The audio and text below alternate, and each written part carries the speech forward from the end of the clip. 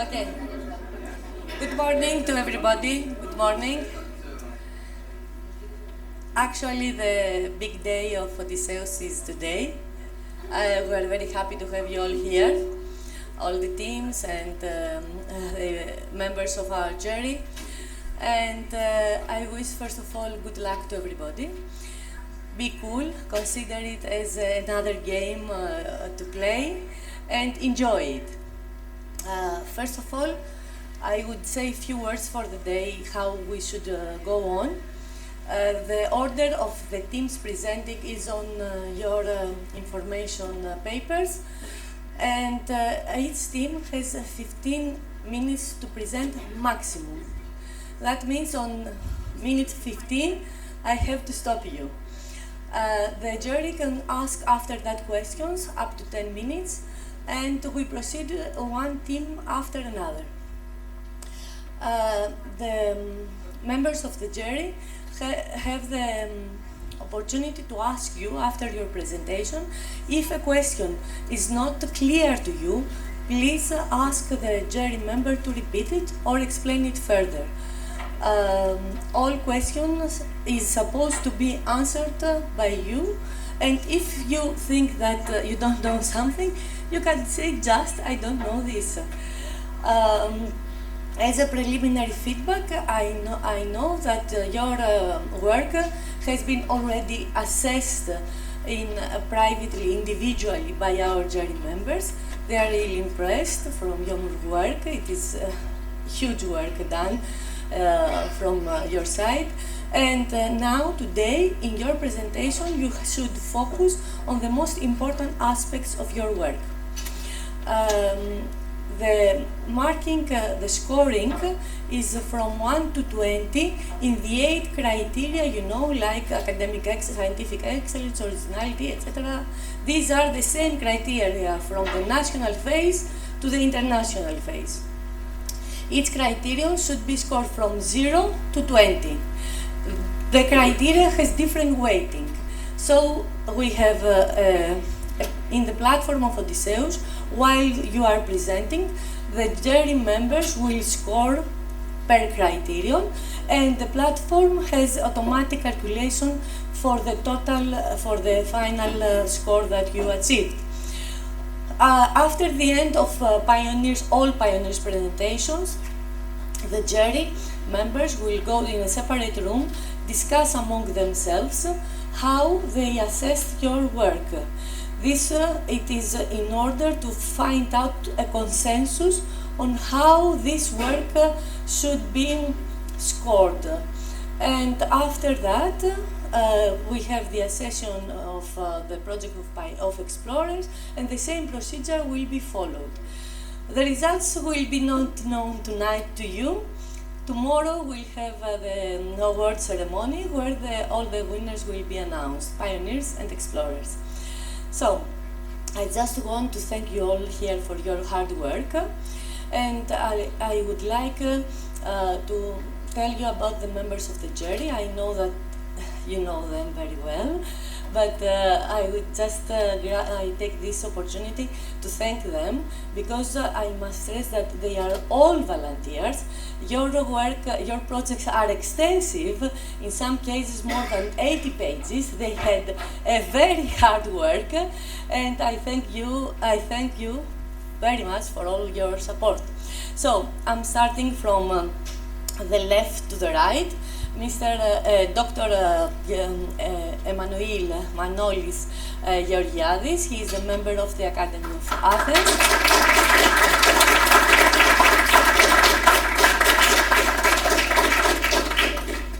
Dr. Jan Kolar, he is from the Czech Space Office.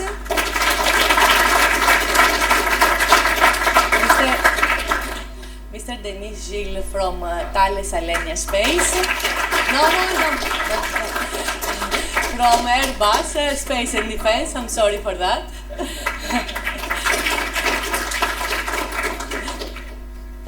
Mr.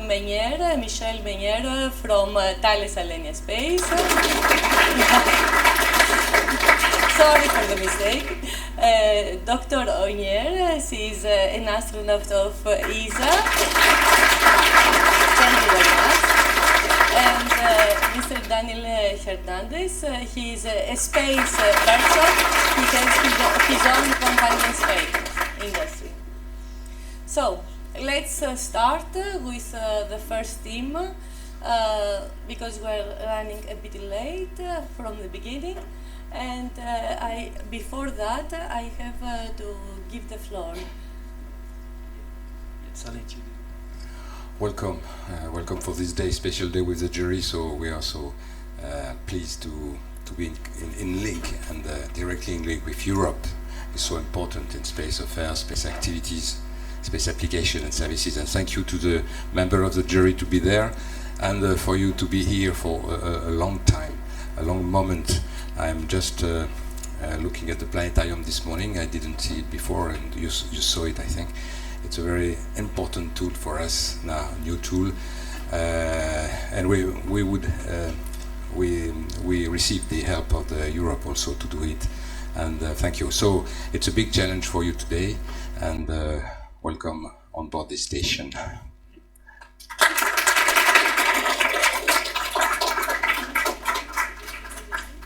So maybe we could start with the first presentation. I think that's a presentation from France. So we can ask them already.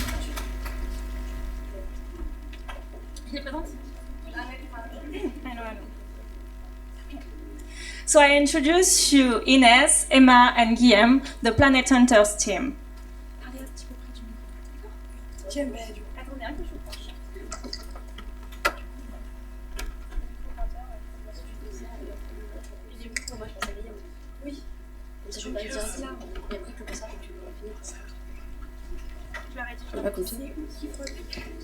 Ça c'est pour le micro-pointeur, ça c'est pour avant-arrière. Ouais, mais comme c'est précis, je sais pas. Attendez, hein. Nico. Attention, il est en train de tout. Nico. C'est un précis, c'est pas un peu en fait. Il apparaît pas sur mon écran. Je peux faire un truc, je pense. C'est quoi, c'est ton candidat tout? Ouais, c'est ça. Je sais pas.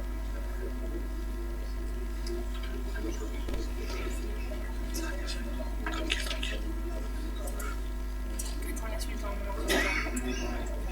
Il est pas riche de la cité de toute façon. Attends. C'est bon. Allez, les gars, micro. Allez. Mais s'il marche, on avait... Vous avez...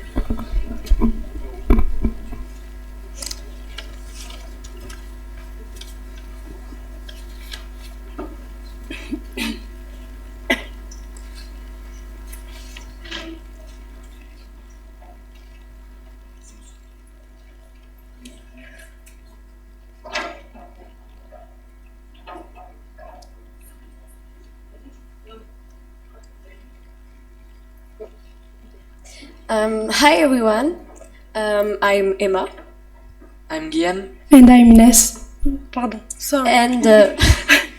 And we are 14 and 15 years old. Me in the life, I love fashion. Me in the life, I love chemistry. And me, I love South Korea. So what brings the three of us together is astronomy. We come from a small middle school situated in the mountain, 1 hour drive from here. We have known each other for a while, since the beginning of middle school.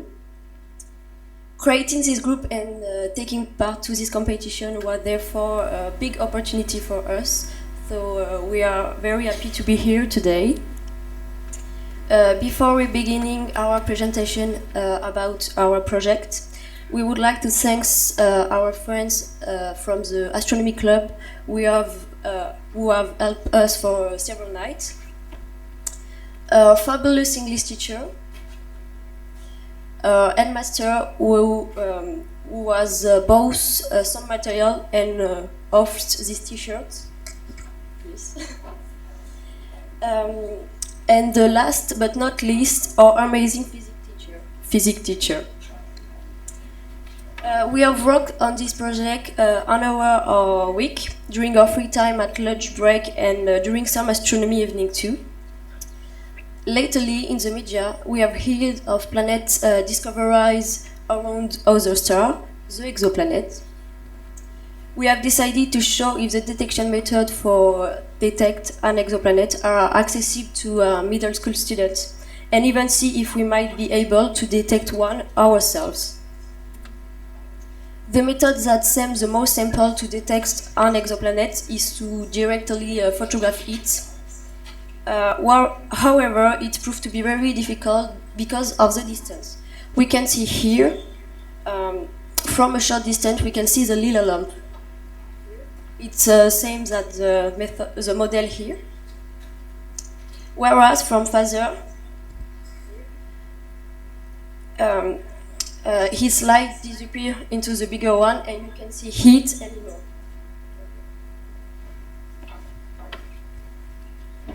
Another method to detect a planetary transit, if by any luck the planet passes between us and its star, its luminosity diminishes for some time. To study this phenomenon, we have made a motorized model using a set of gear and a very simple program to make it all work. We ran some tests using a lux meter connected to the computer.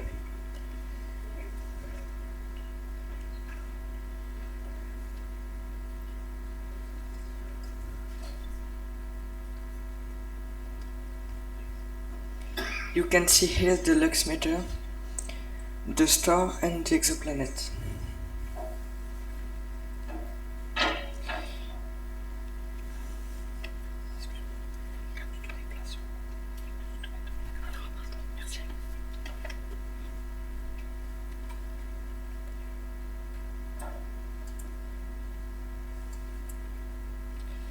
We can see that the crossing of an exoplanet in front of its star creates a transit depth.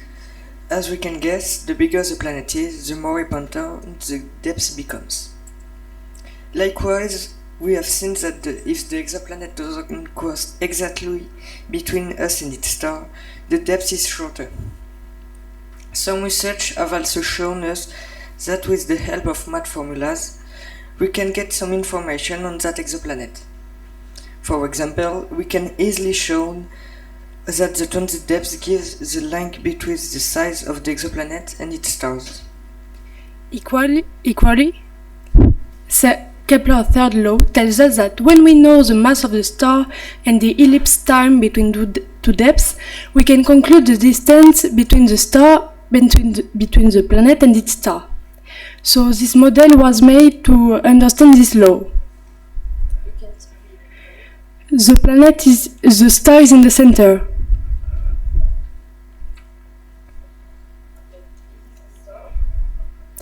The slope simulates gravity.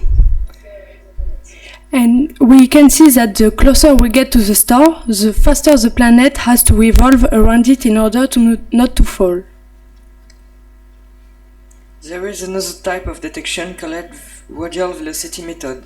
At first, you must know that a star is somewhat attracted by its planet, as this model shows it. You can see on this model that is the exoplanet, that is the star, and if Emma turns the exoplanet, the star is attracted by the movement of the exoplanet. Next, you must know that the light is quite the same behavior as sound.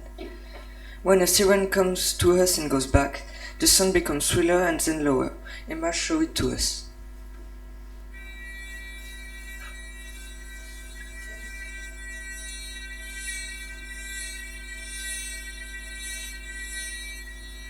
For the light is the same, the colors are going to move toward the red then the blue.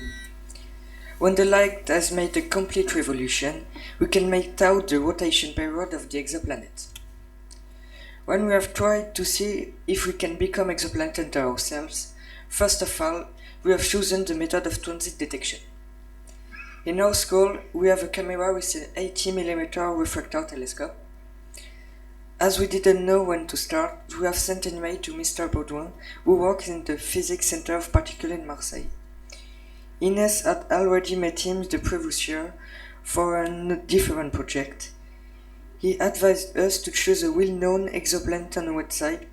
The website is UTD Exoplanet 20 Database. On this website, we have done some research, we finally managed to find someone who is using the same camera as us, but with a bigger telescope. It's Mr. Emring, the president of a big astronomy club in Luxembourg. He provided us a lot of advice to do so. Off we go for the day. We choose Corot 1b, a very interesting exoplanet. We've also chosen it because Corot was a European telescope spatial.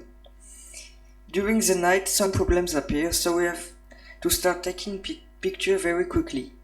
We take up to 81 pictures tonight. In order to graph the light curve, we use the mini-wind software according to that Mr. Baudouin has told us. But it's a failure, we don't succeed.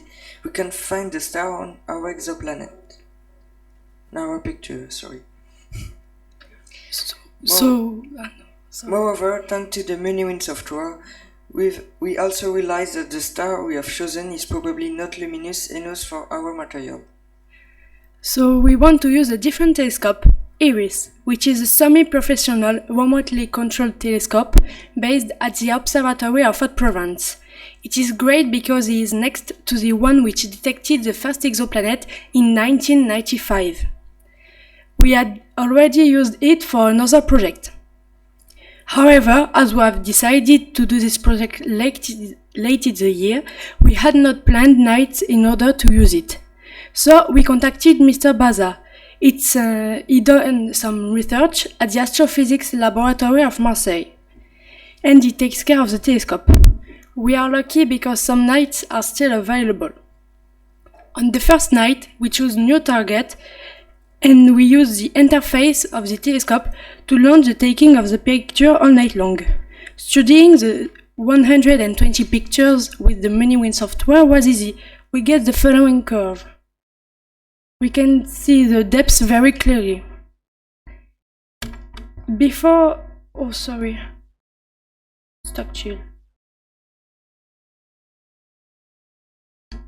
So before our second night, high school from Saint-Nazaire contacted us to work together because the night was overcast during the night with Iris.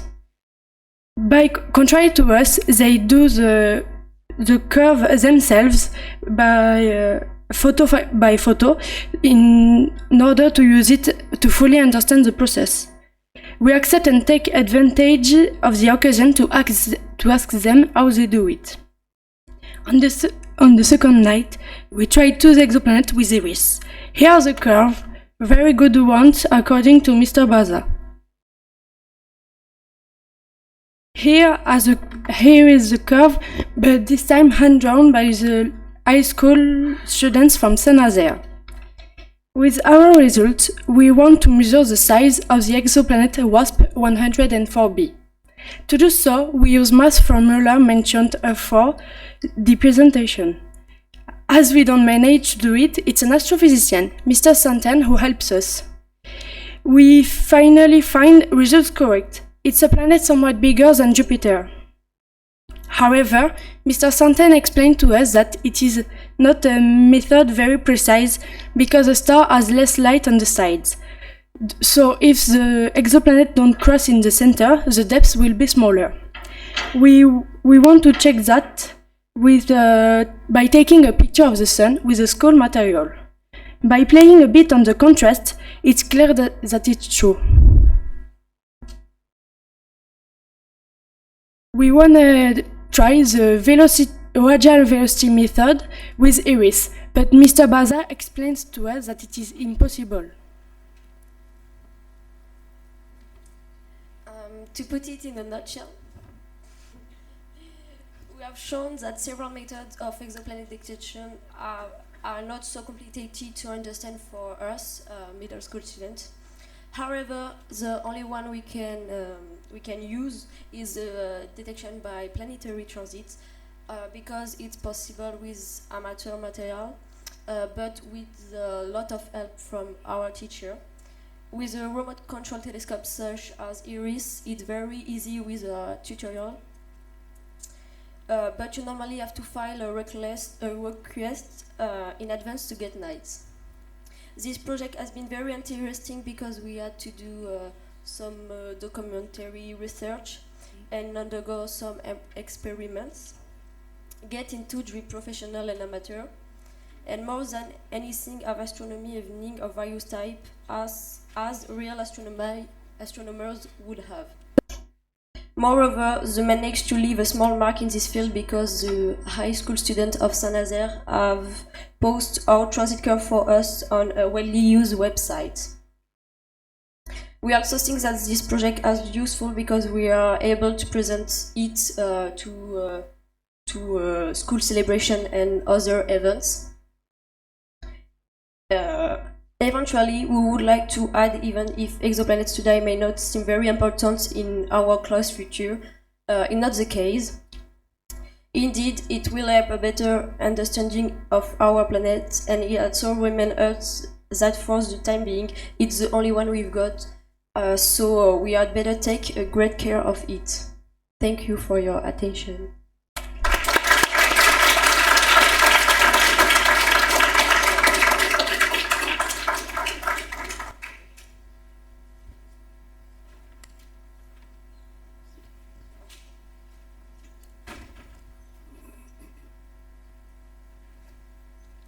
Yes. If I may, a first question. Do you know how many planets we have discovered today? You have an idea? How many? Exoplanets? Yes. 1, 2, 10,000? No, 3,600. Okay, more than 3,000. Okay, thanks. Yeah, just one question. How long has it taken for you to organize the project? Work hours in which conditions? How were you organized to do that? All of the year, yes. 1 hour a week. And some nights we were 4, 5, or 6 hours.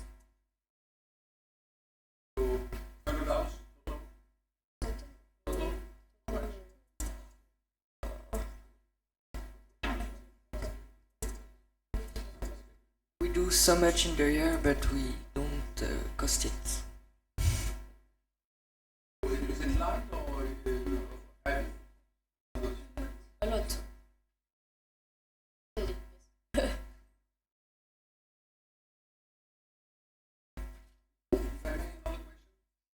Okay.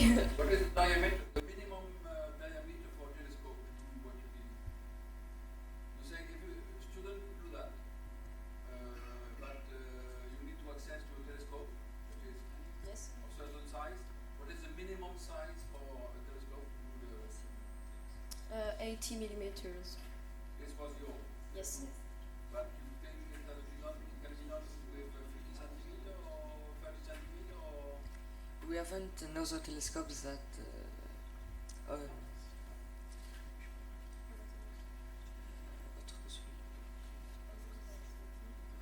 we haven't got another telescope other than him because we can test the size of the telescope.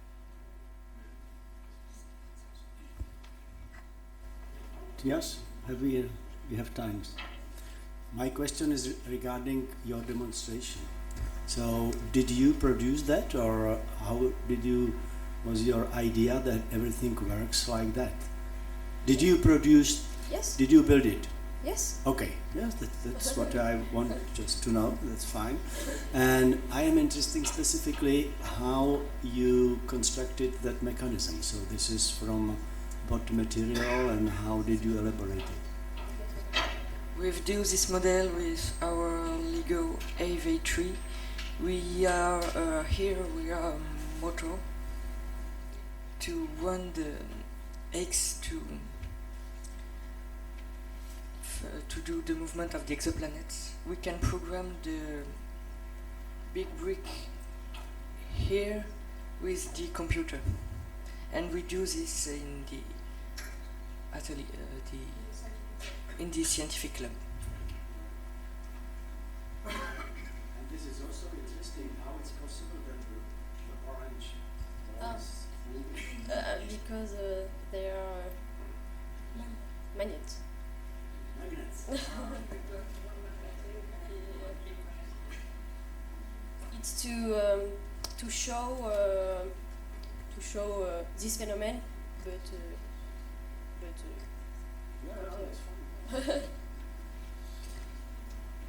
So thank you for this presentation.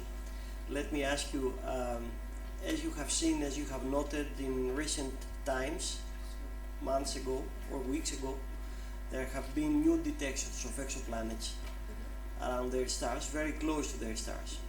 And you mentioned that they have to be moving very fast around their star if they are close to it, so that their orbits are not destroyed by the gravity of the star. Do you know how fast they have to go around the star?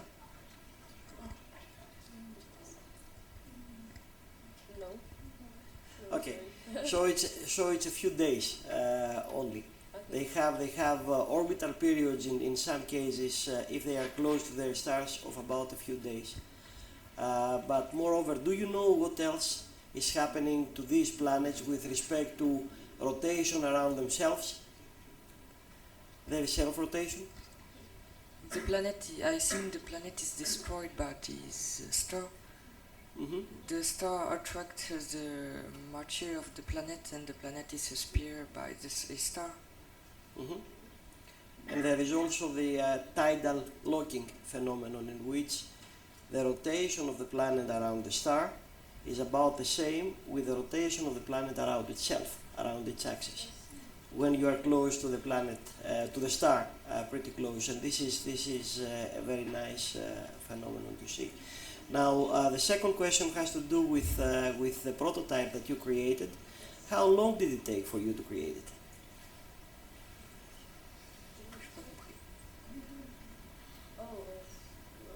To do all of The this whole model thing, or just yes. one? Mhm. All? 10 or 15 hours, 10 or 15 hours. 4 months. Okay.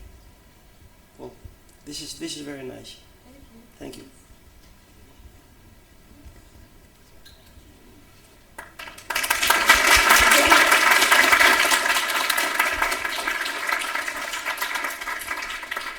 Ça va? Ah oui. Je suis désolée. Il n'y a pas besoin de prendre de clé ni rien. Non, c'est bon. Où avez-vous mis juste? C'est bon, il est là. C'est qui la deuxième équipe?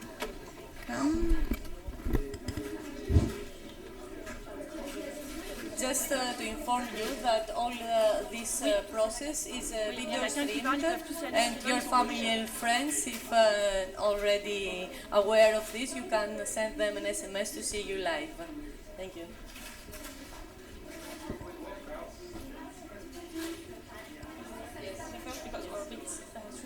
Did you tell them to speak with the mic to the jury? I don't know. Yes. Maybe we should.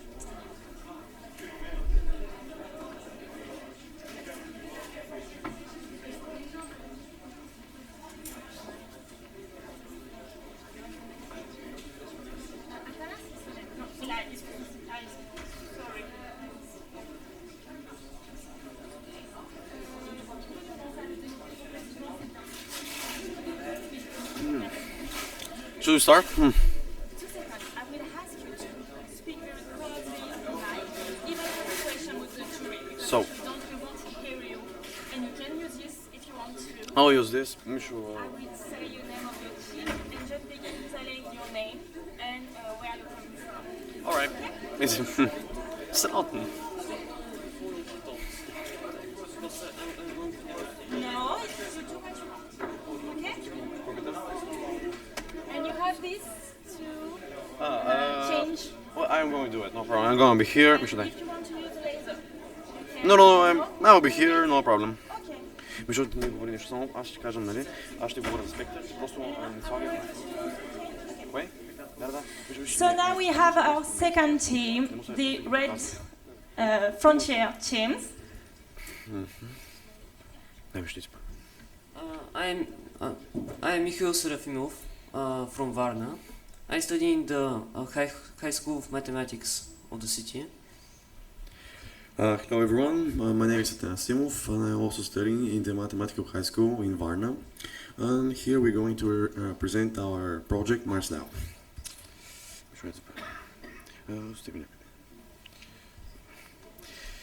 Alright. Now, before all, we want to say thanks to our teacher, Silvia Zakharieva, and our mentor, Vesel Karaneva, for help they provided us. Now, Mars is incredibly interesting, and interesting, hostile, and attractive at the same time. It is much more different than Earth. It's cold, it has less gravity, it has less mass, which makes it really hard for colonization and basically starting some kind of life there. So before building our bases and before starting our project, we had to make a brief research for Mars. Here we provided you with some facts about Mars. You can see that it's really different than Earth. It has lower gravity, it's covered with dust, radiation. It's basically life cannot live there without some kind of support, or because there's one more slide with the Mars facts, and we're going to start with our goals. Now, first of all, because as we said, Mars is a dangerous place, we're going to send, first of all, we're going to send robots. These robots are going to basically study the planets. They're going to prepare future Mars missions, and one day they're going to be humans there. So with these robots, which we're going to send on Mars, we're going to they're going to be used for construction of the bases. So let's begin with the part. Now, first of all, if you want to do science on Mars, we need to study it not just from a distance, but from Mars itself. We divided our project into two parts. The first one is science and research, and the second one is engineering and construction. And here is the science and research part, where we are going to basically be concentrated mainly on the atmosphere and the geology of the planet. Now, first of all, we had to choose a good landing location so we can prepare the bases.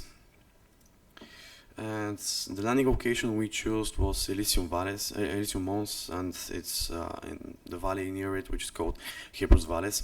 The objective, basically, why we're going near the volcano, because we want to study the past of Mars, we want to study the geology near the volcano, we want to study the rocks near the volcano.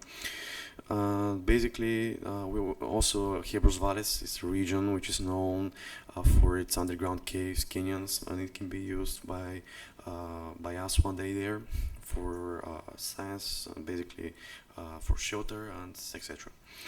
Now, Elysium Mons is a volcano. It's a little bit more bigger than Everest. It's Mariner 9 has flown over it. It is estimated that there might have been past eruptions about 200,000 years ago, which may have created underground lava tunnels. Also, there is one interesting form of in the landscape of Mars. They are called spiders, and the spiders are created by they form usually when season changes. So it's really interesting form of. It's going to be really interesting of their research, how they form, why they form. For now, we know that they're forming due to the underground gases like CO2 and the second one, the methane. The methane is really interesting gas, because we know that on Earth it is basically living organism. Living organism are basically preventing it. So we think that if there is something living on Mars, there should be methane. Now here we have provided you with one picture, with one image, which shows you a possible possible methane formation on Mars. Yeah. So methane is not also a scientific objective. It can be used as a fuel because if one day we want to use this fuel on Mars, we can simply use methane as a biofuel. Also, we can use xenon. Xenon is also a good gas for fuel. Now we continue on with the satellite system. This is our orbital system which provides us with information about Mars, which also it provides with communications. So we have created models of our two satellites. So they're called Icarus and Helios, and the first one is Icarus. So here you may see their characteristics. Of course, there are going to be three Icaruses around Mars.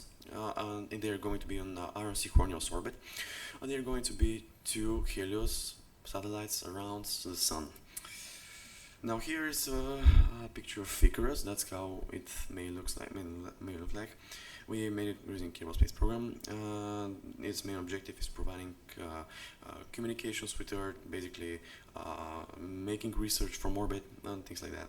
Now the next one is of course Helios. Helios is going to be around the Sun. It's going to also provide communications, scan for solar flares, etc. Now here comes the engineering part. It includes all the important parts of construction, building the bases, providing basically building habitats for people, and basically building the robots, which we're going to represent to you later. Now, first of all, the trip to Mars is going to be really dangerous.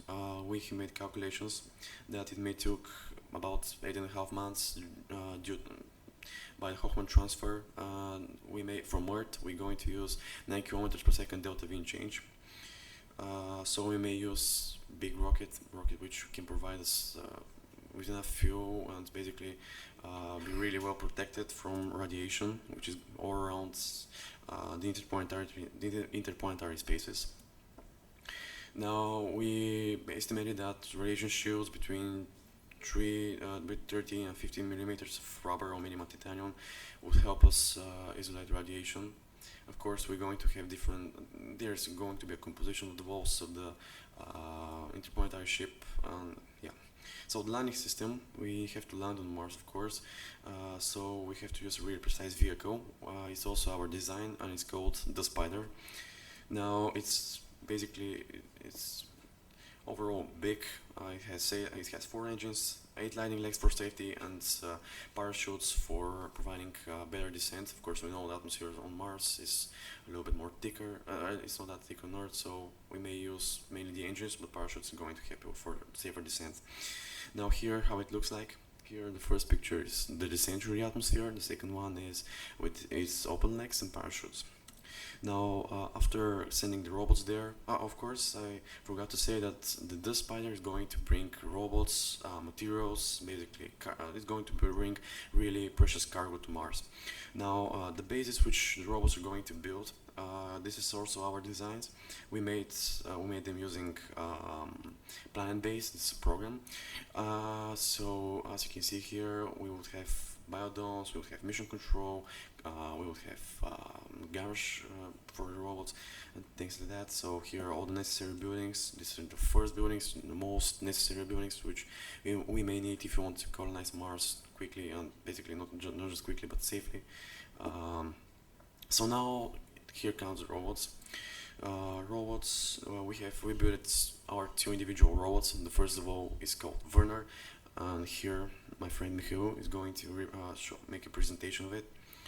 Here is it. That's it. Now Werner is used mainly for construction. It has a mechanical arm which helps him to pick up materials, boulders, helps him with mining. It's basically a constructional robot. Here you may see how it moves. It has safety systems, it has a cargo bay, and it's basically a robot which is multifunctional for not just construction, but it may be used for exploration and etc. It possesses with RTGs, which are radiothermic generators, and it uses plutonium 238 for electricity. So now our second rover is Spectre. Here my friend Mikhail is going to represent you one more time. So here it is. It is much more smaller than Werner, and it uses 3 gadgets for mining, because its main task is going underground, finding resources like water, methane. Basically, its main job is going places where human can go. Now we're going to the gadgets or the scientific tools. Now the first one is the drill, and Mikhail is going to show it to you. The second one is the mechanical arm. It is used for grabbing. Small rocks and etc. And the third one is the hammering system, which is used for crushing boulders. Now it has a core sensor. It has core sensor which helps him identify cores and specters. That's why it's called Spectre, because it can identify spectre of cores. Fortunately, we cannot represent that to you, but here in the picture you may see temperature data from the rover, and the core data which provides. Now we program it with Lego, with the program of Lego, which is basically the designer of the program. Yeah, and we also designed a similar motor to Lego, which we use Arduino and Genuino to build it. Now the final part is the agriculture. The agriculture is really important because we may be able to create our own food. If you want to have huge colony of people there, we need a food source, because we cannot use food stocks from Earth. It's expensive. It's not really. It's basically really expensive. It's dangerous, so we may use our own food there. Now, one obvious thing is using Martian soil, as you know from the movie Martian. Uses Martian soil, as we're going to do here. We're going to use Martian soil for growing plants, and yes, it is possible if it's used correctly.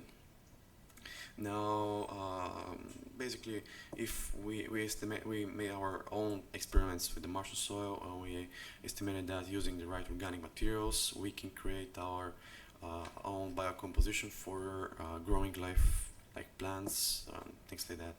Now here we created our own simulated soil, which is which we used organics, and here you may see the composition of the two.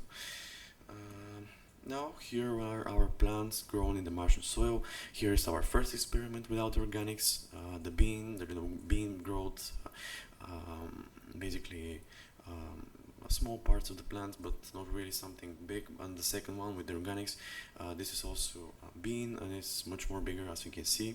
We also grew corn, some sunflowers, and some soy. Now the final part is the Atom machine, which is used for creating artificial rain in the habitats, because we're going to use really good sources of water for creating, basically for watering the plants. So here we created kinda a machine which helps us water the plants in the habitat. Basically, we made this in real life too. Here you may see a picture for our own bacteria grown in the soil. So yeah, that machine is going to be necessary for watering the plants manually. Here's our personal contribution to the theme. We also took part in the Harvard project Zooniverse and the Planet 4, and we made videos of the rovers.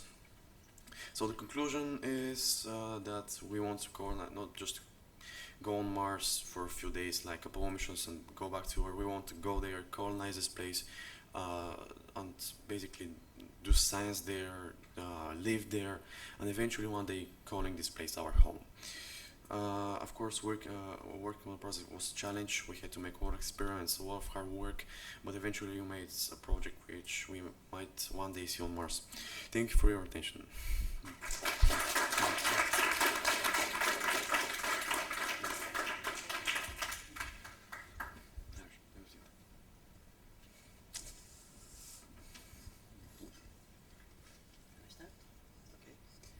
Well, thank you for this presentation. As you mentioned, Mars is a dangerous place. That's true. What is in your opinion, the biggest danger that a human being or a plant is facing on the surface of Mars? I would say that the biggest problem on Mars is radiation, because of course Mars doesn't have a magnetosphere, it doesn't have really much of an atmosphere, so solar flares might be really dangerous. We think that this is the main problem, and it can be solved by Helios. This is our satellite, which can detect the solar flares from a distance, so we can evacuate the people in time. Mm-hmm. Okay. And why is there not a magnetic field on Mars? Well, because scientists think that there's not enough metal and basically nickel and metal parts in the core of Mars. Earth has enough metals, so it can provide Earth with magnetosphere, but Mars it has a low gravity, which means that it has lower mass. Lower mass means that it doesn't have really much density. Lower density means that we don't have really much metals, so that's why it doesn't have a magnetosphere. So do you think that a natural shelter, such as a cave, is going to be more effective in protecting humans from radiation, or there could be artificial habitats, artificial shelters? What do you think is more efficient in this case? Can you repeat the first one, please? Yes, of course.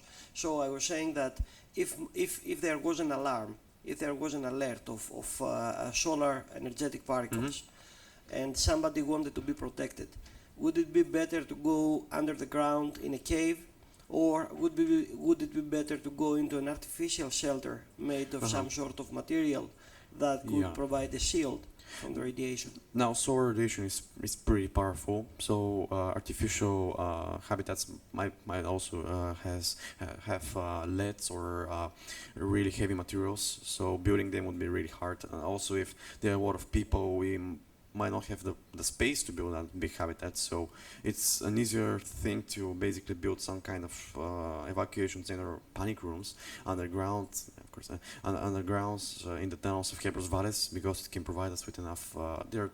They're about 200 to 300 meters underground, so it may be safe to build some kind of habitats which will save us from the environment, some basically solar flares.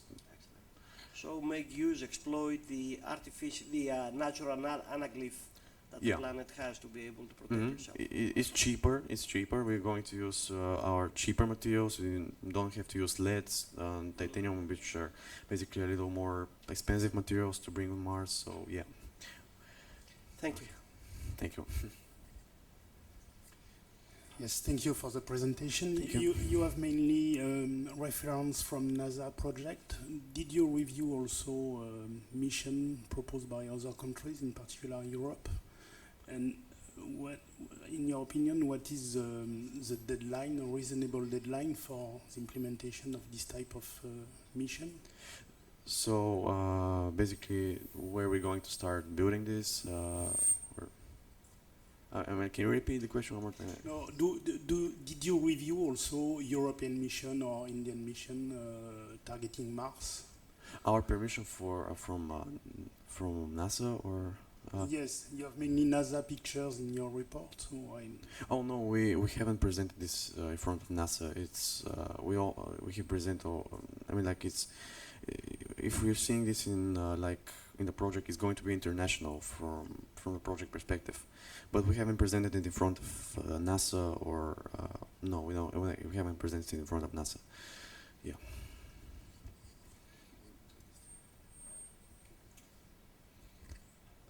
Do you appreciate it's the first generation to live on Mars? Well, living on Mars, as I said, is going to be really difficult. I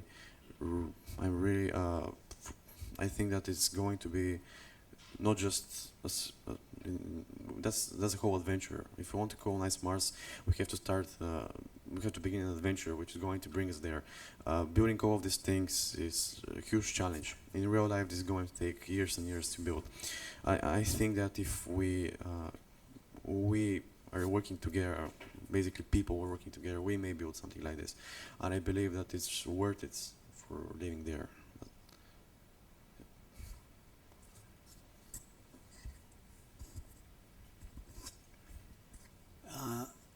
You said that you planned your project how to reach Mars for human, right? Yes. But what you presented, it finished with your robots. So you didn't tackle the last part, how to transfer human to the Yeah, Mars. yeah. Okay, so it's fine, just for my understanding that I didn't miss something. Yeah, yeah. Of course, we haven't included that in project because it's the final frontier from colonizing Mars. Because robots are going to do the main task. Because it's a much dangerous place. But we think that using things like Red Dragon, SpaceX is producing capsules for landing on Mars safely and bringing people there. I think that this is going to help us bring the people. Also, the spider may be produced in a different fashion. Therefore, if there's no cargo, we may use habitats where people may live, and the spider, our lander, may help us do this once again. That's fine. So you presented it on very generic ways. That it's more or less a concept. What do you think? But in some parts, you went also to depth. You try to calculate some things. You try to solve some problems, practical problems with, for example, soil. I saw in your booklet that you presented it also that you went to the 14 contributions. Specific contributions, but you didn't present it how, for example, you computed the delta V. You presented that for your planned human orbit, you calculated 9 kilometers per second. Yeah, it's actually which is quite a lot. Quite a lot. This is actually 2.9 from Leo. From Leo Earth's orbit is 2.9 kilometers per second. But yeah, I think there's a mistake. But fix me about this. It's actually 2.9 kilometers per second from Leo, from Earth's orbit. Yeah, but you calculated that. It's not included. Yeah, it's actually a mistake. I'm sorry about this. No, that's fine. Thank you. All right.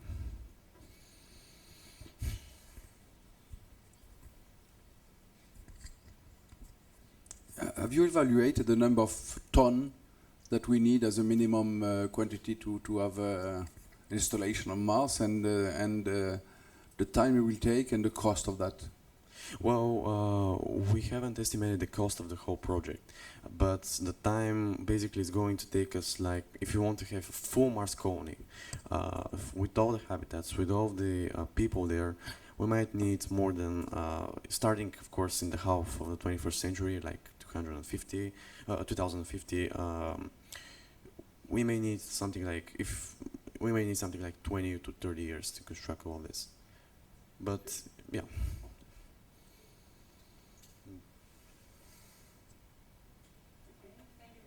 Thank you.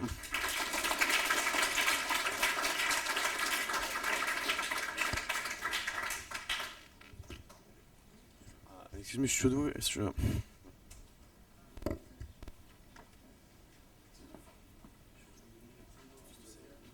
Oh yes, sure. Take it back, please.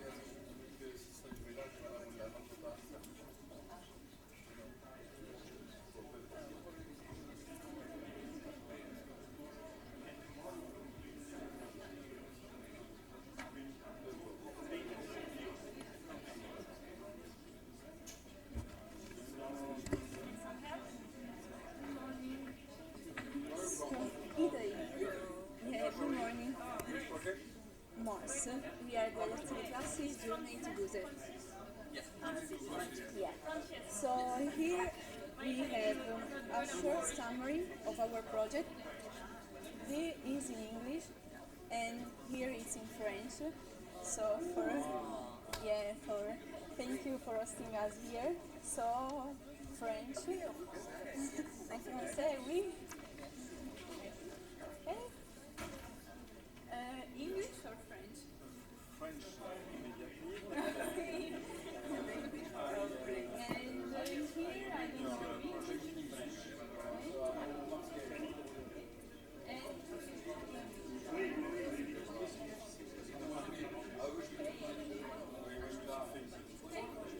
And here there is our project for our semi-finals. Now we modified something. No, just one. Yeah, one for yeah. If you need a copy of if you need I have a copy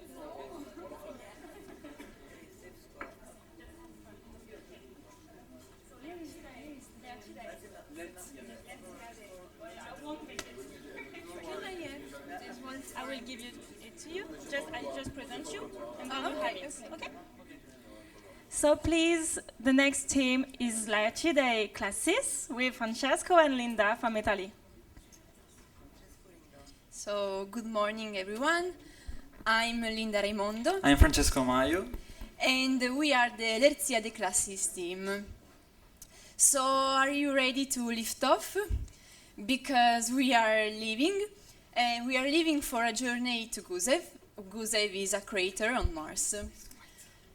So we all know that the future of mankind is not here on Earth. So we analyzed all the planets of our solar system, and at the end we found that Mars is the best planet that humankind can colonize. Here we have a comparison table between Mars and Earth. And in red you can see the most important difference between the two planets, like the composition of atmosphere and the pressure. So for our project we analyzed all the problems that a possible human mission to Mars can bring. And at first we analyzed the landing zone where we can land. So the choice of the landing zone is very difficult, so we have chosen two parameters for the selection. The first is the distance from the equator of the planet, and the second was the amount of the water in the soil. And we have three main finalist sites: Argyll crater, Gusev crater, and Medani Planum. And after some analysis, we can choose Gusev crater because it's the best candidate for the first mission.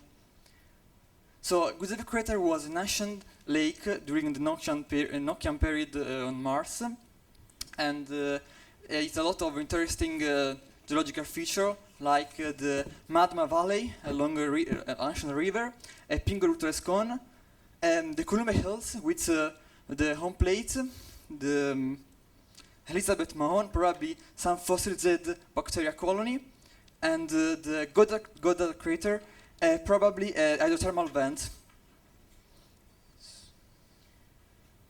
Okay, so then we analyze the vehicle to use for going to Mars. At the end, we decide to use the ITS from SpaceX. We decide to use it for different reasons. The first one is because it comes from a private agency, so everybody can use it and we can say that it's international. The second reason is because it is reusable, so it is not that expensive. The third reason is because it can carry a heavy payload to Mars, about 450 tons. And the last reason is because it is possible to modify the inner part, so it's comfortable, a kind of comfortable. We projected a series of missions to Mars, and every mission is divided in different phases. Now we are going to analyze the first phase of the first mission, mission 1. The first phase was called Resource Dragon because it consists of a launch of a fourth Resource Dragon. So the first was the oxygen producer, the second methane producer, don't worry, and water extractor, and the nuclear reactor for the electricity. for the system.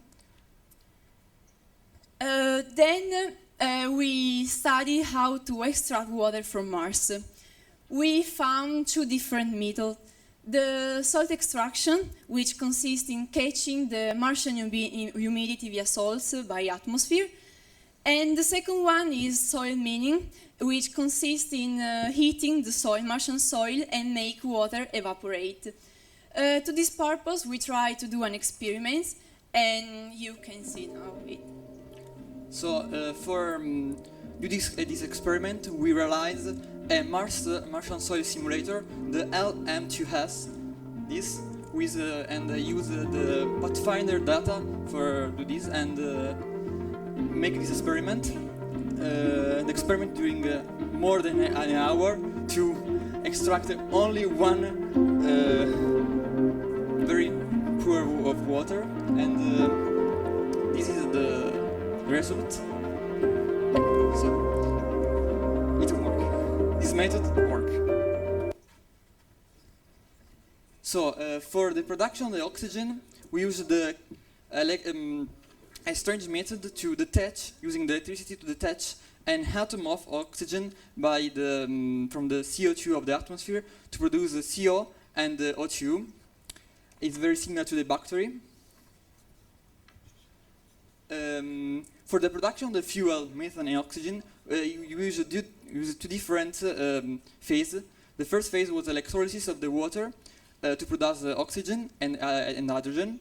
And after this, they use the Sabatier reaction to produce methane using the hydrogen and the CO2 of the atmosphere, of the Martian atmosphere. So we have do some calculation, and for each kilogram of regolith, we can produce 89 grams of methane and 66 grams of oxygen. So to produce the correct amount of the methane and oxygen, we need to work 4,500 tons of regolith. Then the first mission is the launch of the cargo and base. And I think that you have to go. The most important and delicate maneuver is the lay down, because our ITS will land in a vertical position, and then with the help of 4 engines at the top, like here, it will reach the horizontal position, which is the operative position. And do you remember when I said that we decide to use this kind of vehicle because it is possible to modify the inner part? Okay, it is a very important. It has been very important for us because we decide to use the ITS as a base. Here we have some different views, and for the public, like that one, this one. And then we decide also to put in our base a small greenhouse and a VR room that will use the same technologies that we use for recreate the base in our virtual reality viewer. Then, yeah, we reproduce.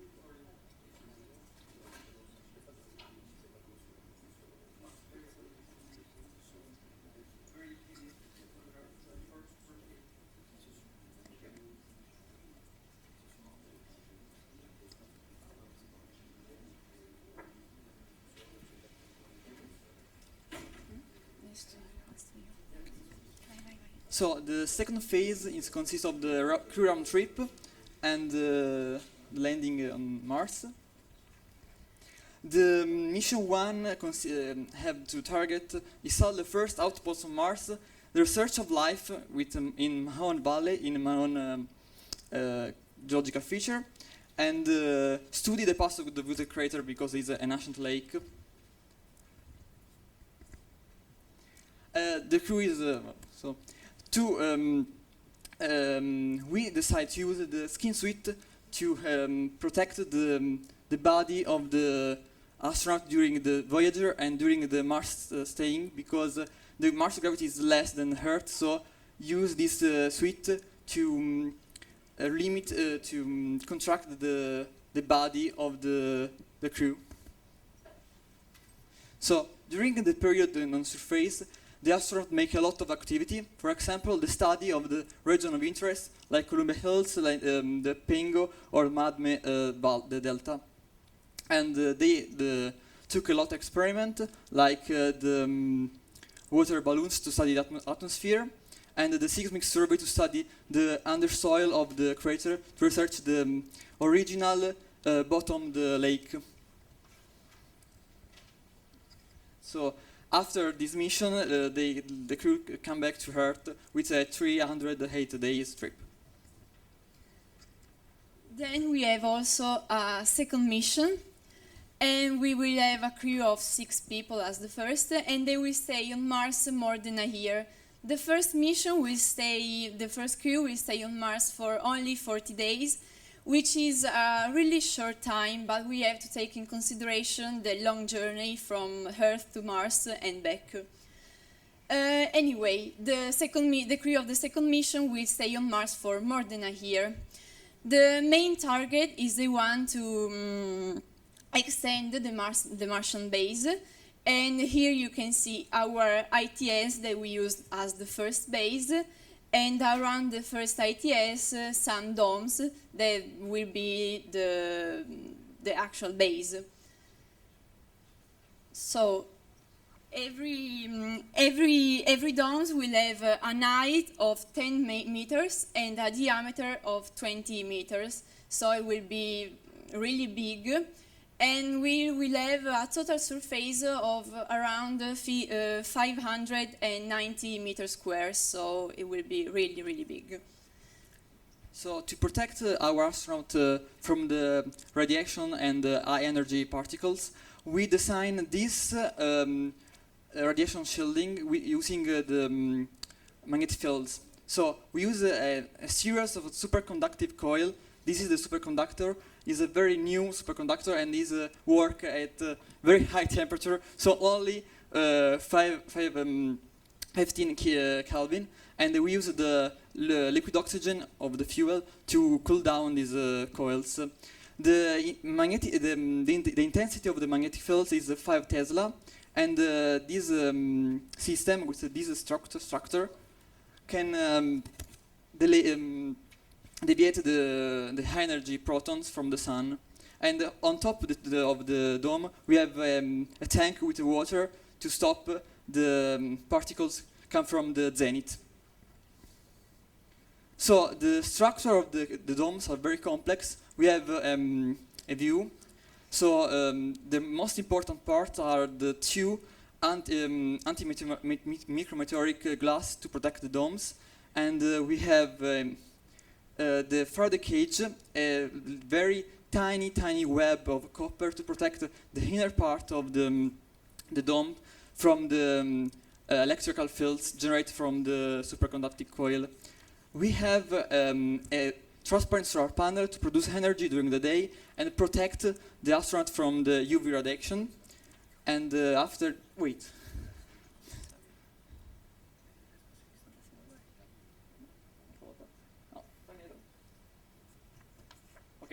and we have a piezoelectric membrane. We use it to protect the domes from the dust during the dust storm, and we use it to produce energy during the dust storm.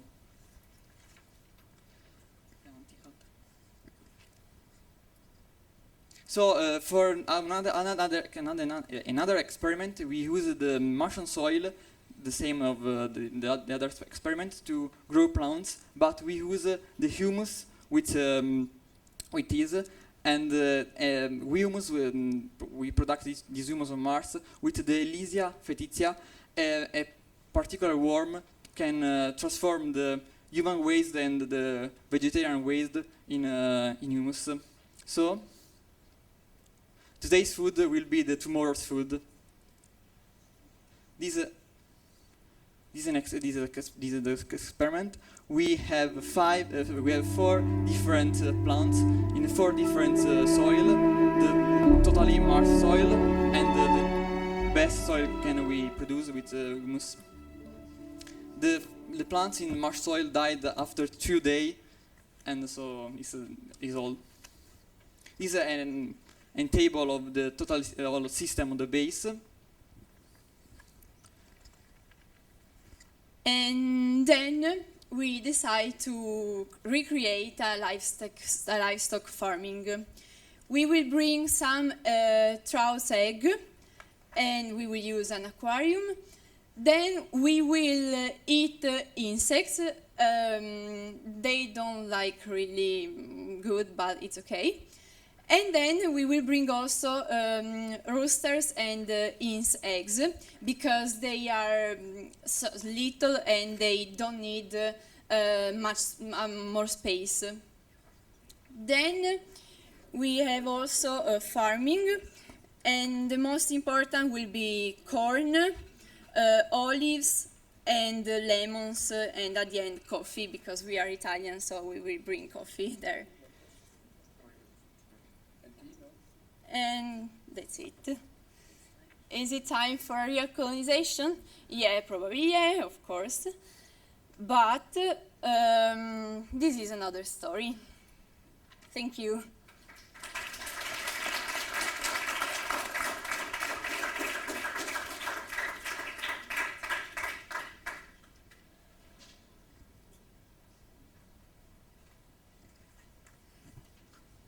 Yeah, thank you. So before this step of colonization of Mars, as you explained, there will be a return of the crew from Mars to the Earth.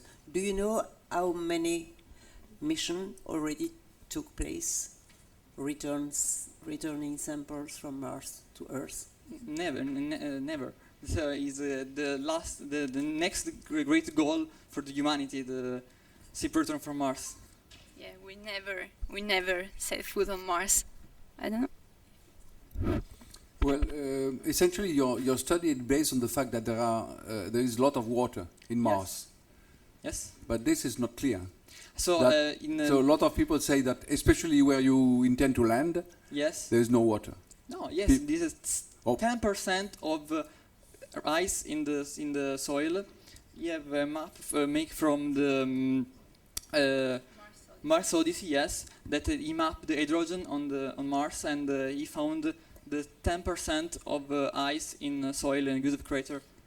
So the Pinguine Router's cone is evidence of this, because it's a hills made from mud and ice, so probably it's very rich of ice. Okay, another question is, well, you need some energy to make the transformation you intend to do. So have you evaluated the type of energy, the amount of energy, yes, and the source of energy that you will have there? We have the 3 nuclear reactor. We have a solar panel, the ITS solar panel, the transparent solar panel of the base. We have the piezoelectric membranes, and the heat of Mars. We use geothermal energy, because the crater is near a volcanic area. I have one today question. Do you know how many missions are at the moment around the Mars?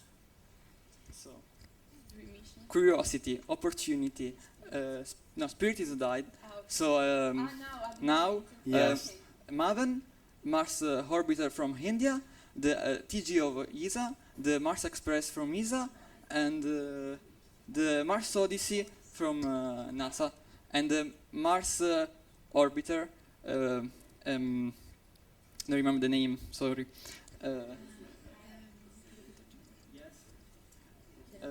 Yes? We don't remember the name.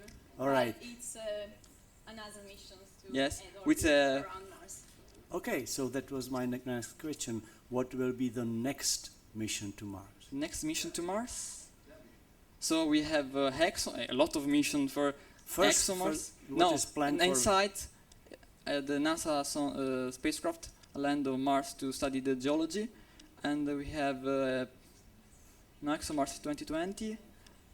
We have Mars 2020, the NASA rover, and there's the Red Dragon of SpaceX. We have a Chinese rover. This is not confirmed, but what is Yes. what is planned is what you mentioned. So It's a lot of missions. So yeah, no. I thought what is really planned that it will. For 2018, we have I think only the NASA InSight mission. I think.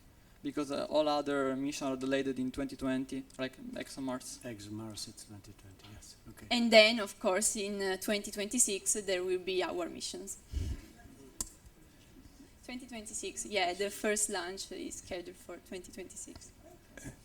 Please, have you an idea on the cost to put a kilogram on Mars?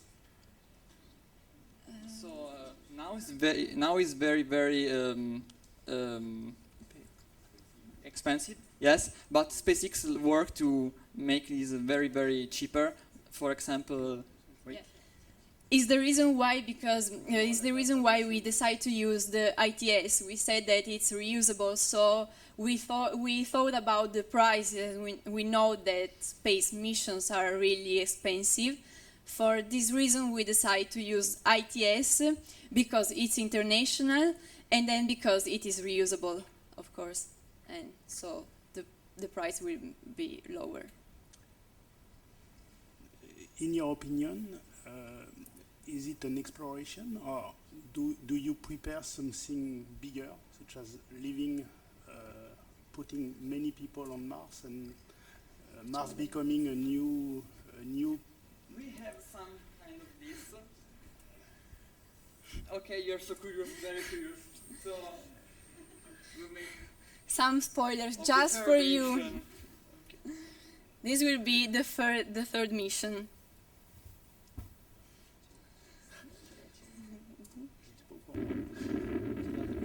Okay, so are you ready?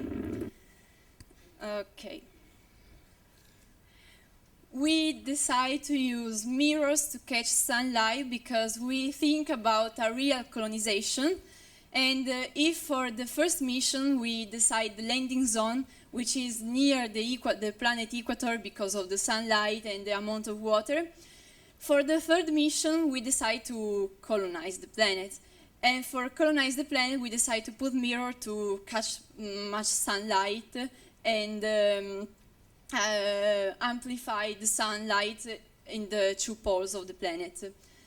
Then we decide also to bring fecundate cosaic cells and make them evolve in the biolab, because we have also a biolab in our Martian base, and we will recreate a real Martian farm. And our base, we design our base like this one, because if you can see, is hexagonal. And our goal is to recreate other bases like this one, all hexagonals. And in the middle, we will not put the ITS because we know that it's expensive and probably it's not really comfortable. But we will have like a bigger dome or something like this. Like a web on Mars. Yeah, we will have a web of this kind of domes on Mars. This is our goal. Can I ask, what did you do to simulate the Martian soil in the lab? For the simulated Martian soil, we put some sand. I think half part of this is sand, and the other part is iron rust. The titanium oxide and aluminium oxide.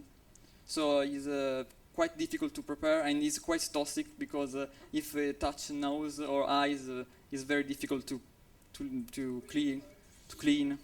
And where did you get the data from in order to make this kind of composition? This composition comes from the data from Pathfinder rover, Sojourner.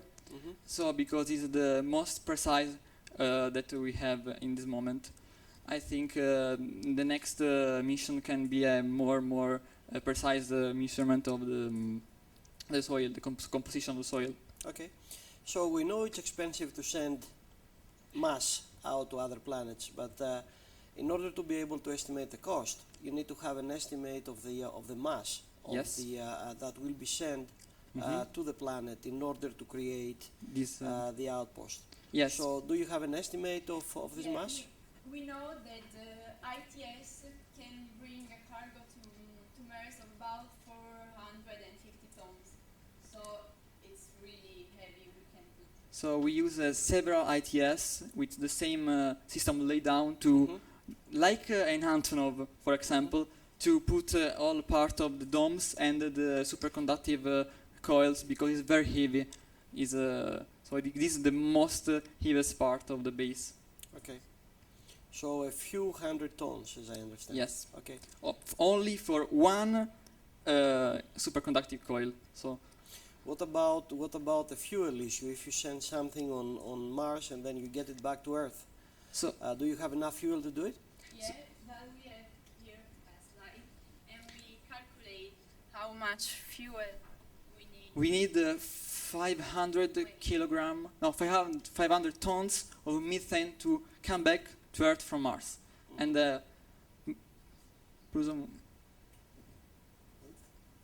quella. Is 500 tons of methane to return to Earth. So it's quite difficult. We have a lot of time to produce this amount. 4 years for a Resource Dragon is very, very, very big. 3 tons for a year. So, for day, sorry. It's not easy.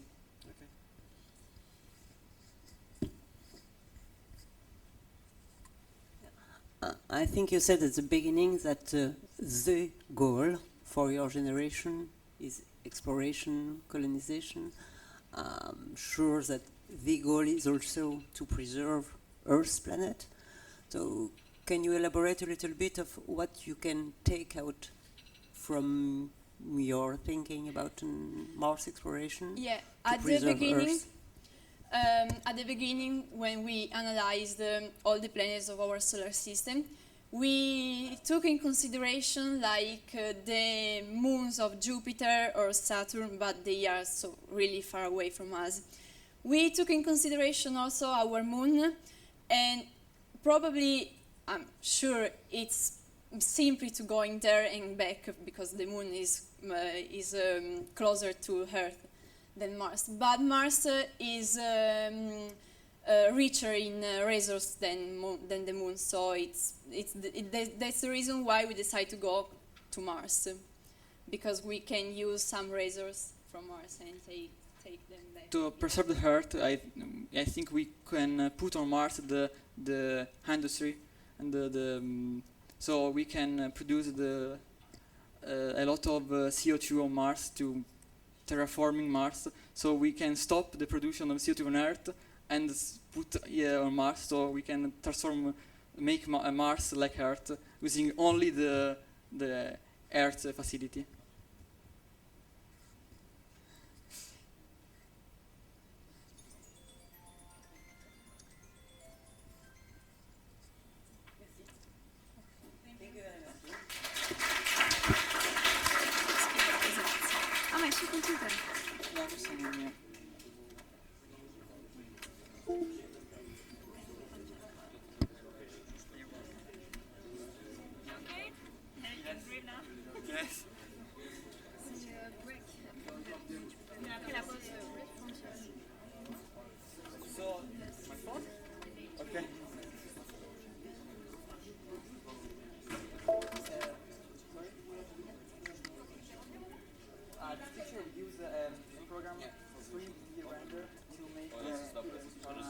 Just one thing. speak close of the mic because they won't hear the streaming. Okay? They might hear you, but not the streaming. So that's important. You will have the small, Logic. thing. So we have a laser if you want to. Yes, and you can change the slides. And so you are the astrophysicist. How do you say it? Astrophysicist? How do you say it? Astromesia. Astromesia. Nie, kurde, chłopaki.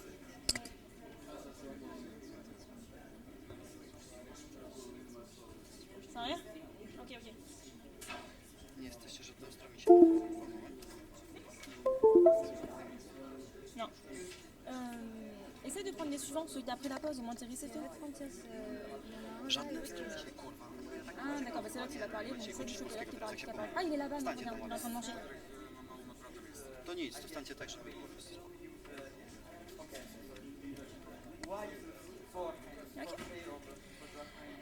So...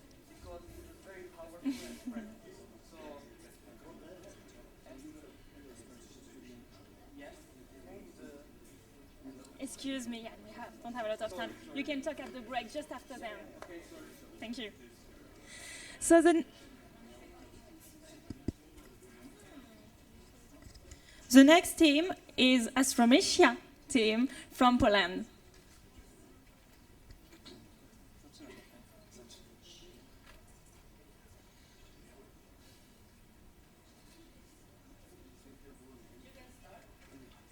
Hello, dear pioneers and explorers. In Google, you can find everything. And you know what? I found this contest in a regular newspaper. I didn't hesitate too much. I called my friends and we joined the challenge. Crazy, creative, intensive, heavy fun work. You can see the smile on my face.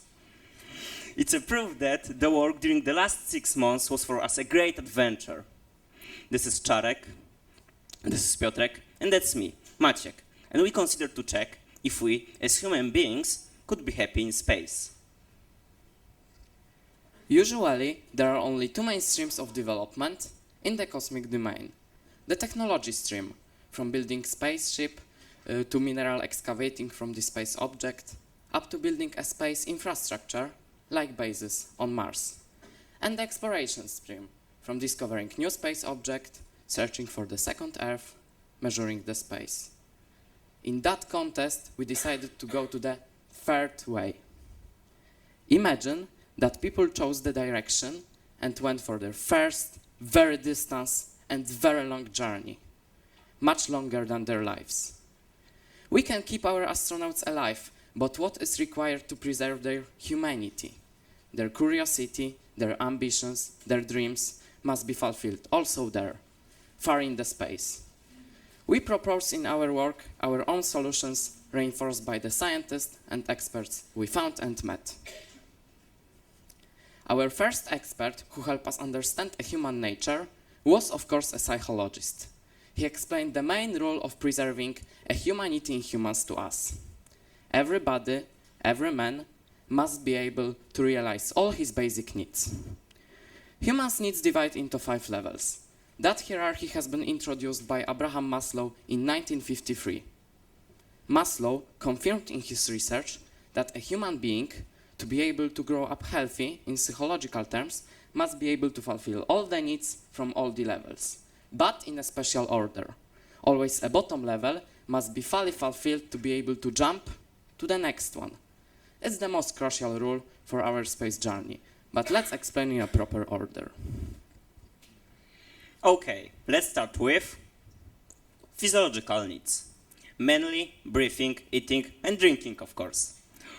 Okay, let's start care about the air. We must be able to somehow recycle the oxygen. That's why we pointed out several plants whose cultivation could solve our oxygen problem. You can see them here. But finally, we choose a bacteria. Spirulina, with a very small volume, can completely cover human needs for oxygen.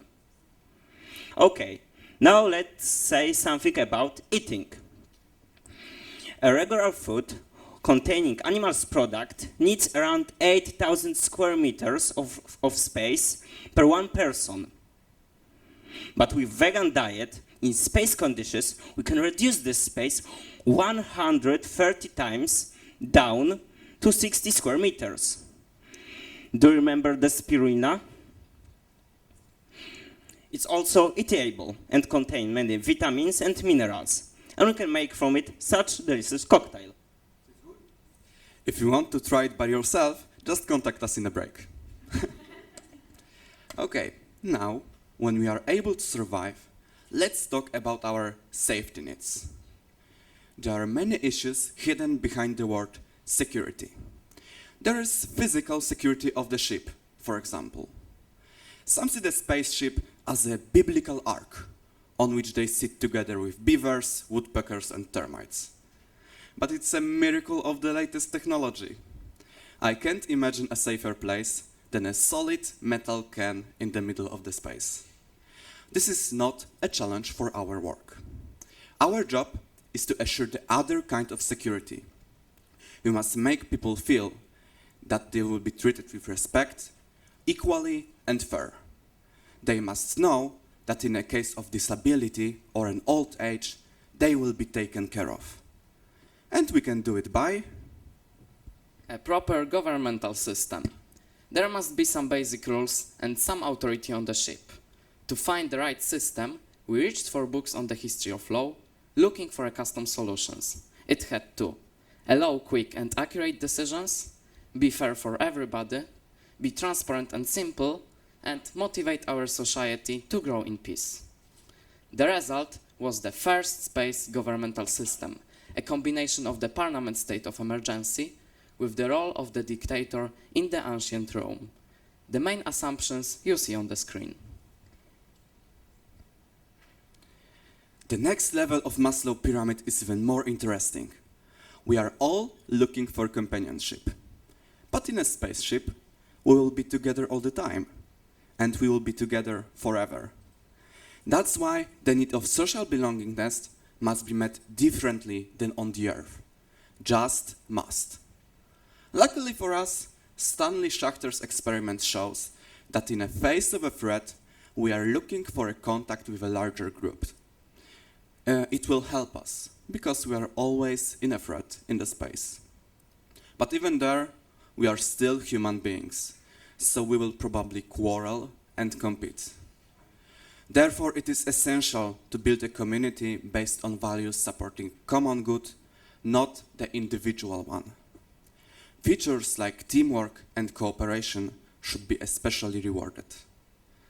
And there is also another aspect related to being together. If we are talking about multi-generational space journey, we have to address the issue of generations exchanging. This is not only a question for social belongingness needs. It is also a matter of mental and biological health of our crew. For help on this issue, we've asked another of our experts, Mrs. Magdalena Moska, a genetics and a scientist. Our first problem will be a limited size of our community. Our community will be rather small and closed, so we may encounter a problem of too close genetic relationship rather soon. This in turn puts us at risk of genetic diseases. So the first issue is how many people we can take on board. The safe minimum is about 1,000 people. Additionally, none of them can be genetically related, so no families. And there are more bad informations there.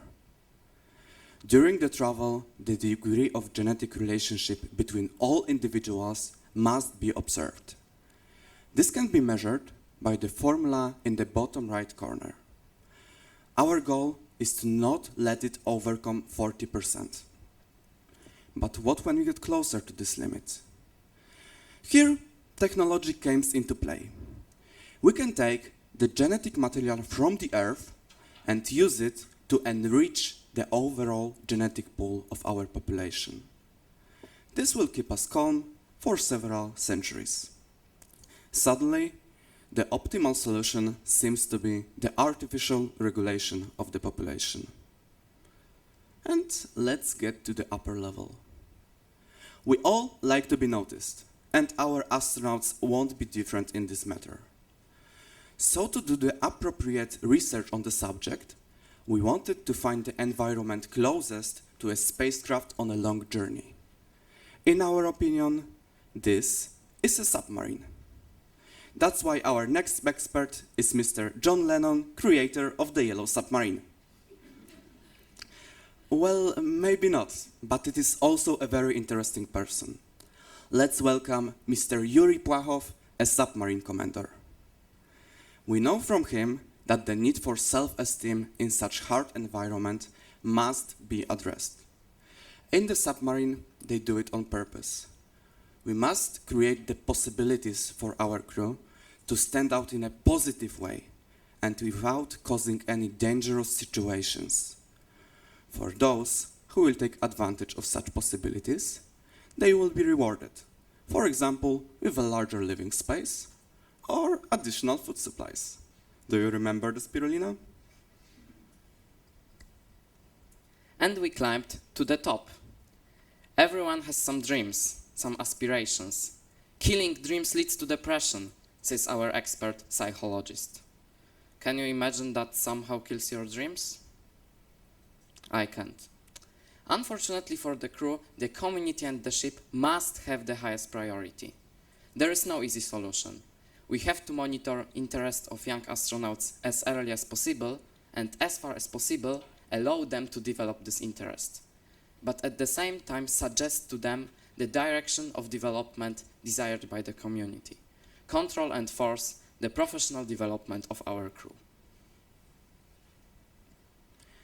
So as you see, we will face tons of problems during our journey.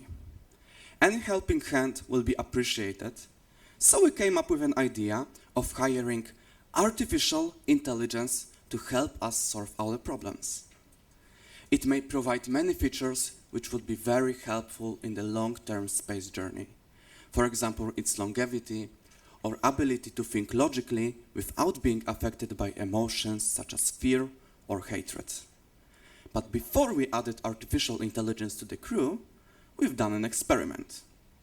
In a survey, we've asked more than 100 people of different sex and education one simple question. Would you accept artificial intelligence as your supervisor, your boss? It may be the first study of such preferences in the world. And would you guess what was the answer? Well, in the era of electronic devices, social media, and computer science, the answer was definitely no, in all the cross sections of the study. So what's the conclusion?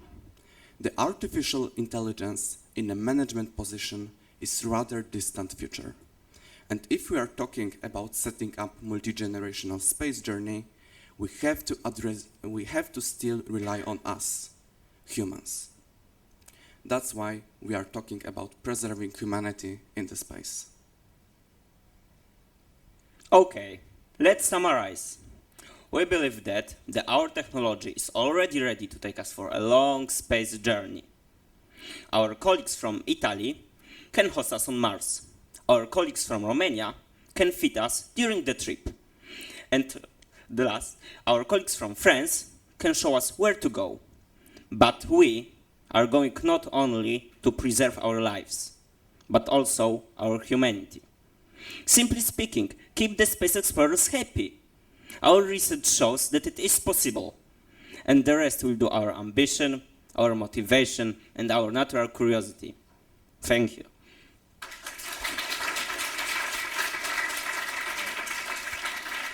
We've got one more thing prepared for you. We've prepared a survey which will check if you are ready for a long-term space journey. Just type down this web address into your mobile and fill in the survey. Additionally, if you want to prepare the spirulina cocktails by yourself, The recipe is on the other side of the card.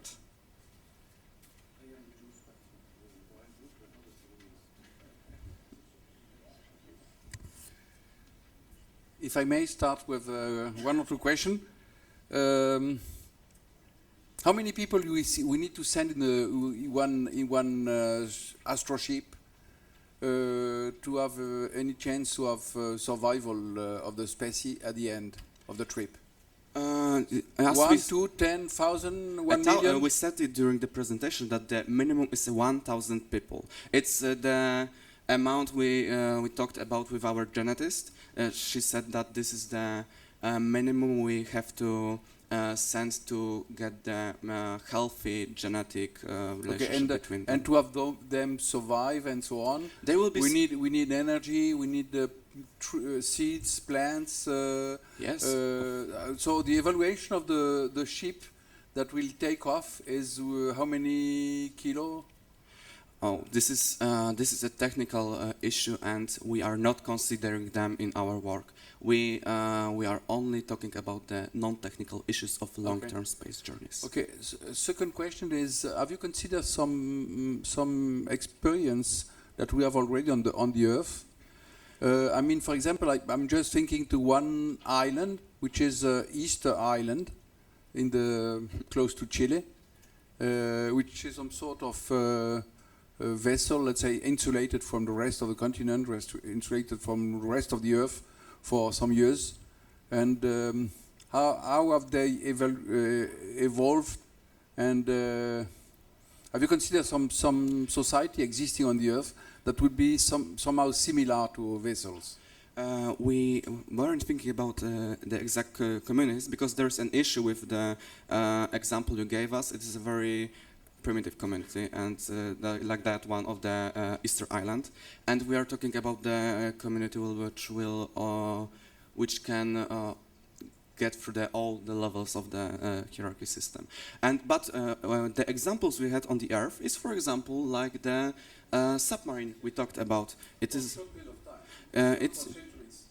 but it can illustrate pretty well the 3 top levels of the Maslow pyramid. Because even in that period of time, for example, 6 months, because this is the period of time the submarine can stay submerged, all the needs has to be still fulfilled. So they are doing it like they would be doing it on a long-term space journey. Maybe latest question for me is: you have an idea of how long will be the trip? The first star after the sun is 5 light year distance. Proxima is the closest star. So how long will it take to go to somewhere? Our research shows that with those things we developed, we can go for a few centuries without any issues. So more than a century. Much more than a century, without a few, even 1,000 years, for example. It's. What do you mean by preserving humanity? What is for you humanity's values? Because for the time being, already currently there is a hybridation between artificial intelligence and natural intelligence. So what does it mean for you, preserving humanity? Preserving humanity means that we can fulfill all the needs we need to stay happy. Because, for example, there are probably, as you probably know, many problems which astronauts have to deal with during the stay in the space. And then we are trying to figure out the way to solve those problems. And preserving humanity for us means that we will be able to function well enough to stay happy there far in the space.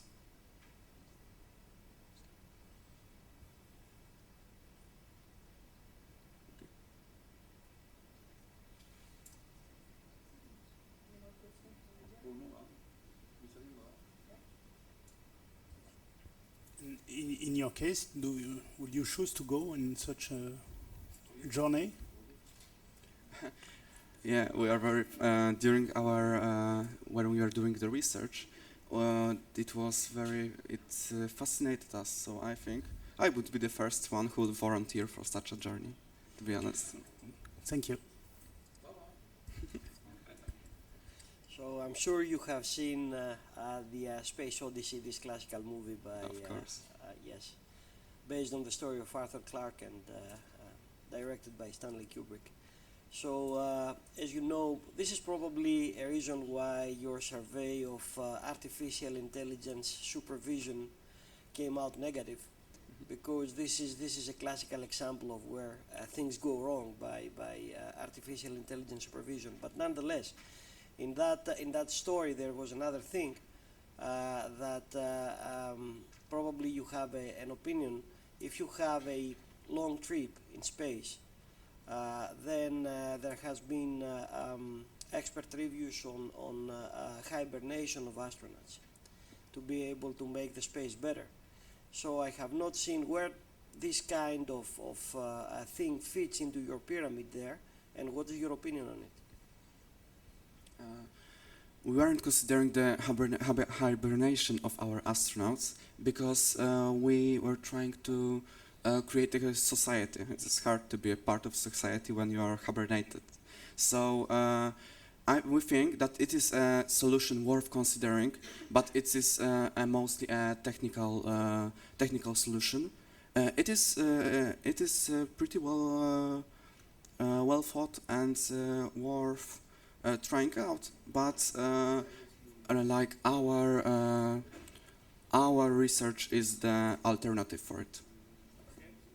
So in essence, you feel that building a societal structure within the spacecraft is more important than hibernating people to make the journey easier. We like to think about it as an alternative, and up until we will see how both of those things work out. We are not really sure which of them is better, but we think our has got many features which says that it is really a good answer for the long-term space journey. Did you try to apply this model to life on Earth? Yeah, we all of the things we are talking about are already tried out on the Earth. For example, we know with the physiological needs, we are even the research on how much space we need to have to plant the crops, or how spirulina can transform the carbon oxygen back into the oxygen. It's already tested. For example, those things with social belongingness, those are also we've got also many experiments which shows that this is really a working answer, and it will definitely work even there in the space. So those are the things that we already tried out on the Earth, and we know that it won't fail us there in the space. So it's we are pretty sure that our research is appropriate.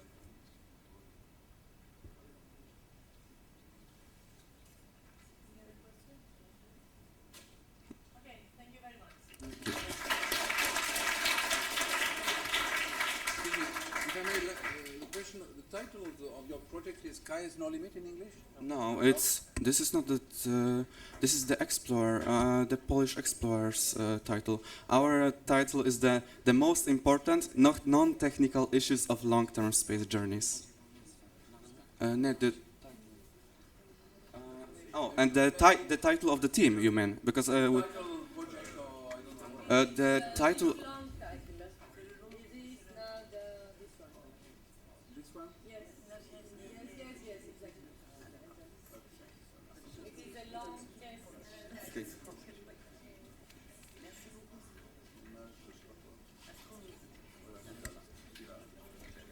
Thank you. So guys, you have to talk if you don't, the streaming won't hear you. Yeah. So even for the question with the jury, and I'll show you the telecommand. We have one ourselves. Oh, you have your own. Yeah. I don't have to do anything with you. It's okay. So the tumbleweed team from Australia. Works, yeah. Ready? So the last team before a small break is the tumbleweed team from Austria. Thank you. So before we start the presentation, we'd like to ask all of you to take out your smartphone or use your laptops to either scan this QR code or type in teamtumbleweed.eu. The whole presentation is available online, so you'll be able to follow up. And whenever there's information that interests you, you can just click on the slide and you'll be redirected to further information. So let's get started. With current Mars rover technology, it's incredibly tedious to cartograph Mars' surface and to find large-scale data. For example, the Curiosity rover moves with a speed of about 90 meters per day. So if we want to do exploration of larger areas, we need to find a different approach. Our wind-propelled Mars rover is a homage to natural Mars rovers and is able to cover much more than current technology. So here you'll see a video of a computer simulation we created. First there's the Curiosity rover. You see 15 kilometers in 1,700 days. Now we're zooming up to the North Pole, where the tumbleweeds will be deployed virtually. They're like a swarm of bees. They work together, they work as a group. So we would launch about 100 of them in this simulation, and then they'll be propelled through the katabatic winds. So now we're counting up to 100. The blue line symbolized tumbleweeds, obviously. And during their journey, they measure various things. We'll elaborate on that a little bit later. So we're going up to 100, and we can see that the tumbleweeds will be able to cover approximately 55% of the North Pole in less than 20 Martian days, sols. And at first, when we started researching this topic, we found out that NASA has had a similar approach to this. And that was a bummer first. But we found many, many points that could be improved dramatically and to change the impact of this idea drastically, starting with aerodynamics. So, thank you for the introduction.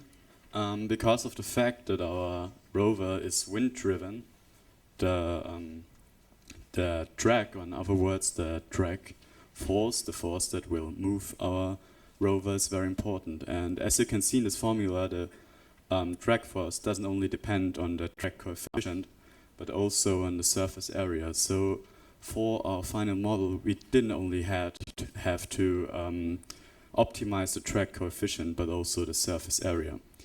But for this, we needed a reliable way to gather data of these two factors, and so we decided to use a CFD simulation, which is basically a virtual wind tunnel. But you have the advantage that you can test all the obstacles under the exactly same conditions, and it's also very cheap. So it turned out to be a little bit more difficult than just putting it into our program and waiting for the results. So on the one hand, we had to test it from different angles of attack, because our model is rolling. So here's the wind data of a cube, and so we also tested it twice so that we can calculate the average of both rounds, and we have reliable data. So in the end, we had reliable data, and we were able to compare to other models. So we can start with our finding process. It was split up into 3 phases. In the first round, we developed 6 different basic concepts. And then in the second round, we optimized it and evaluated it by having more than 100 simulations. And in the end, we came to the conclusion that the tetrahedron is the best model for our use. But why did we choose the tetrahedron? So on the one hand, can you see that we have very high surface areas here? But not only the surface area is very high, we also have a drag coefficient of 1.03. This is twice as high than NASA's design. And also our drag force is 60% higher than NASA's design. So, okay, that can be said, yeah, NASA had a different idea behind the design. But in the end, we got a more effective, faster rover, which can collect even more data than NASA's. So this all looks very good on screen, right? But how does it look like in real? So before we could start building, we needed to calculate the size of the tumbleweed.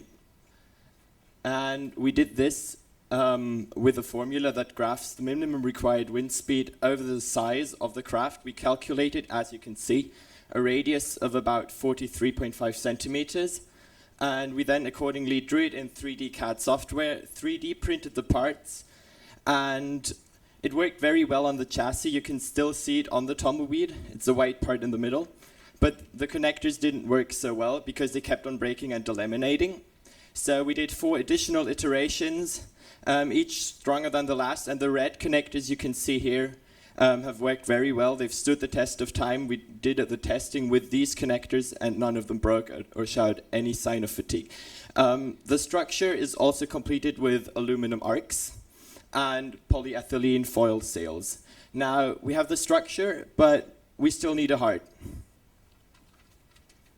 So we had to develop sophisticated software to make it all work, because NASA's rover was designed to stop, then take the measurements, and then continue rolling. Ours is different. We can't stop, so we have to take the pictures on the roll and perform all of the other measurements. If you imagine a sphere, you'd have these imaginary lines that mark certain boundaries, and whenever the camera is within one of these, it would trigger and then send the data to us. So how does this work? We have an IMU system in the inner sphere. The accelerometer and gyroscope feed the data into a Kalman filter, compensate for the drift, because we're basically working with integrals of angular velocity here, so we need to adjust this. The final values are fed into the trigger algorithm and also displayed on the console of the operator. We can also read the other sensor data. For our tests, we had a thermometer and barometer installed, and all of this is then transferred to our laptop. And there's one more surprise feature, but you'll see that later. Okay, so now we could finally get to testing. We chose a field close to Vienna, where the wind speed was approximately 21 kilometers per hour. First, we had a gentle ascent of 20 degrees, and that was surmounted with ease. 35 degrees plus steps, still no problem, even while having a broken sail.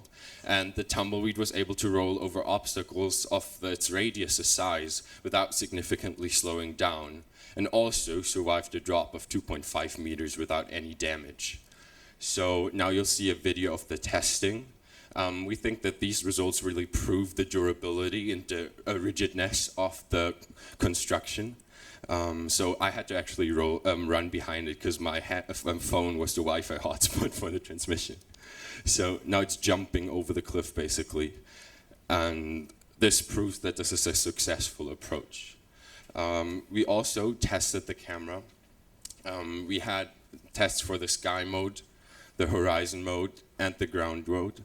And they all worked pretty well, even though the rolling velocity was pretty high. We got sharp results, and further they could be analyzed to conduct research on that basis. Now we had the applications on Mars, because if we want to use it in reality, there certainly have to be a lot of adaptations, and also the properties of the craft would change drastically. So the size of the tumbleweed on Mars would be approximately 5 meters in order to decrease terminal velocity and also the minimal required wind speed to move the craft. The wind speed on Mars is actually 20 meters per second on average, measured by the Viking lander, and typically ranges between 10 and 90 meters per second, caused by katabatic winds on the northern pole. One tumbleweed would be able to cover about 1,000 square kilometers per day. This is huge compared to what, for example, Curiosity can cover. It would be able to roll over obstacles up to 2.5 meters size without slowing down significantly. And one bonus that's not just good for sustainability but also for cost effectiveness is that there's no necessity for a parachute, since the terminal velocity is only 13 meters per second, resulting in an impact acceleration of 4g. That's really doable for the structure, so we can just drop it from the outer atmosphere. To bring them to Mars, we calculated then that in a long-range version of a Falcon 9 rocket, we could fit about 100 tumbleweeds as secondary payloads. So that'd be a primary mission, for example, a traditional rover, and that makes the whole thing even more cost-effective. We would launch them on the northern pole because of the katabatic winds that would propel them southwards, and then further investigate weather phenomena, winds. We can find certain places where human bases would be able to be built, or find promising research targets for already existing rovers, further increasing the efficiency of their use. So Mars is definitely a great goal, and we want to work really, really hard in achieving this, actually. But first, we weren't lazy since the regional semifinals, so we worked really, really hard and did some right steps into this direction. So one of the first things we did is we asked for feedback, because we wanted to know our strengths, our weaknesses, and we asked, amongst others, the Austrian Space Forum, and we received feedback, but we received more. We received an invitation to join the Mars MAD 2018 mission, which is a Mars analogous mission in Oman. And as you can see on the image, it's very, very similar to Mars. So we will be able to test a very Mars-like tumbleweed with almost all of the adaptations under very realistic conditions. The first of the adaptations would be the power supply. Of course, there are no power outlets in the desert. So we would need to use photovoltaics, and we will develop them in conjunction with the Johannes Kepler University at Linz, because they need to be special cells that are very flexible and strong, because they will be mounted on these sails and they flex in the wind. So they cannot fatigue and need to work under very extreme conditions. We will use it for a more advanced sensor suite. We have a camera, a near-infrared camera to take pictures at night, and possibly spectroscopy, but we are still looking for partners on that one. Also environmental data, such as temperature, pressure, humidity, soil humidity. We will feed this into an open source artificial intelligence that will help us reduce the data that needs to be transmitted. And because data transmission at the moment is the bottleneck of this whole operation, it will also allow us in the tumbleweed to operate almost autonomously, because according to the data from the artificial intelligence, we will be able to select targets, conduct special experiments, and this is also almost latency free, because we can't stop and wait for the 20 minutes delay of the signal to Earth and then 20 minutes back, because the tumbleweed will have just rolled on. Another feature that we will be able to implement is collapsibility. But for more of that, let me introduce to us the fourth team member, Eric.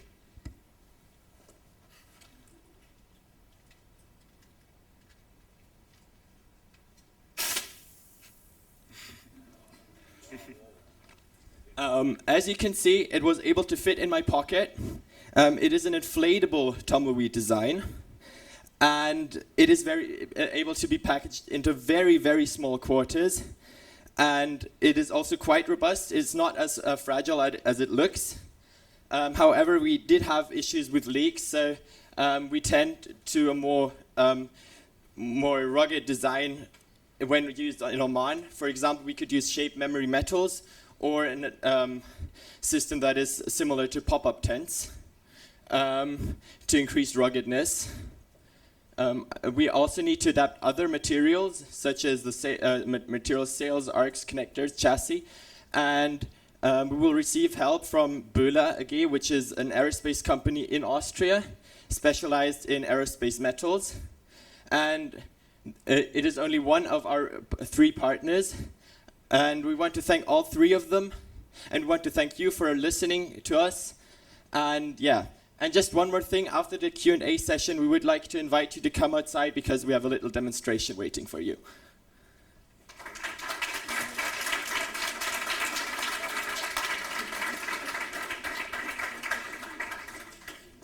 Okay, if I may, maybe it's of activation. Maybe, I don't know. Can you hear me? Yes, yes. Well, not through the microphone, but still. Yeah. This is an idea. Somebody must switch off. You intend to launch in the polar region? Yes. And you intend to have solar cells to produce energy? Yes, this will work because we will launch it in early summer, and it's just like on Earth. In summer, you have constant sunlight on the poles. Okay.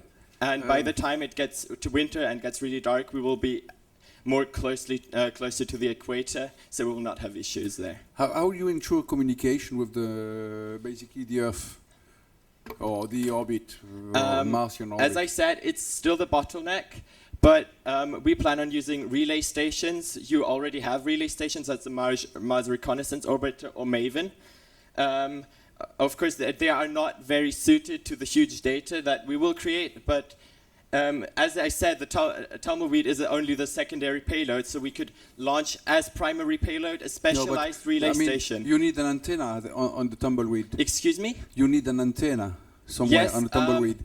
Where is the antenna, or what is the antenna? We will probably use an omnidirectional antenna, either at the chassis or near the edges of the tumbleweed. We could also use several antennas. We have more than enough space for that. And latest question, you say 5-meter diameter? Yes. This is after having calculated the density of the atmosphere and the pressure of the wind and so on. Yes, the density is about a 1/60th of the density on Earth. Okay. So we can... yeah.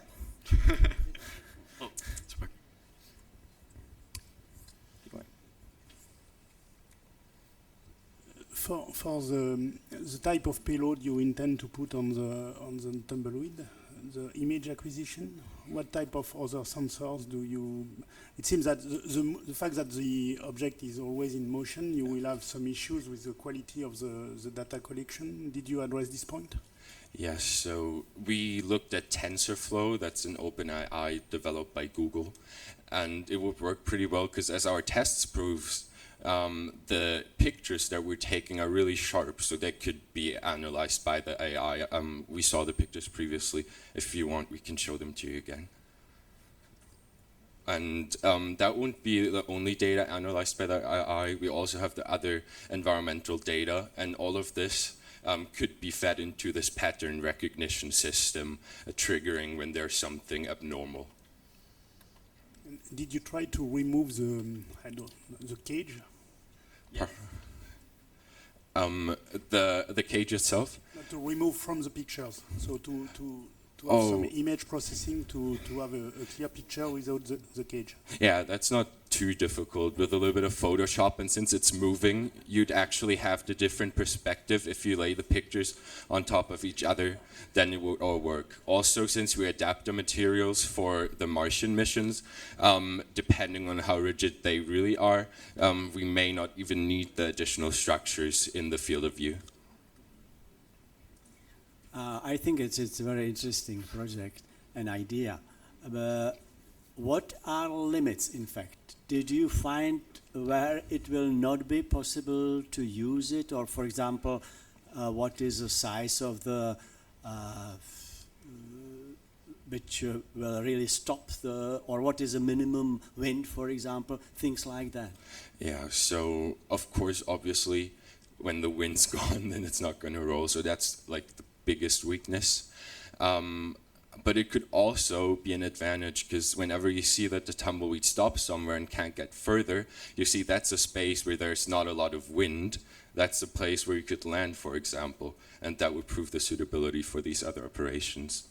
Another thing, if it would stop, it would just be a normal lander because you'd still have all the instruments, and you could still take measurements. And as you have 100, if one gets stuck, it's not really an issue. Also, as we mentioned, data transmission is probably the biggest bottleneck, but if we get the AI to be efficient, then this won't be too much of a challenge if we have an orbiter collecting the data.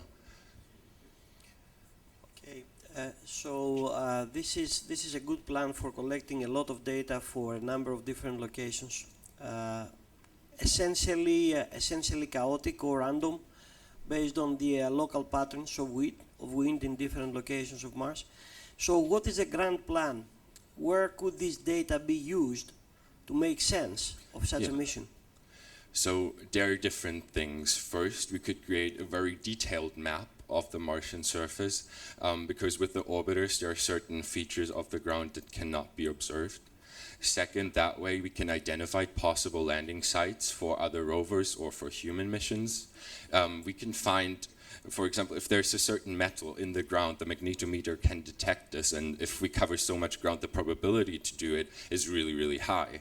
It cannot only be deployed on Mars, actually. We could, for example, use it on Earth in the Antarctic or Arctic to study other environmental effects of climate change, for example. And that's what NASA has done with their design to test it, actually. Okay. Well, with respect to possible locations for landing, you already mentioned that the most likely location for setting such a mission is close to the poles of Mars, which we know are not the most appropriate places for landing. So it might be that, okay, we might use this data for different purposes, but not that much for landing purposes, unless there is viability of the mission to be launched someplace in close to the equator of the planet. The cool thing is that we can launch them on the North Pole, gather the data of the North Pole, and then they'll just continue rolling towards the equator. So they'll actually cover all of one hemisphere, because the katabatic winds propel them towards the equator. Okay. So this is just the most efficient place to launch, because eventually they end up on the equator wherever you launch them. And if we do it on the North Pole, then we'll also have the additional data of the North Pole. Then if you have about 100 of those devices, of those tumbleweeds, what is the overall timeline? What is their lifetime in your estimate, and what happens afterwards? I mean, we wouldn't like to really litter the planet with a few hundreds of these events, of these devices here. So what kind of materials are there going to be degradable based on Mars environment? So things like that. Have you made a plan of that? Yes. So we intended to be reusable and recollapsible. For a couple of times. So if there are further missions on Mars, you could find out where they are and collect them and transport them back. This is, of course, really futuristic, but it will certainly take some time until we could actually launch such a mission. Until then, we probably have the capacities to do this. And also, the materials used will be designed in such a way that they will interfere with possible future exploration as little as possible. So, as little as possible of organic materials, plastics, so they won't interfere too much. Okay. So, what is the nominal lifetime of such a device? You would really have to test this out. We could not perform the real experiments, unfortunately. But with the materials that we chose so far, you can certainly do one iteration, and probably even a couple of others. You intend to drop a lot of these devices, so the cost will be shall be low. And so you say that you will have some image processing, artificial intelligence. Did you address the breakdown of function between the device and the ground station, or where is processing done? The processing is done on the tumbleweed. For the Oman mission, we plan to have 12 Raspberry Pis within there, so 6 Raspberry Pis stacked. Those are microcomputers. 6 Raspberry Pi stacked to 1, and they will be powerful enough for the artificial intelligence. For example, with one single Pi, you can already do video processing. If you have 6, then the capabilities obviously expand by a lot. Including the type of algorithm, the Google-like algorithm? Yes. Okay. There have been projects with Raspberry Pis using TensorFlow, where they, for example, identify trains of different brands on the California railway station and these kind of things, yeah. We have still a couple of minutes of time. Could you elaborate about the way how you think that the distribution of these devices could be done over the planet? So you mentioned that it would be possible to push it out in the air, but it's not clear to me how you plan to transport it to the Mars. Yeah. So there we consider 2 options. Either it is transported with a second lander mission, a Phoenix-type lander with the same landing weight, or an MRO-type mission. In the first case, they would be enclosed in a descent stage with the Phoenix lander. Between the Phoenix lander and the heat shield will drop. That's done in every Mars mission, and then the tumbleweed will just drop out, and then the Phoenix lander will deploy just as normal. If we have an MRO-type mission, we need a dedicated descent stage for the tumbleweeds. However, it's a quite simple descent stage because it just needs to protect them from the heat, from atmospheric re-entry, and not have a parachute of any kind because, as we mentioned, the tumbleweeds have a very low terminal velocity. So even if you will not use a parachute, what will be the descent velocity? And then it's still possible to deploy it without any mechanical... We calculated a terminal velocity of 13.55 meters per second. And the good thing is we have a lot of distance that we can use to cushion the impact, because as you see, all the vital parts are in here, and all of this, if it is made flexible, will flex to absorb the impact. So we calculated an impact acceleration of about 40 meters per second, or 4G, and we've had that on our tumbleweed, such an impact, and they are easily able to withstand that. For example, if I just jump, that's about 2.5 Gs. That's, I believe it will survive. But it's still a question how you will want to deploy it from that capsule. So it will be in the collapse state as it used to present it in your pocket. Yes, so it will be something similar. Of course, we couldn't calculate it exactly, but we estimated about 50 by 50 by 50 space per tumbleweed as it is collapsed. If I just go back to this one slide.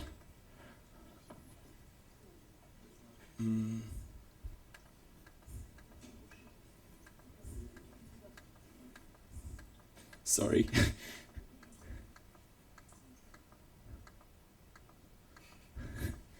Oh God. Yes. So you can see the size comparisons. This is a human, obviously.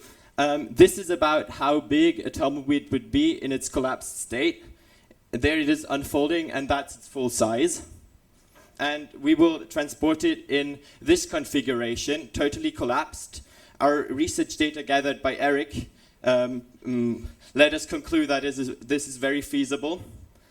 And we were able to fit about 100 of those in one normal-sized descent stage. And they would be deployed from the descent stage in the collapse state and then inflate during flight in order to decrease the terminal velocity.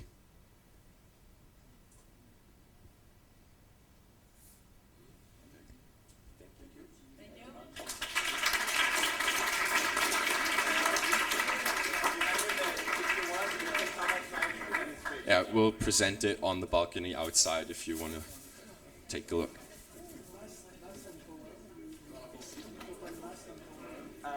Of this, or on, we calculated about 10 kilograms. This is very in line with what NASA calculated for their rovers. And with the 10 kilos, as 1 kilo of Mars launch cost is about $17,400 on a Falcon 9, and it will decrease to $6,600 if you use a Falcon Heavy rocket. It will be very, very affordable because it's 10 kilos per tumbleweed, about 100 tumbleweeds. That's about a ton.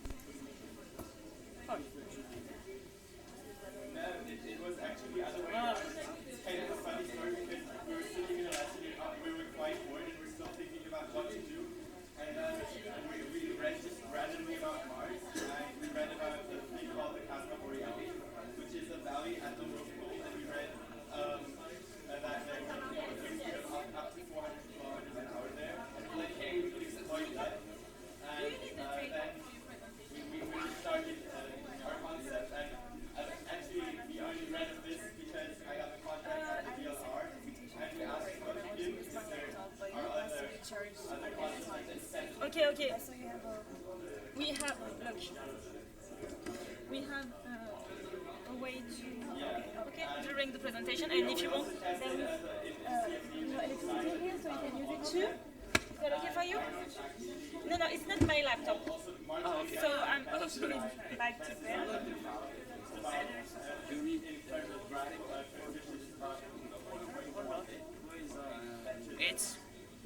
Where is this lens? It's really laptop. Okay. We want to change our message because maybe more problems with police guys. always. But now it's Ionic time, so it's during the break. During the lunchtime, just before lunchtime, we'll do it. Okay. So but don't worry, it will be okay. Do we have some monitor or something like that? Of course, you have the Great. Thanks from our friends.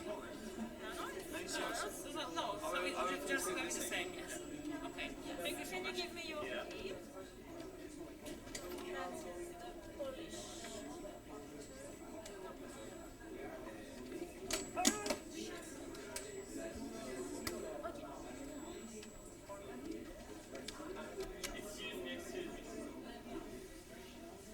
You want the laptop? It's here, I'm sorry. Pick the...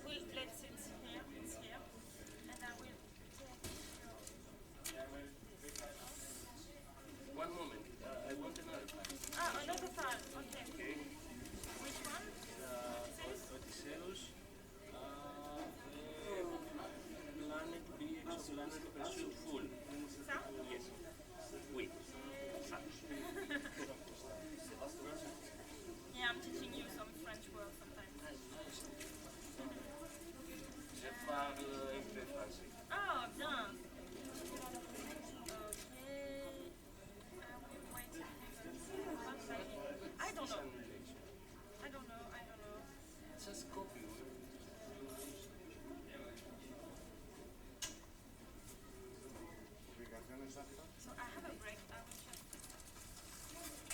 close my computer.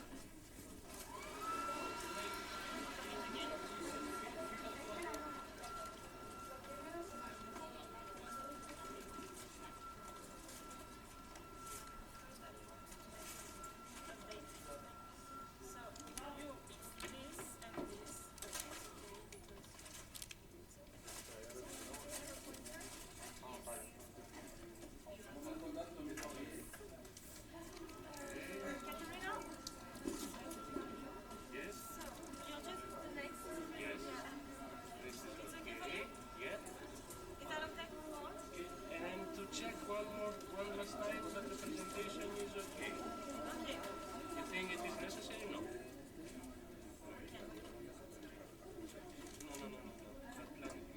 No, don't worry. We are okay. Just debería entrar. Okay, Andreas, It will be it's okay. on. It will be okay. Sorry. It's okay. I just have to Yeah. cut it off. Okay. I have a presentation. You gave it to me. Yes. This is this. Okay.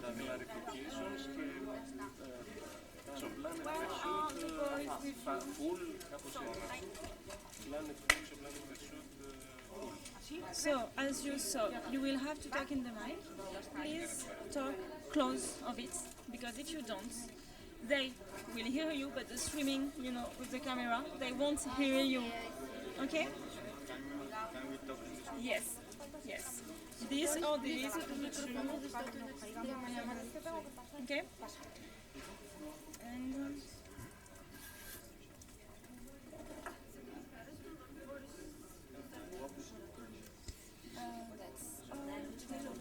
and the name of your team, excuse me. Magnetida team. Is it possible to take my... Yes, 2 seconds, please.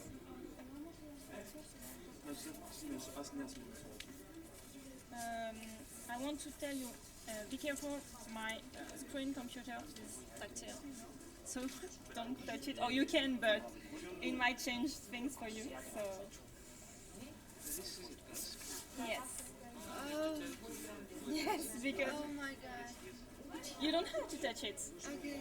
If you don't touch it, it's just like a normal computer. But if you touch it, it's just like an iPad or something, Y a rien. So, If it is needed, my computer is ready. no, it's okay. So magnet.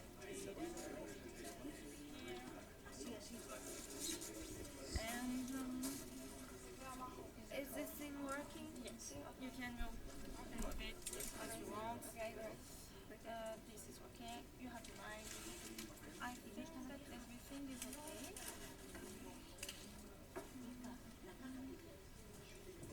Do you need internet connection? No. So it's okay. And you are from Bulgaria.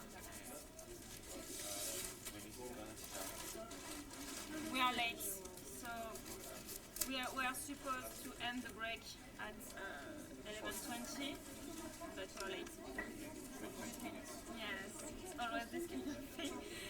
So I think you had, so the animations are working. Is that all? Yes. Yes? So I'll let you the micro here, you have it here. Okay? Don't worry, have fun. It will be fun. No. Breathe. It's going to be fun. Everybody is nice here. Yes, the jury is just interesting. So if they have questions, it's because they are interesting. Really. You're just here to show us what you have done, and why you did it, and how passionate you are. And how you felt with it. Yes, exactly. But it's okay. Don't worry. Okay. Okay. Great.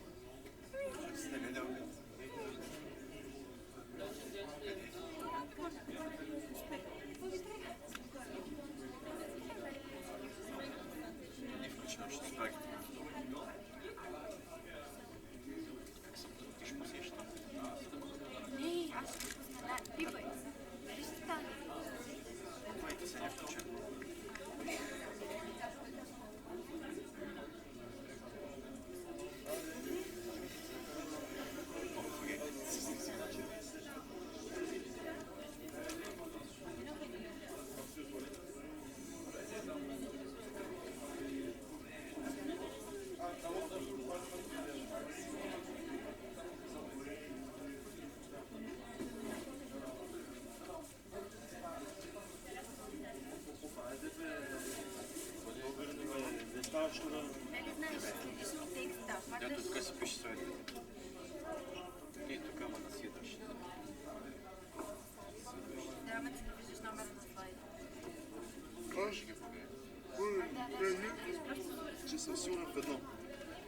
Сигурен съм, че... Австрийците ще бият. Сигурен съм, че не ми се презентирам. Това съм сигурен. Аре, стига. Аз съм казал, че няма да презентирам. Тихо. Кой го мръдна това? Тихо. Чел си го на стола. Аз го мръдна.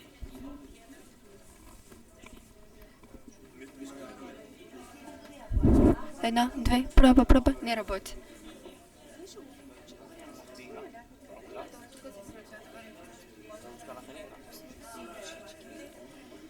Излезте за самочувствието, че имате да кажете на другите нещо любопитно. Само се сменя. Това е врата.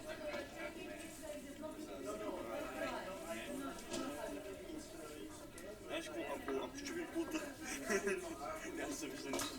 Така че да представя. Как гледаш, че ми се чувства. Аз твърде високо се чувствам за дълго. So you know now what is competition? You have an idea? The level of the competitors? We already knew it. You knew already? Yeah.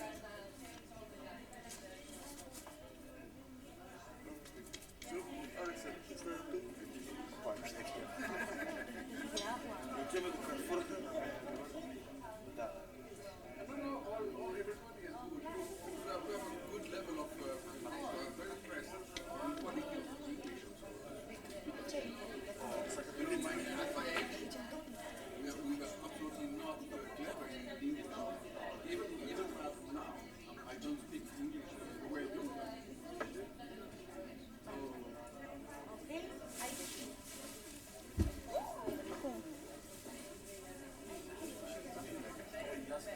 Oh yes, but what is more important? To communicate or to put the content in the communication?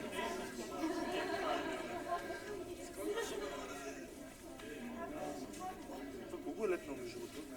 Сега това няма там. Чиска нещо и много иска. Да, между другото, аз така ще си. Аз си ги съм.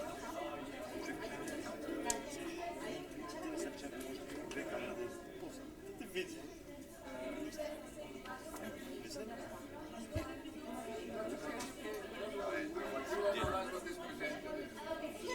Значи много добре да се голема.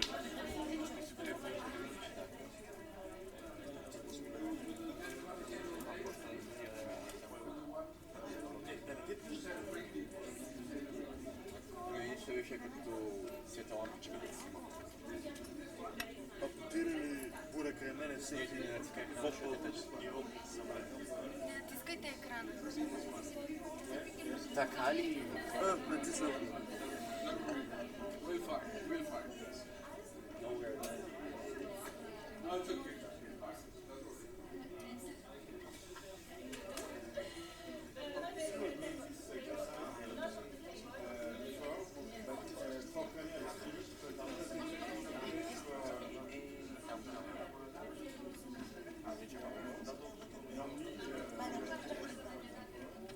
Сега представете си да лайв стрима да се гледа.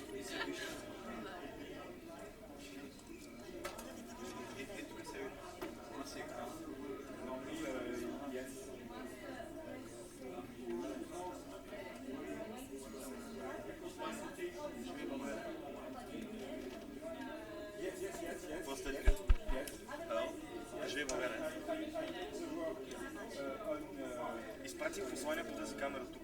Тук се ще живее България. И толкова беше. Нямаме шанс. И това не е леко. Не, се отпуснах сега. Не, искаме така да представя човек. Yes, Euro. Не става така просто да представя човек. Става... Не, повече ми е химна. Не, това ще е. Не, просто пише Пъра и Д. Прайд. Е така, когато си не бъде. И просто... Не. Окей, прайд и просто... Какво ли се случва тук? Какво ли пашкат тези речица тук?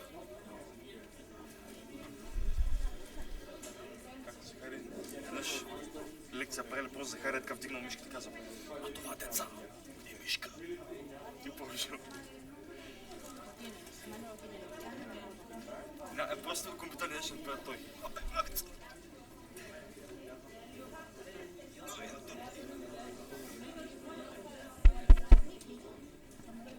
Не работи.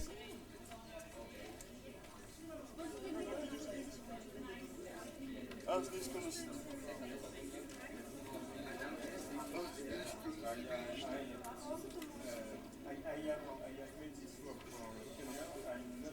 Се хвана тия се набираме.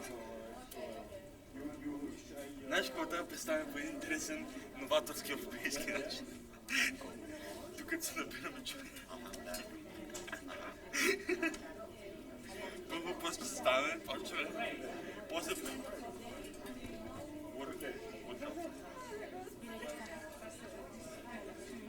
Аз стоя тук, ще го подпирам като на Страдин Ходжа. Ще го подпирам. Искам да седна. Просто ще седна тук на сцената я. По-турски.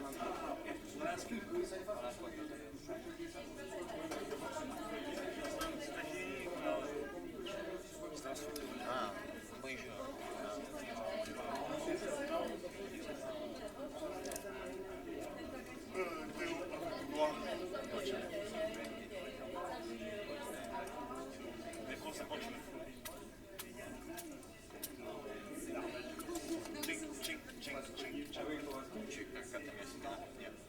Няма кръв не е. Не си микса, различен сега кръв. А пък тук съм, тук тя цялата кръв. В ръцете и мишниците.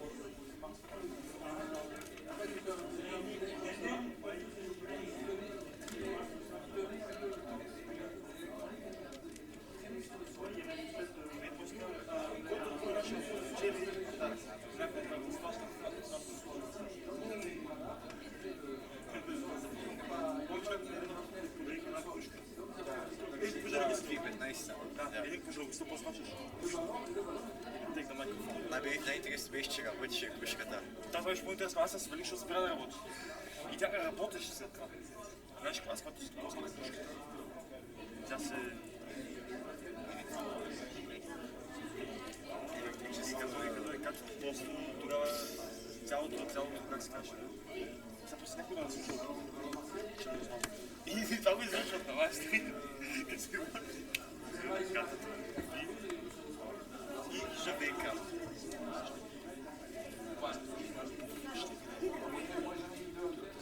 Там ме учи словник, тук ще чакай. Не сме готови.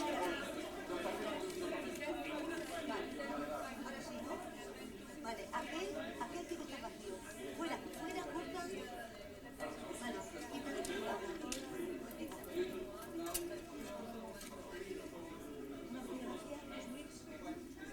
Bueno, ahí, vale.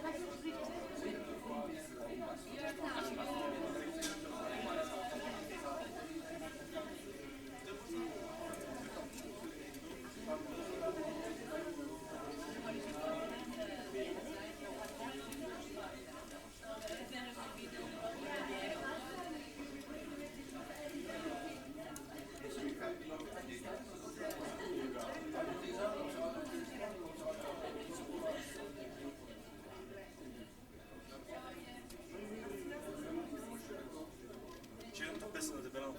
Аз умирам.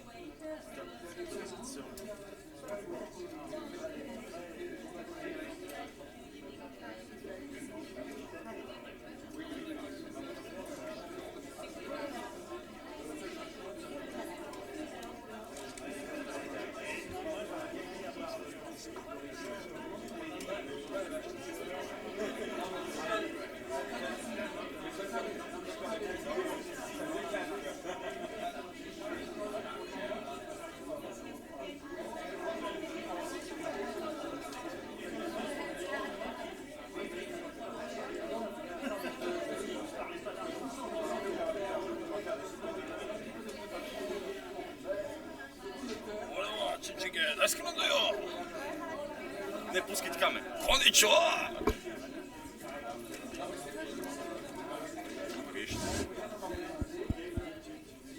пуснат, как скажеш, едно дълго да ме огориш. И благодаря и ще го пуснат. Чакат. Тут има и чуд, кой чакаме. Sein oder nicht zu sein? Das ist die Frage.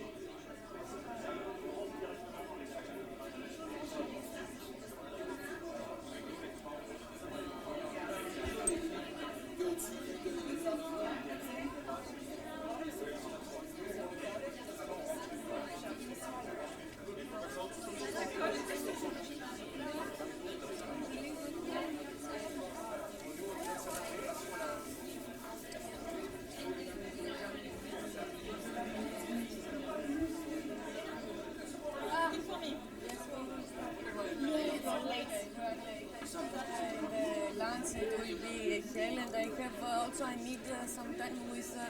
I hope that we won't go after lunch with the pioneers, but it depends on how we work here. Okay. Okay. I'll let you deal with the time and when you I want to am stop. doing the time and when you I want to work. stop. So I if work you with want the to time. put some pioneers this afternoon, you tell me. Yes, yes, Okay. but I don't know yet because for the time. Let's start. It's working. Okay, can we start, please? We have some pioneers team works before the lunch, so please let's start.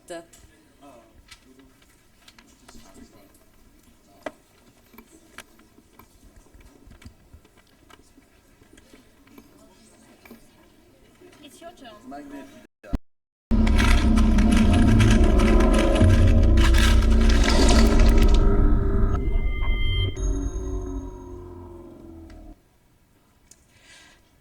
Bonjour à tous. So now that we ourselves gravitational telescope, the effect of gravitational lens is caused by the distortion of electromagnetic waves in the gravitational field of massive objects.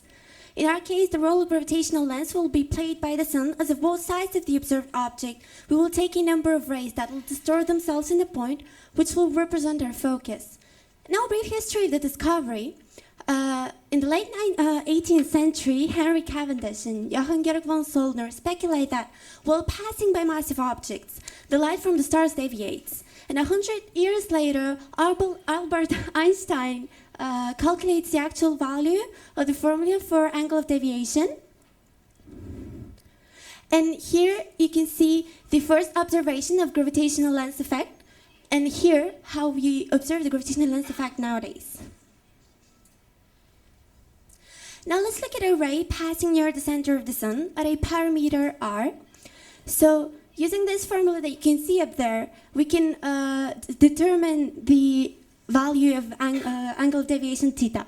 So here I'd like to point out that the difference between the ordinary lens and the gravitational lens is that the second one has an infinite multitude of foci.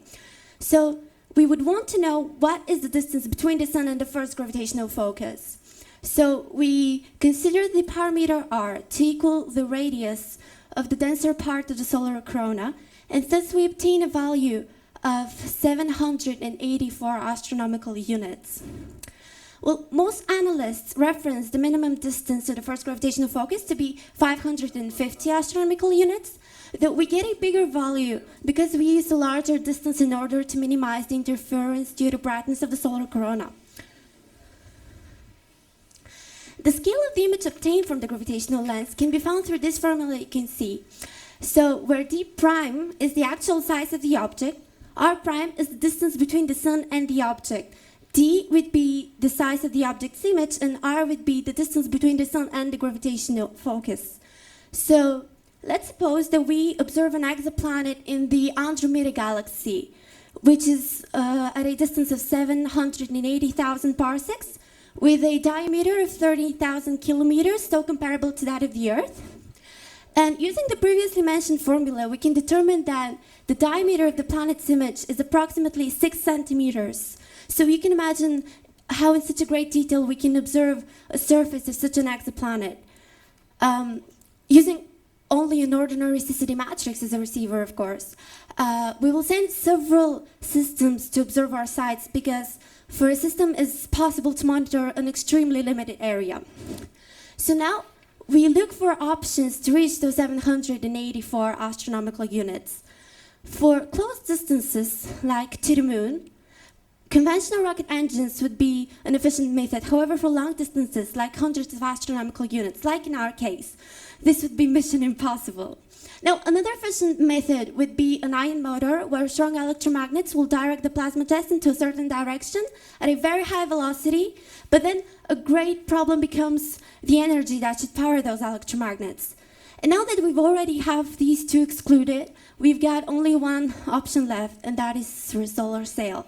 So the sail is being accelerated by the pressure the sun rays exert on its surface, and thanks to a surface with high reflectivity, the sail receives almost twice the momentum carried by the photons. After some brief calculations, we determined that the acceleration is inversely proportional to the square of the distance to the sun, which clearly shows us that the movement cannot be characterized neither as a uniform nor as a movement with a constant acceleration. It is a more complex type of movement for which we created a program that considers the acceleration to be a constant within a small interval of time that we've previously set. For this time, we consider that the path and speed change under the law of uniform acceleration movement. After this time has elapsed, the acceleration is recalculated to the so-called auxiliary constant, which contains the acceleration multiplied by the specified time interval. These calculating and recalculating actions are repeated as long as the distance to the sun does not reach a predetermined value.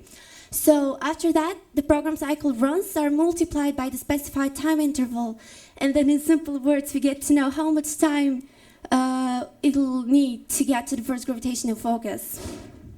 Here you can see our program code, which is written in the language of C# in Visual Studio. Now, we have to use the gravitational, we have to use the light pressure of the solar radiation as efficiently as possible, so we have to send our apparatus as close as possible to the sun. And that would be made by conventional rocket engines. So we've got three options to transport our system to the first gravitational focus. And the first one is through a Mercury slingshot, when we use the gravitational attraction produced by Mercury so that we can have a higher initial velocity away from the sun. So how that's actually happening? We've got we send our apparatus in an elliptical orbit around the sun, where in an aphelion on the Earth's orbit and a perihelion of Mercury's, and then at a time when Mercury itself is there. So using the relative movement and the gravity produced by the gravity of Mercury, I'm sorry, we send our apparatus to the first gravitational focus. Yeah, we alter the path and speed of our apparatus actually. So another more efficient method. No, I forgot to say that the traveling time which we got through using our program is 186 years. So we really didn't like this number, not at all. It's really big. We didn't like it. So closer approach to the sun is the first of the second two options, where our solar sail has a round shape, and it's made by Magnox alloy, which is a really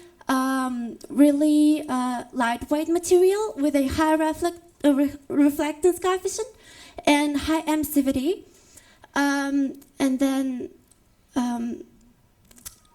we go, we send our apparatus 10 times nearer to the sun, this time not using Mercury slingshot. So we get to know that the traveling time is 95 years, again through using our program. Then the magnesium alloy is far below its melting point, so it's all fine.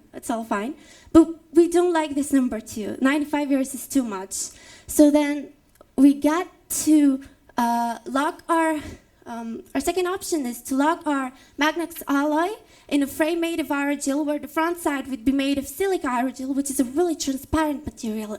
It transmits almost 99% of the sun rays.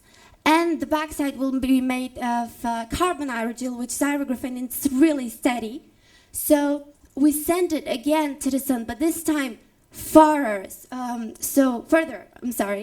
And this time the temperature there is 1,400 kelvins, which is 70 kelvins, approximately 70 kelvins below the melting point of aerogel. And the traveling time becomes 37 years and 11 months, which is really acceptable. Now, as I've already mentioned, we've got a serious problem that a gravitational lens is a star to which we are too close, and the solar corona will be too bright to interfere with standard observations. And one option to address this problem is to observe in infrared waves. Then the illumination from the sun can be subtracted from the pixel readings. And this will not be a problem, because the sunlight in all parts of the matrix will be the same, since the sun's image is not focused and the illumination is homogeneous. And obviously there are significant difficulties in implementing our project, though we give a full will to our dreams and imagine matrix for our sail, which is as big as it is, as the sail it is itself, with dimensions equaling kilometers. And the matrix should be made by in the form of 0.8 micron thin film.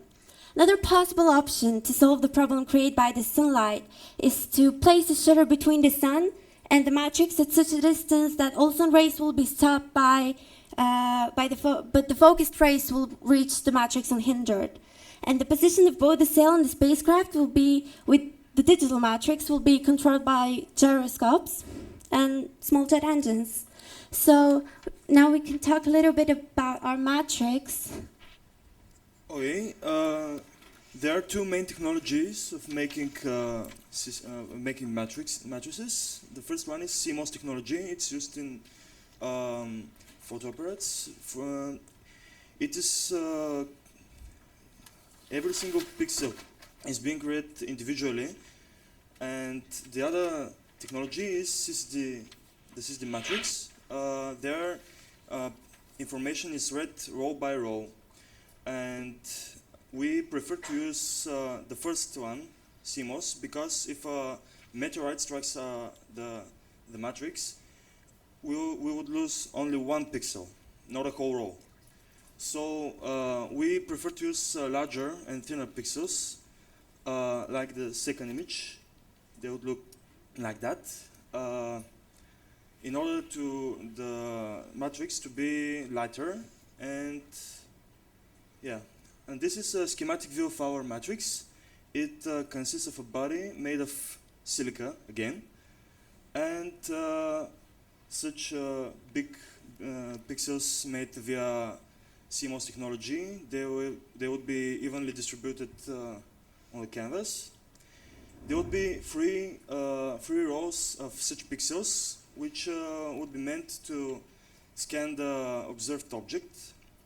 The bigger pixels will observe objects in our galaxy, and there are also 4 CCD submatrices which are meant to observe objects in deep sky. For example, the exoplanet in Andromeda Galaxy.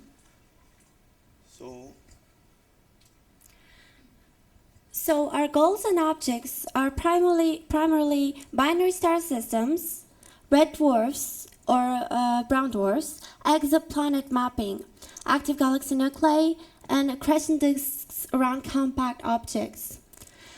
So here I'd like to express our sincere gratitude towards a NASA scientist called Geoffrey Landis from NASA Glenn Research Center, who wrote a brief resume on our project and helped us with all the details included in it. And our conclusion is that using the sun as a gravitational lens would provide amazing opportunities to observe extremely interesting astronomical objects.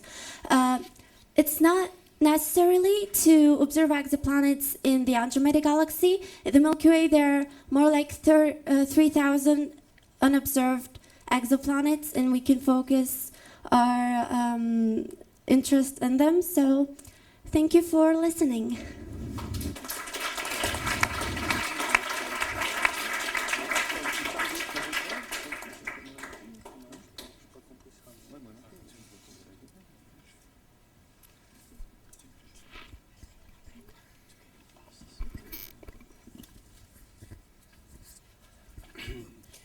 So thank you. If you have any questions. Yes. Okay, it works now. So thank you for this presentation. Now you find that the most feasible solution for sending a telescope or a device at 784 astronomical units is by solar sails. Okay.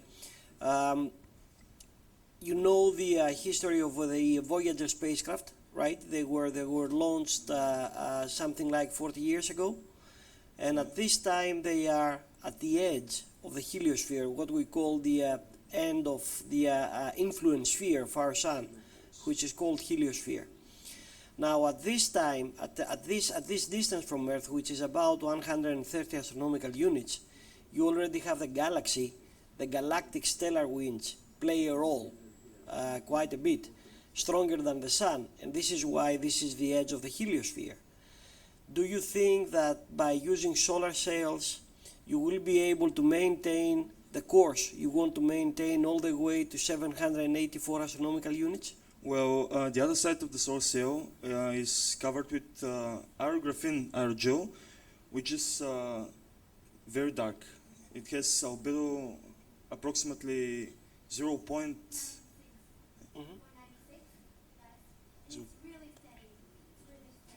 Yeah. No, yeah.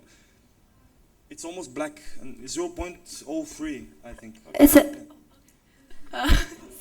Beg your pardon. Okay, so the aerographene has an albedo of 0.96, as he said, but it's really steady. It's really steady, and our payload is approximately 4,400 kilograms, so 4 tons and 4.4 tons.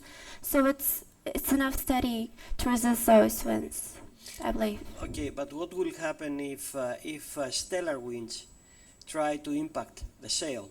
Will it be able to maintain course? Yeah, there would be gyroscopes in order to deal with this problem. So you will have something in essence correcting for what will this be?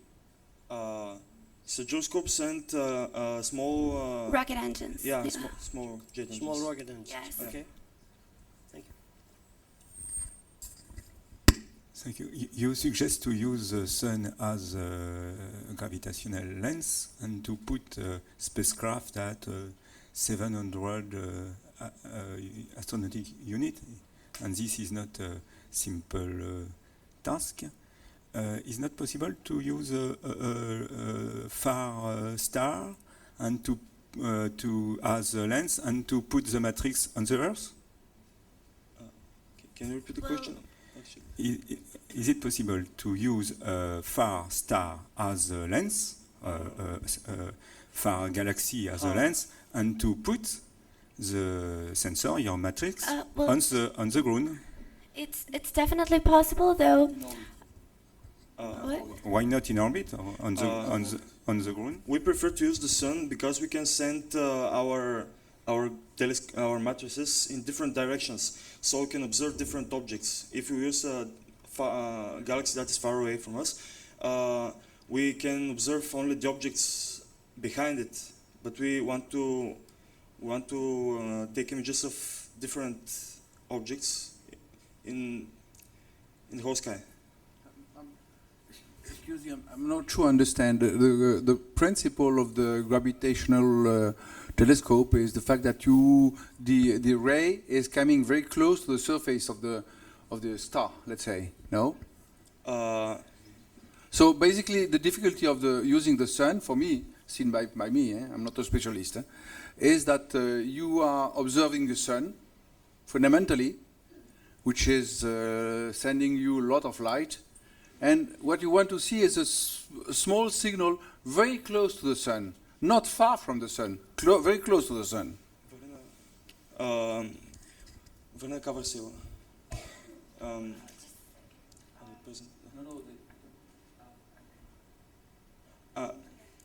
Yes, as you see, the next slide. Okay, as you see here, we have the sun. This is the solar cell, which would, when we reach the first focus, it will be used as a cover cell. As you see here, these are the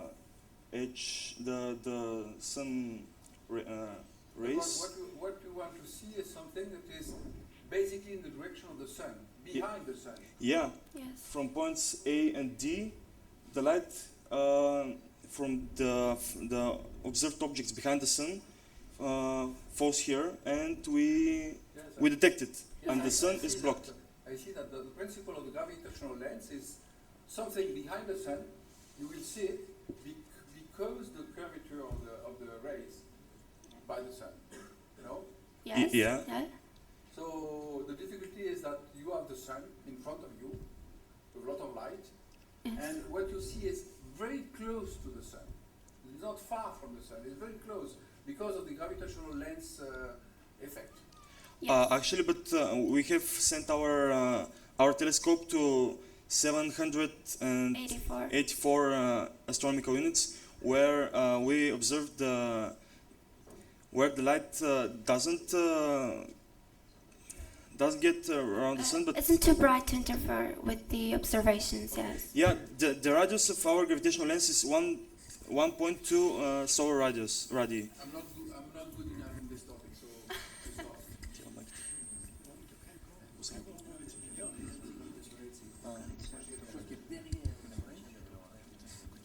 Yeah, another questions?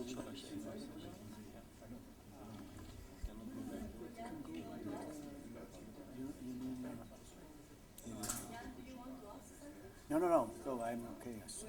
So, yeah, maybe just for my understanding, if I can. So you will use a cover cell as a type to produce something like coronagraph, right? Yeah. We will. It will shoot the. To create shadow, basically to block the direct light from the sun. Transmits only the focused rays on the matrix. Yes. So the image would be really clear. Yes. Yeah. Only the sunlight that comes from the photosphere of the sun. And of course, if I can, what was behind the computation of the size of the sail? Because you mentioned that it will be 2 kilometers, right? Yes, the radius is 1 kilometer, so... Yeah, but it's any reason for that? Why the size would be exactly 1 or something kilometer? We chose to use a matrix that is 2 kilometers, that has the It's meter. because we will get to the first gravitational focus faster. Like, it just takes a lot of time if... So it can be, for example, 10 kilometers? Well, probably, but yeah, I don't you know, think because that's this is a technical concept. So if you talk about that's why my question was if you have any reason why the size would be, as you said, or it's just example. It can be 10 kilometers. You don't see any reason 10 for that. 10 kilometers is not possible to be built, though. The surface, if the area is approximately 3 kilometers of our sail, as it is possible to build such a sail. So, yes, and we can get faster. So, yeah. Why do you mean that it's possible to build 3 kilometers and not 10 kilometers? I don't believe anybody's going to fund 10 kilometers Oh, you of don't sail. believe? Yes. Okay, okay.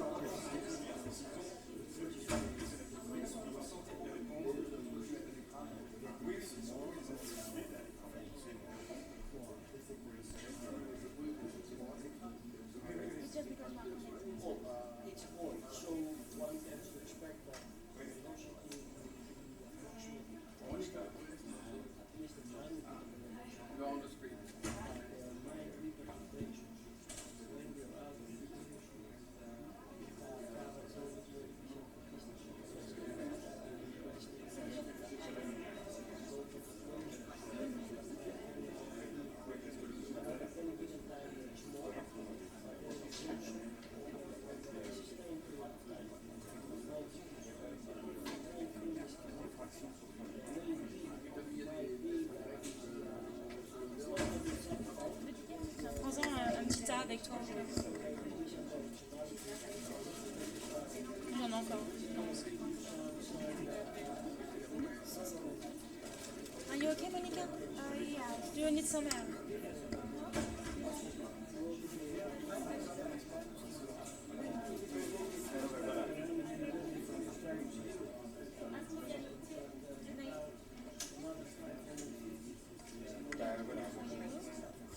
So the next team is Astrovanu team with Monica coming from Romania.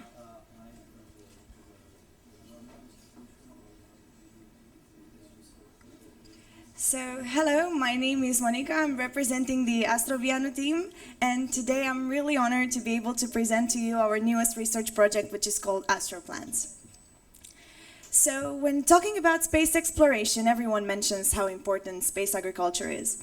But we wanted to go into further detail and find out what are the exact things we need to take care of when designing a space farm. So first of all, we wanted to find out what are the factors and parameters that influence the growth of plants. And after discovering them, we wanted to see what are the alternatives we can find in order to put them in space and make plants grow at their optimal rate. And make all these parameters work, because it's important that they connect to one another and create a viable ecosystem that can last for years. Of course, the conditions we have on Earth are pretty different than the ones we can find in space. And some problems we may occur when designing a space farm are the lack of or low level of magnetic field that will not assure us the protection we need. The soil composition, because we don't know if it has all the necessary compounds for plants to be able to grow. The level of temperature, pressure, or humidity that are either too low or too high for plants to be able to grow. The absence of natural light, because in many places in space, natural light is not present.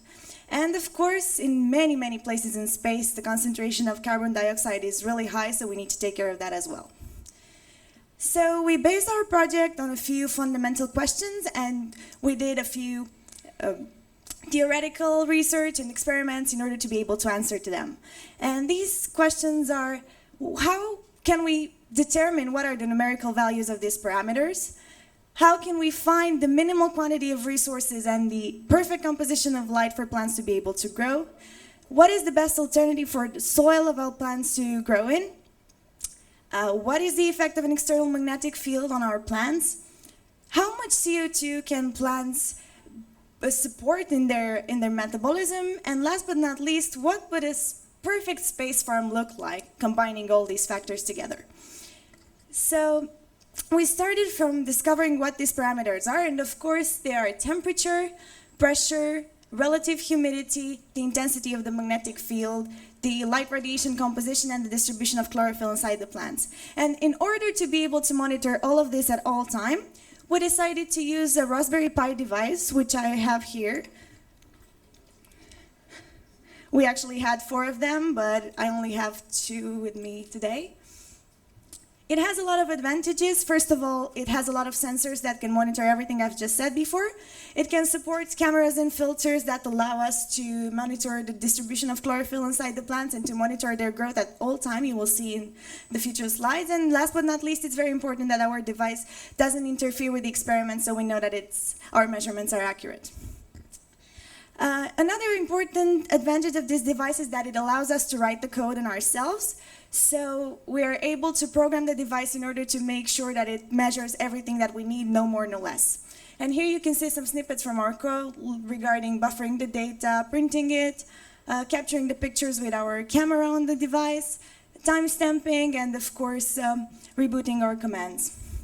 And if you want to see more details about our codes, we have some hyperlinks, but I don't think they're working right now. So yeah, maybe I can show it to you at the end of the presentation. Okay. After we programmed our device, we started by designing our habitable environment.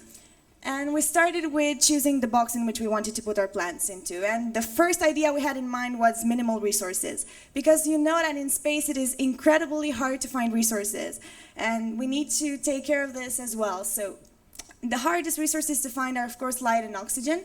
And here we also had some calculations, but I'm not sure they're working. So yeah, I'll show it to you at the end of the presentation as well.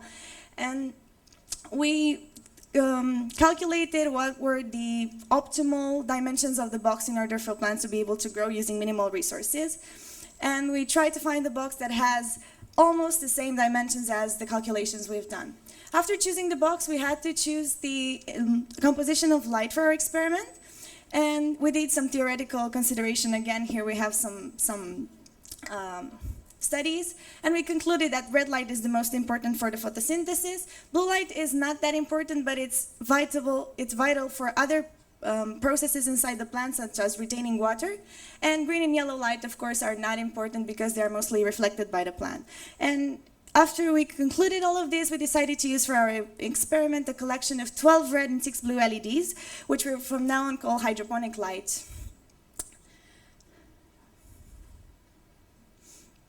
It was very important that during our experiment we were able to monitor all the parameters at any time. We've used our Raspberry Pi in all the experiments you'll see. And here are a few data we've measured for temperature, pressure, humidity, and the intensity of the magnetic field during many days or during one day as well. It's just a part of our long list of measurements we've done so far.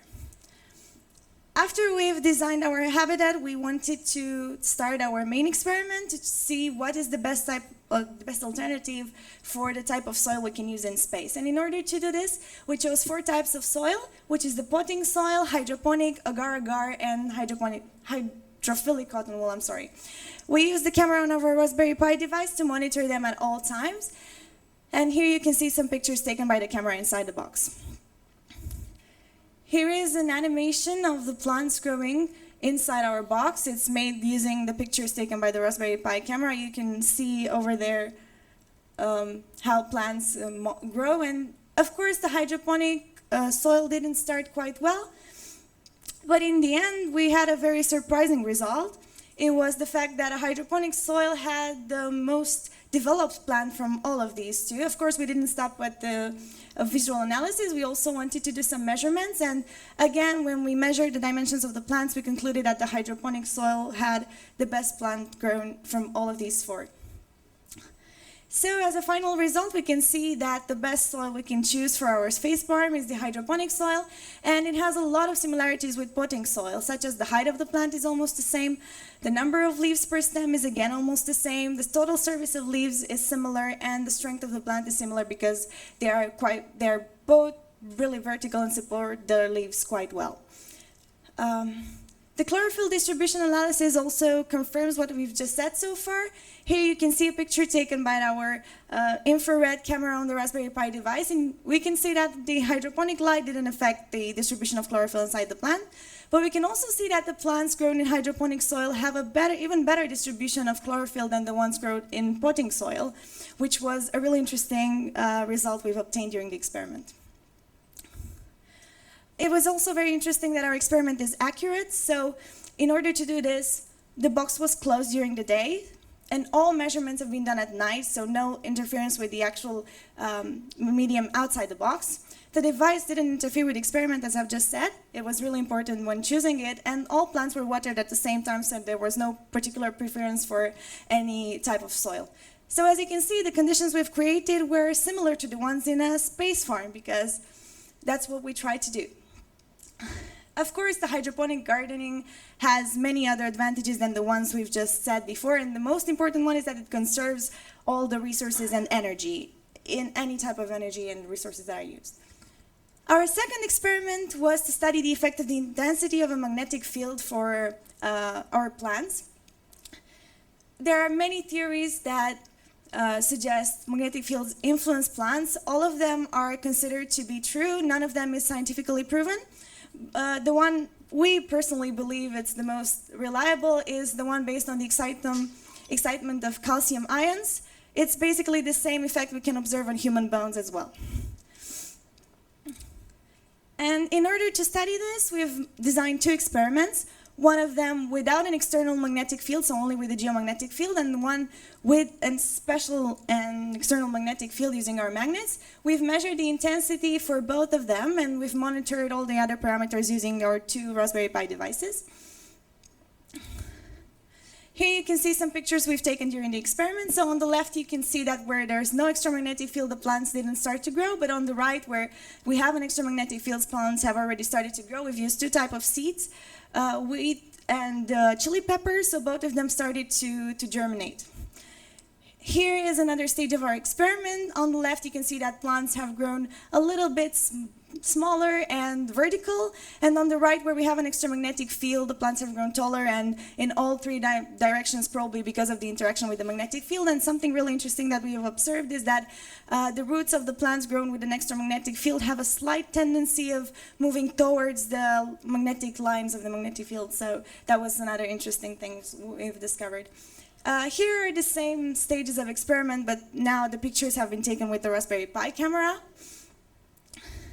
Here you can see our experimental data. Well, we've measured the dimensions of both plants, and you can see in the graphs that for both type of seeds, the plants grown in an extramagnetic field medium are significantly higher than the ones grown with no extramagnetic field.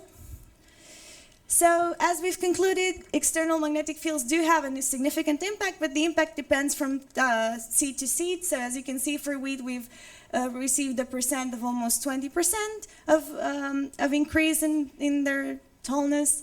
And for chili peppers, it was almost double at 40%. And we've also done a new experiment after the regional semifinal. We've tried to see whether changing the direction of the extramagnetic field will influence the plants. Of course, we didn't have a lot of time to do so, so we stopped the experiment as long as we thought it was significant and the results were concludent. So we saw that, as you can see in these pictures below, there was no significant difference between those two directions. So we believe that whether it's north-south or south-north, it shouldn't affect the plants, or it's basically the same result. And the new experiment that we added after the regional semifinal, and the idea came to us from one of the judges' questions, was to study what CO2 in rich atmosphere would, how this would influence the environment we have on our plants. So we know that CO2 is really important in the photosynthesis process. So if we increase the concentration of CO2, basically we will increase the rate of photosynthesis, and we will create more carbohydrates, so the plant will have to grow taller. That's the theoretical consideration. In order to measure the concentration of CO2, we've designed our own CO2 device, which is using an Arduino board and an MQ135 sensor for air quality. We've programmed it to make sure that it measures the concentration of CO2 in parts per million. And here you can see how we calibrated the device, so when no CO2 is added, the concentration is the one we've seen normal air, but when we added CO2, the numbers have grown higher, significantly higher, and recalibrating, we see that it descends to the normal values. So we wanted to design two types of experiments, one with natural light and one with hydroponic light. But as we've seen before, hydroponic light intensifies a little bit the metabolism of the plant. So we wanted to see how parameters combine to one another, and whether it's better to choose hydroponic light and CO2 or only CO2. So in order to do this, we used the higher concentration for natural light and a lower concentration for hydroponic light. After this, we wanted to see what happens if we increase the concentration of CO2. So for the natural light environment, we added even more CO2 to see what the plants will look like then. Here is the result you see for the first environment with all natural light, the concentration we've measured and the measurements done on the plants. Here are the same type of measurements, but for the second habitat.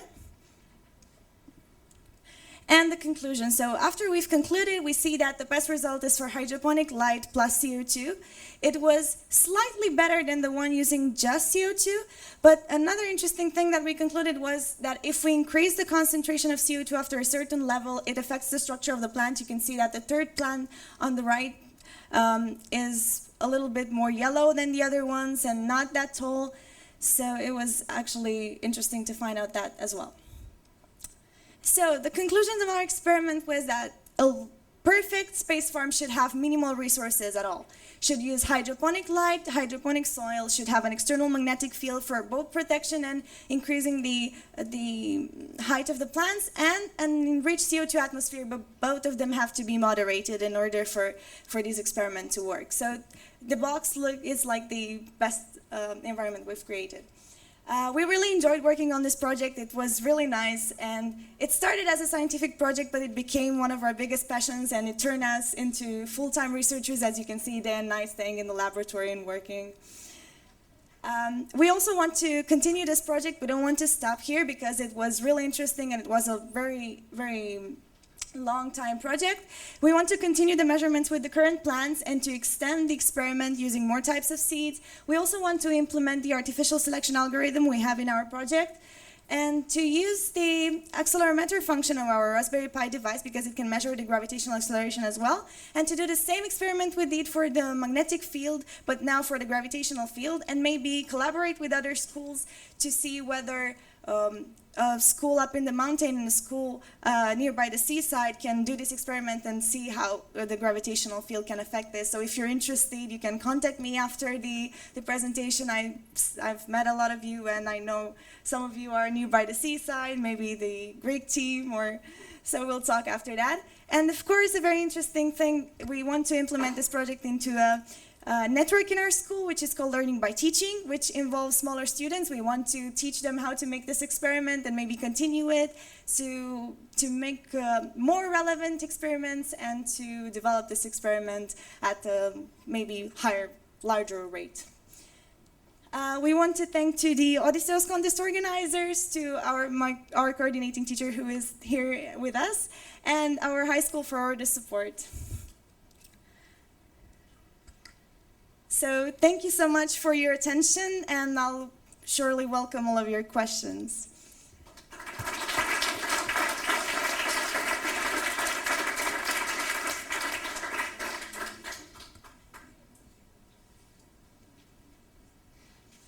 And if you want to see the calculations, I can show them to you. They weren't actually working, but maybe if I can take the laptop out.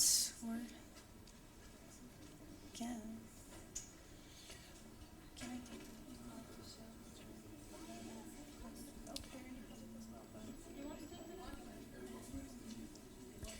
Oh yeah, sure. Okay, sorry. yeah. So the magnetic field results were interesting in the sense that if you enhanced the magnetic field, you were able to see a significant facilitation of the development of plants. As you know, in Mars, we do not have a significant magnetic field, but most likely we're going to need one because you will need to have some protection from solar storms and particles and everything. So could you give us an estimate of the magnetic field that you would consider optimal for the plants to be able to grow? So the magnets we used here were at about 22 micro Tesla, I think, but it depends on the rate, because if we want to make a bigger spacecraft, it's probably going to have more plants, and then maybe the experiment developed at a different rate would need a different value for the magnetic field. But that's what we used because we wanted to have a significant increase between what we have in the geomagnetic field and what we can provide during in our physics lab, because it was really difficult to find the magnets that are proper for this experiment. So, yeah. What about the humidity of the environment? So, what? How do you control the humidity of the environment where plants will be growing?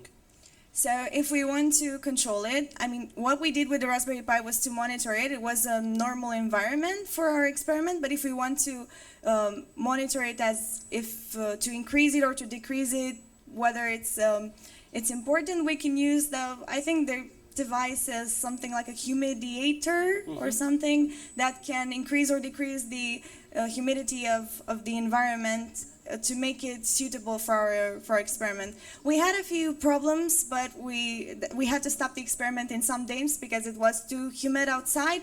We had a very, very strange weather in Romania in these couple of weeks, and it was really hard to develop the experiment because sometimes these parameters were going higher or lower at a very strange rate. So yeah. But other than increasing or decreasing in actual Mars conditions, the problem might be how to sustain a certain humidity within the environment. And in terms of sustainability of a certain humidity degree, what is your idea? What do you think would work in actual Mars conditions? Well, we can use some devices with sponge it. I don't know. So maybe when we need to increase it, that device can also keep water or retain water. It depends on what we need. So this wasn't the, let's say, object of our project, but if you're asking me, I'm trying to make up an answer right now. So I think that a device using sponges would be nice because it can retain and give water as well. So it depends on what you need to do with it. If you want to increase the humidity, you can just push on it and it will release water in the air. And if you don't, you can just make it larger and attract more water and make the environment as you wish. Okay, if I can, you mentioned that you distinguish between the night and the day measurements. Is it correct, or I've misunderstood that? You said that you make measurement during the day and during the night. For the soil measurements, they were all done at night. Because we had the box closed during the day because we didn't want to have any connection, any interference from the outside medium with the box. So everything was done during the night. If you see some light in the picture, it's because we used light bulbs in our physics laboratory, but when we measured, when we opened the box, they were completely closed. For the magnetic field, we wanted to keep the magnets at all times, so the measurements couldn't have been done only during the night because the magnets had to stay there at all times to be sure that our experiment is suitable. And we couldn't take the magnets your measurements are required to open the box? Yeah, when we did the experiment with the soil. When we did the experiment with the magnetic field, it was outside of the box because it was a completely different idea, completely different experiment. Thank you. Okay, then I have a question. If you also used some time to look on the similar experiment, which is undergoing for now many years on the board of ISS. We got the idea from there, but we didn't look for their results or something. We just wanted to make our own experiment and find our own conclusions with no, ideas from the outside, because I think that's the most important thing. When you make an experiment, you have to focus on what you want to do and don't ask other people about their ideas. And yeah, that's true, but nevertheless would be nice to compare it with the others as well. Yeah, sure. To compare after when you can compare the results, but after you finish the experiment, not before you finish it, because we want to continue this experiment and we don't want to. But I would strongly recommend you to do so, because otherwise you could invent a wheel. Fine. And a last question: you use the infrared camera to measure or to estimate chlorophyll content. Do you know why the infrared? Because infrared can measure the heat waves, as we call them, heat waves. So basically in the plant where chlorophyll is active, the metabolism of the plant is much stronger than on other parts. So as we see in heat cameras that are made using infrared, the red parts in our picture were the ones where the metabolism of the plant was higher, so therefore there was the parts where chlorophyll was more active and more condensed than in other parts of the plant that were, let's say, colder. Do you know what was the wavelength of your infrared?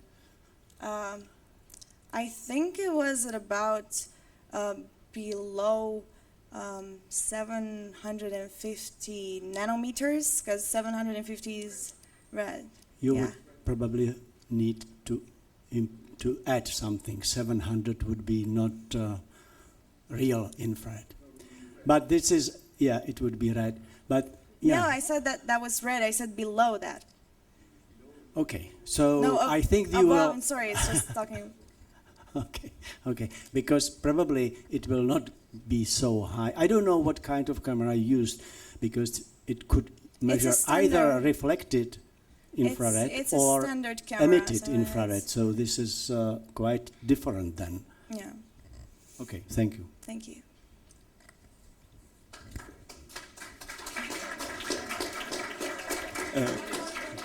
One question.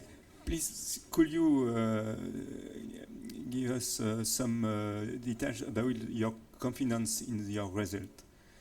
Because I ask this question because in study about growing of plant, it's often based of a statistic analysis of the result with a lot of measurement of a representative number of sample. In this from, what is your opinion about your accuracy of your results? So we try to make our results as accurate as possible. Of course, some things weren't exactly as we wanted because we weren't able to keep all the, let's say we tried to keep the temperature, pressure, and humidity at stable levels. That was something we really tried to do. But of course, it was really hard because when entering and exiting the laboratory, we of course interfered the experiment. We had to come here to measure using our rulers and everything. So of course, there were some small interferences with our devices and everything. But when choosing the device and when designing the experiment, our first thought was to make this experiment as accurate as possible and to be able to find suitable results. We weren't actually focusing on quantitative measurements, but in qualitative, so we wanted to see what happens, not exactly focus on the numbers, but to see the actual phenomena and how we can improve it in a future development, let's say. Just one question. Do you imagine the possible industrialization of some of your parameters on the ground? I mean, for example, adding a magnetic field, would it be possible and interesting for industry on the ground to grow plant faster, or I don't know, or Yeah. it's not of interest because it's too expensive, or I don't know what? No, it could be. In my opinion, I think it's more expensive to do this in space than on Earth, because on Earth you have many other options you can choose. And of course we can find many other utilities here on Earth, but our experiment was focused on space because we came to this space competition. But of course, as you said, that could be many improvements done here on Earth as well. So there are many gardens that are right now working with hydroponic soil, for instance. So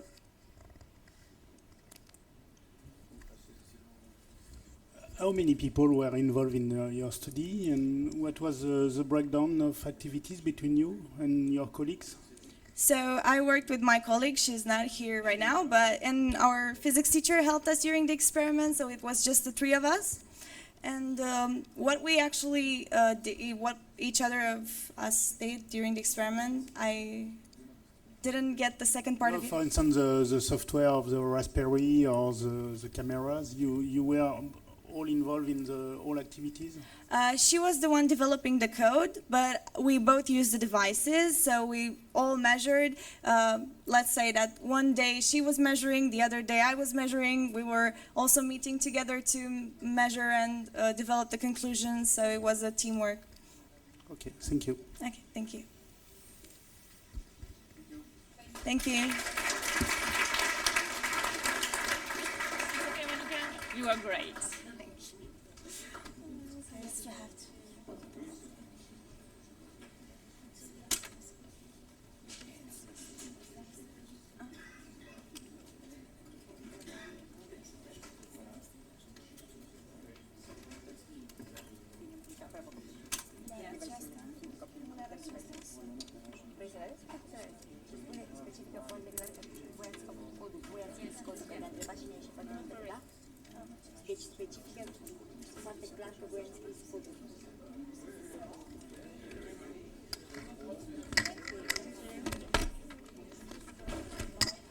So, here is your presentation.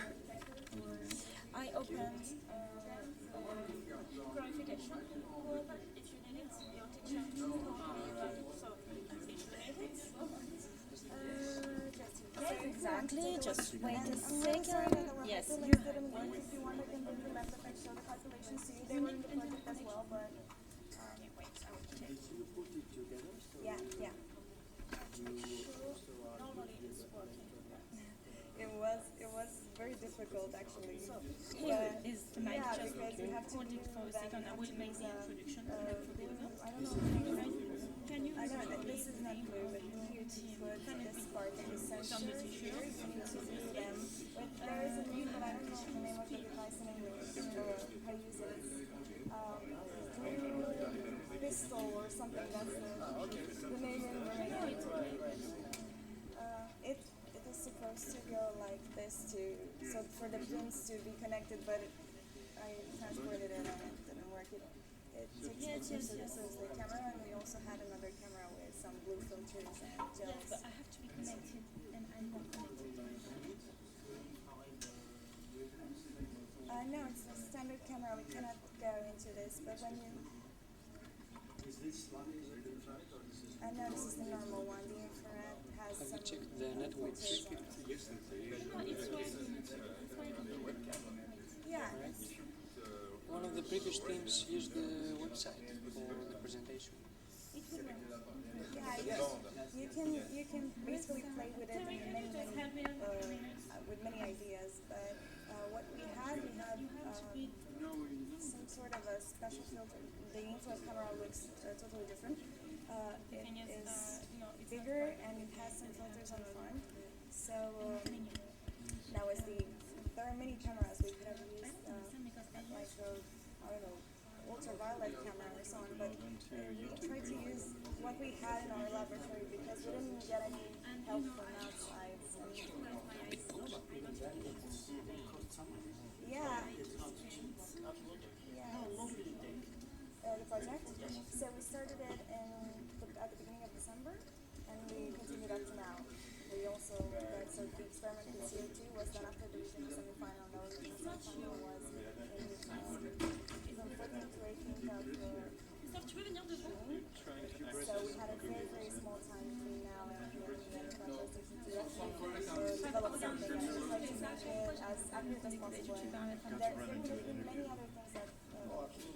So I had a lot of ideas. I had a lot of ideas in time, but I just couldn't do them because of the lack of time. So there were a lot of things. Yeah, exactly. That's but that's why I said it's a little bit hard because now I'm graduating and I'm going to the university and my colleague has one more high school year. But so it would be a little bit hard to collaborate, but I'm sure we'll manage to do something because this project was extremely difficult. So if you want to see the calculations, I can bring the laptop as well, but they were... We connect to the local Wi-Fi. Yes, Odysseus.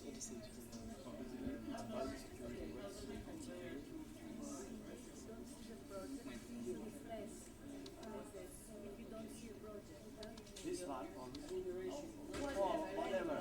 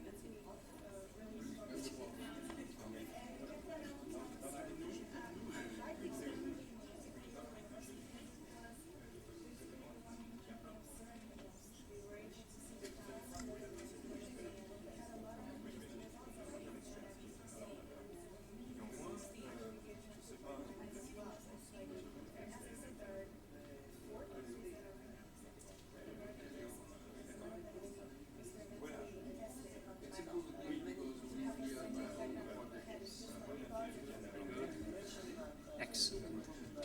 Thank you very much. But the volume? Is the volume right?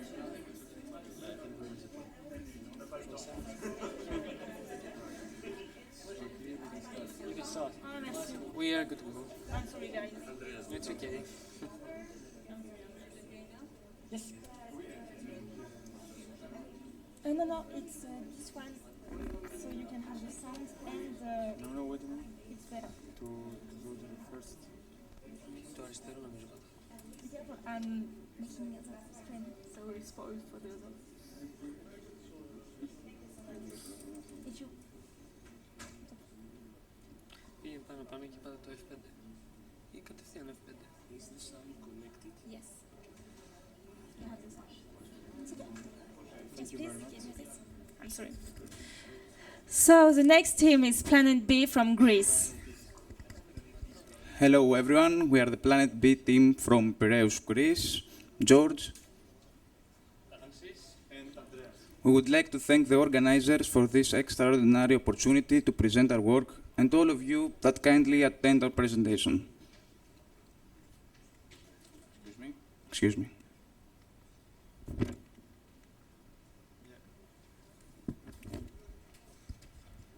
We must continue to go into space for the future of humanity. I do not think we will survive another 1,000 years without escaping our fragile planet. These are the words of Stephen Hawking that inspired our project. Motivated by this, we decided to search for exoplanets in the universe. We searched for exoplanets using 2 original programs written by us. Excuse me. Oops. Also, we extracted the orbital and transit parameters of the exoplanets we found. In this short video, you can see the ups and downs of our team.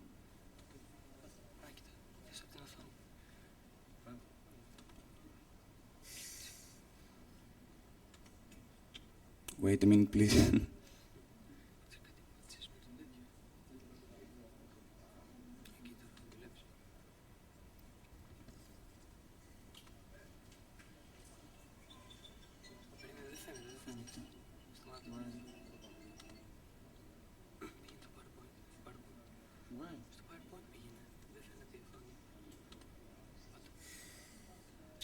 We have a technical problem.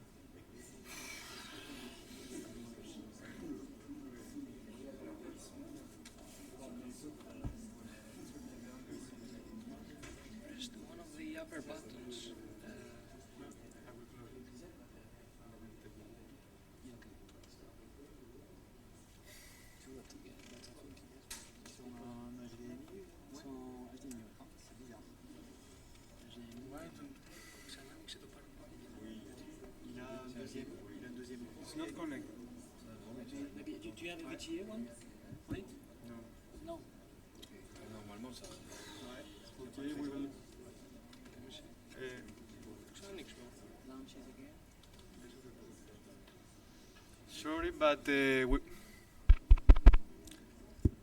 Sorry, but we are not able to watch the video. There are technical reasons. Maybe after the presentation, we will have the ability to watch it.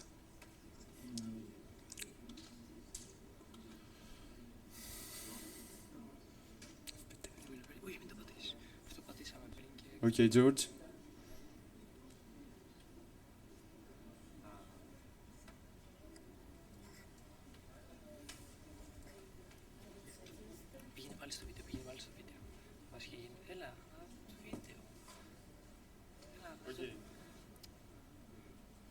So, in order to detect an exoplanet's presence, we rely on the transit method. But how does this method work?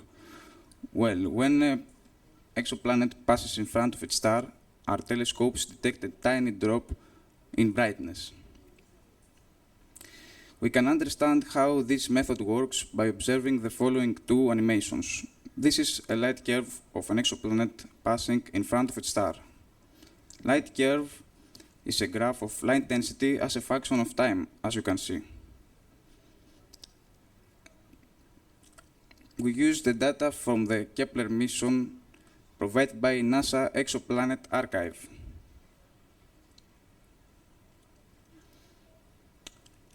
Excuse me. This one is a characteristic light curve of an of a confirmed exoplanet. We can see the luminosity drop with a naked eye. So this is an easy case. The problem begins when the eclipse is hidden inside the graph, like in this case. So, are there any concealed eclipses in a light curve with a similar shape?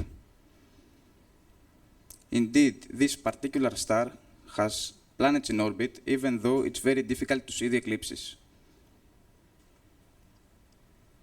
For instance, this part actually depicts an eclipse.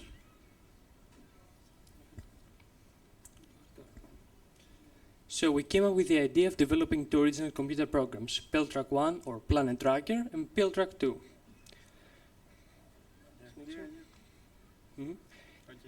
Benefiting from our computer skills, we created those programs. PLTrack 1 asks the user to give two values, one for the sliding window variable and one for the threshold variable. The sliding window compiles a number of points and from them it creates an average value. And if that average value is below the threshold variable, then it flags them, it marks them, since they may indicate a transit. Next. This is the output file, and next is the corresponding graph of the suspected points. Afterwards, we make we run Fourier frequency analysis, not on the whole light curve, but rather on the suspected points. And this, we believe this is one advantage that our program bears. This is the major difference. This is the major difference our approach to detecting exoplanet has compared to the more scientific and more specific ones. The more general method. Yeah, and we also know the exact time of the eclipse. Go on, Thanas. When we receive the expected result and we know that an exoplanet is in orbit, we use our second program, PLTrack 2. Now, the PLTrack 2 program gives us the exact shape of the curve of the transit, and from that we can extract the parameters. We see that this is the folding, or in 1 or 2 periods, and we get a much more general shape with much more detail. We see that it thickens. This is how the folding is done. Okay. This is a binned and a phased parameter. Okay. And we use many well-known formulas from the literature, such as the transit depth, Kepler's third law, impact parameter B, and orbital inclination I. So when we finished the more theoretical part, we started analyzing stars. So our first task was to test our procedure against synthetic data in order to see the expected Fourier spectrum in order to see it. Yeah, as you can understand by observing it, it has a characteristic signature that we cannot miss. This is a major advantage for our program. Afterwards, we tested our programs against the well-known and historic Kepler-10. Kepler-10 has two planets in orbit, Kepler-10b and Kepler-10c. We analyzed Kepler-10c because of deeper eclipses, and the results are this. As you can see, the program worked, and we have the phase curve of it. We made a simple linear model fit to the graph so that we can extract the parameters of the exoplanet. Sorry. Yeah, in the parentheses, you can see the result found in the literature, and these are ours. As you can understand, it's very, very close to them, our solution. Yeah. Afterwards, we started searching for stars in the uncategorized section of the database. And after 3 or 4 months of searching, we stumbled on KIC 1432-789, which Fourier spectrum is the one that we can see here. As we can understand, it's one of the ones that we try to find. So we implemented in the second program, and we found the phase curve of the star. As you can understand, nothing happens here, and we cannot see variation. So we thought of binning the data, grouping it, and in blocks of 30 or 50 points, so that it will be less dense. And as you can see here in the bin diagram, there are two periods of time where the light dims. So we implemented our civil model, linear model fit, in order to extract the planet's characteristics. Yeah. Here are our solution and the one found in the literature. As you can see, like in the inclination impact parameter, our solution is the first to be announced. As in the literature, there is no other one found. Okay. So after we detected the planet, we wondered whether or not it is habitable. So using these two formulas, we calculated the habitable zone of the star. The inner boundary is found to be 0.78 astronomical units, while the outer 1.9. Kepler's 700-145b semi-major axis, though, is only 0.09 astronomical units. So, as you can understand, the planet is definitely not habitable, as there will exist very high temperatures, and the planet will also may be tidally locked. Okay. Yeah, we didn't stop here.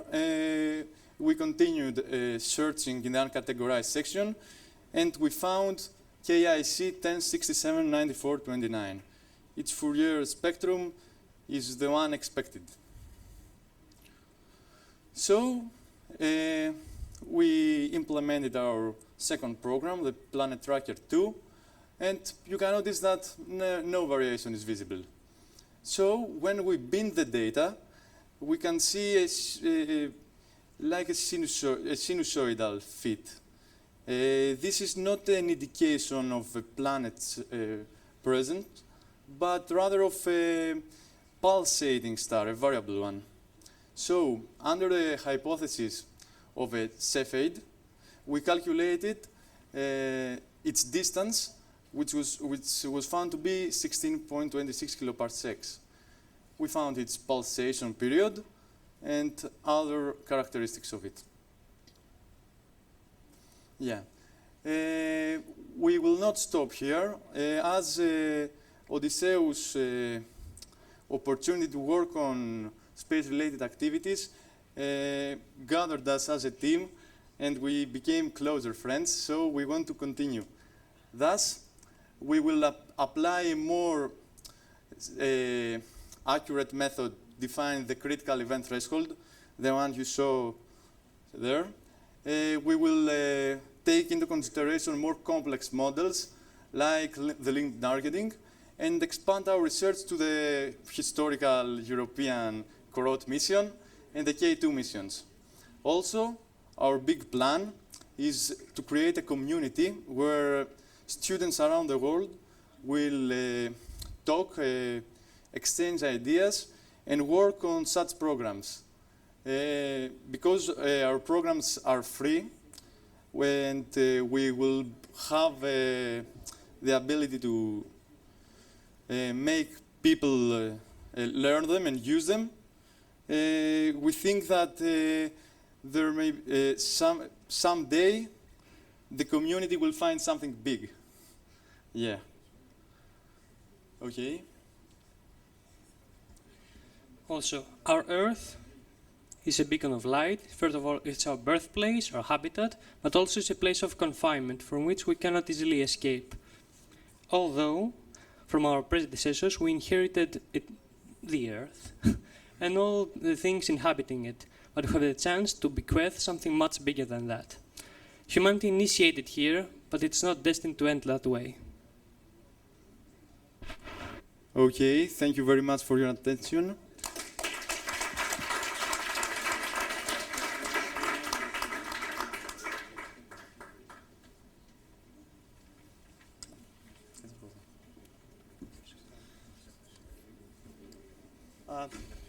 Thank you. So besides besides projecting the temperature on the surface of the exoplanets, have you tried to assess the habitability of these worlds based on their distance, let's say, from the mother stars? And taking also into account, because I saw you mentioned it at some point, the tidal locking that you might have as you orbit around these stars. Have you taken into account any conditions of habitability of these areas, of these planets? Even if this planet is habitable, we will not have the ability to reach it. So it was useless to calculate the habitability of a zone that is habitable in it, if I understand your question right. Well, there are published studies in which, based on the mass of the mother star, you have a zone that in which liquid water can exist on the surface of planets. And I was wondering, of course, we will not be able to get there. That's absolutely true. But at least you might be able to calculate whether a given exoplanet that you're otherwise estimating and finding the location belongs within the habitable zone of this mother star. This is a procedure we actually did. You are actually taking this the into account. formulas we mentioned, from the paper of Celsius.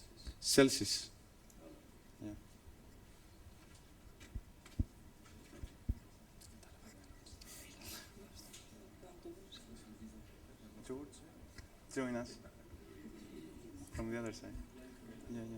From the other side. Okay.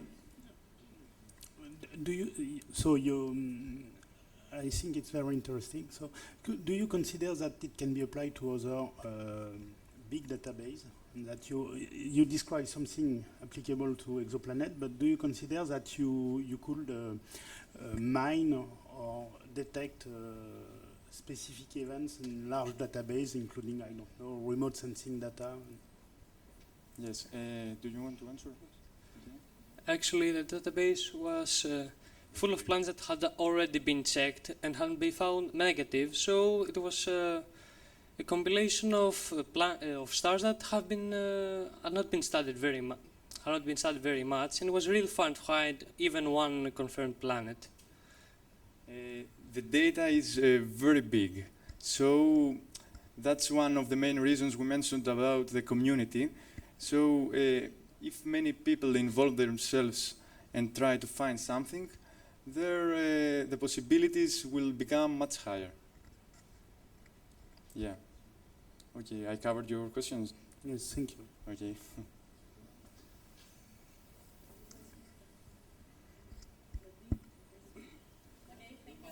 Okay. No. Okay. We can see the video, so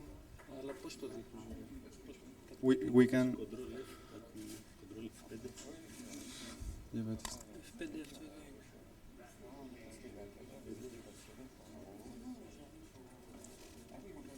how can we? Yeah, this is the video. How can? This one. Strange because it's like the video. Yes.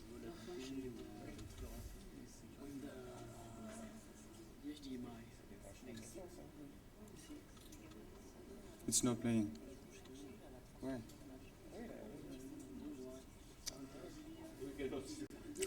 We cannot watch the video, unfortunately. Just last try maybe, but you may have probably watched it in the Odysseus site. Yes, it is in the Odysseus. Yeah, okay. Okay, thank you very much. Okay, let's have a break now until 2:30, a lunch break, and we'll start the next session with the two pioneers teams that have not presented yet, the light therapists from France and Martetintos from Spain. Let's go guide the jury members to eat first. We are all eating together. We are Yes, in the same. it's not a standing. In the restaurants. It's not a standing bit. It's no, okay. it's restaurant. Ouais, t'en as toi? T'en as un petit peu, je t'en passe un peu? Julie, are we going to lock the room because everybody will leave? Yes, yes. They can leave their stuff here. Okay. Please, if you want, you can leave your bags here. We will close the room between the break time, so you can. Je suis désolée les garçons. Je sais, j'y ai pensé, je sais les mecs, je sais. J'y peux rien, je suis désolée. Ils râlent parce que ça fait, ils vont devoir passer cet après-midi et qu'ils sont stressés. Ils sont stressés, ils devaient passer ce matin, j'ai fait repousser cet après-midi.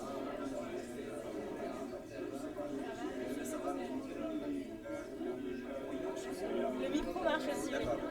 Alors, pour info, il faut parler près de ce micro-là parce que je pense que le streaming ne vous entend pas.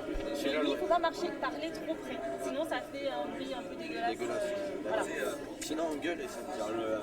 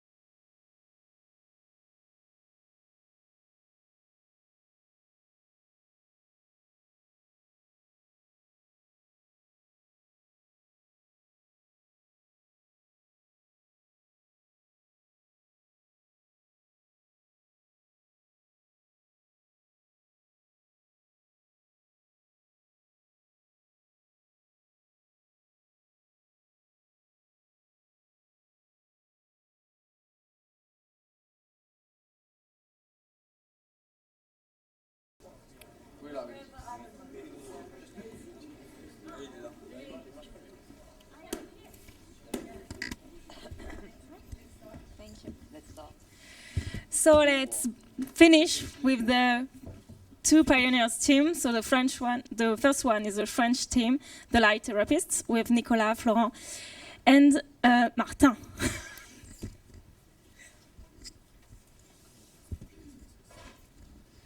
So, hello everybody. We are 3 students from Marmande High School in France.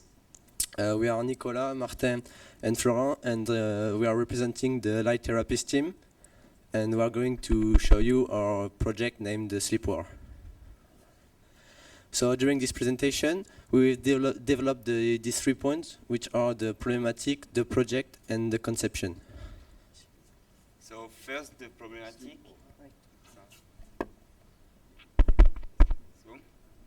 First the problematic. So as you know, astronauts have complex sleeping condition. They sleep attached. They don't have gravity, and they have a circadian rhythm turn upside down. So a day on the ISS lasts 1 hour and a half. So our project is here to improve the astronaut sleep. So we will go from 6 hours to 8 hour sleep, and it will improve the health and the abilities of the astronaut. Then 65% of the astronaut are consuming sleeping pills, so it will reduce the consumption of sleeping pills. So the circadian rhythm is a light-dark cycle. So as you can see on it's a clock on 24 hours. So the astronaut on the ISS has the same clock, but on 1 hour and a half, and it's present in most of the living creatures. So the melatonin is the sleep hormone. It has a central place in the regulation of the rhythm. It is photosensitive, so it undergoes changes in function of the light. It is secreted by the pineal gland, and it manages the circadian rhythm. So the factors of influence or jet lag, nocturnal exposition to an artificial light, and the melatonin is dilated around 460 nanometers according to Brenner and Tappan study in 2001. So here we can see that at 460 nanometers the melatonin is dilated. So I'm going to speak about the hazard of the consumption of sleeping pills. So sleeping pills are composed of benzodiazepine, barbiturate, and antihistamine. These 3 components are very bad for our health because they act on the nervous central system. So then we can mention studies who shown the hazards of the consumption of sleeping pills. Like a study made in California between 2002 and 2007, made on 24,000 people. This study revealed a risk of premature death multiplied by 4, a risk of cancer increase of 35%, but also a correlation between the consumption of sleeping pills and the risk of memory disorders. And also we have to know that sleeping pills are very addictive for the consumers. So before starting our project, we went on the NASA's website, and we saw that the NASA has done a renovation of LED for an investment of $11.2 billion. And this renovation will improve the astronaut sleep. So our suggestion is to assist the sleep in 3 phases that we will describe you later. We will use light impulses, orange color and white color. So we realized this project in the context of the Odysseus contest. The aim is to expose ideas concerning space. So before starting our project, we made an expression of the need diagram. So in the middle we can see our system, and we have 3 questions. So who is the project for? It's for the astronauts. What the project acts on? it acts on the astronaut sleep and what's the aim. So the goal is to improve the astronaut sleep. Then we made an interactor diagram, so we can see two main functions, which are improve the astronaut sleep and improve the astronaut health. And then we have some constraint function that will be present in the ISS. So here you can see the scope. This is what we use to make our prototype. So we use the idle Python. It's a programming platform. We used it to program our impulses of light. Then we use the AstroPi. It's a little device who have been sent in the ISS. And then we also need energy to have the LED running. So here it's we made a state machine diagram. It helps us to better understand how our system is function. So at the initial state, our system is off, but then with pressure on the button start cycle, so the failing sleep phase is starting. So during this phase, our system will send impulses of orange color from 12 to 6 impulses per minute during 30 minutes. So why impulses? Because we saw that the human body can adapt its breathing rate on impulses of light.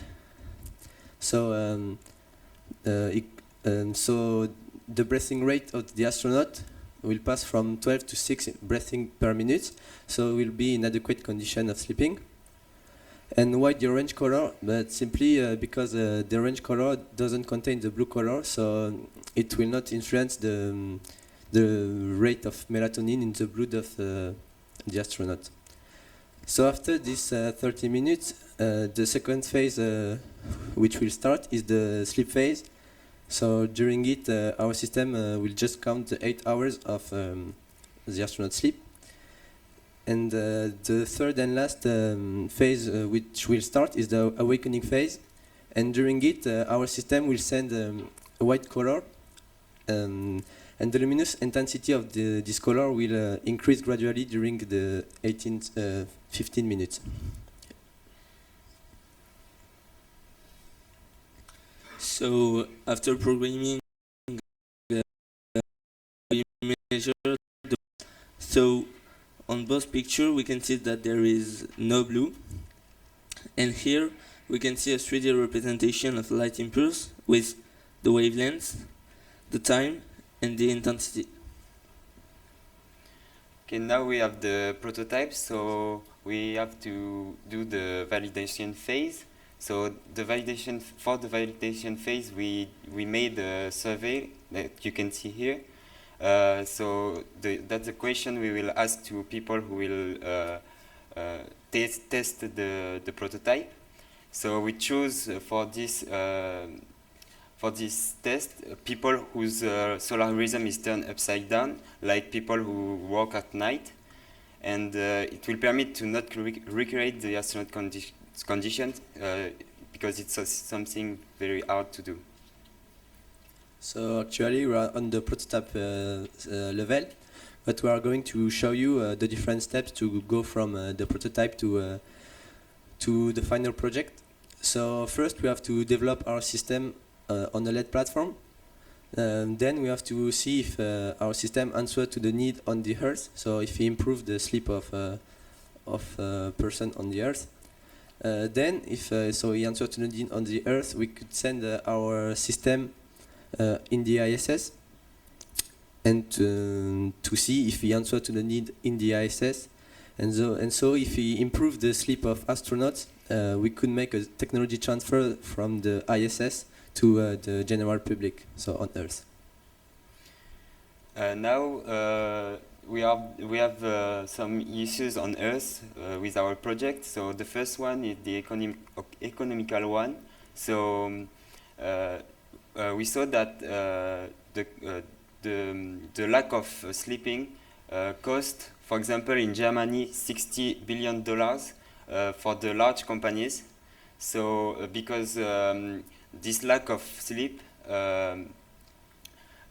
decreased the capacities and the abilities in the large companies, so it cost a lot of the large companies. After, we have environmental issues.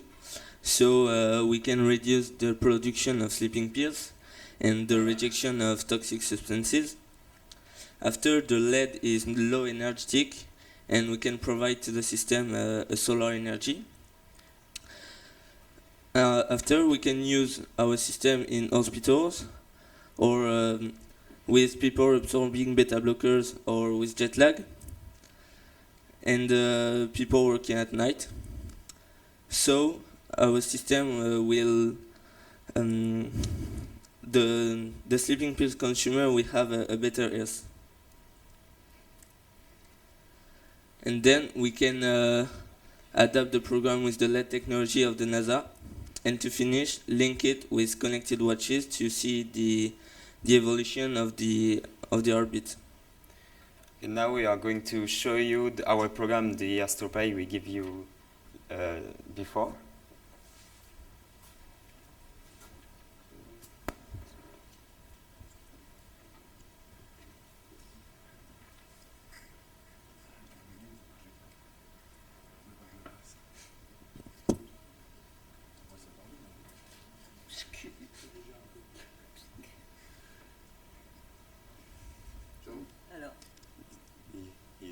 Are we supposed to sleep? Wait. Just wait. I've tried it, and I slept 8 hours. Instead of 9, 10.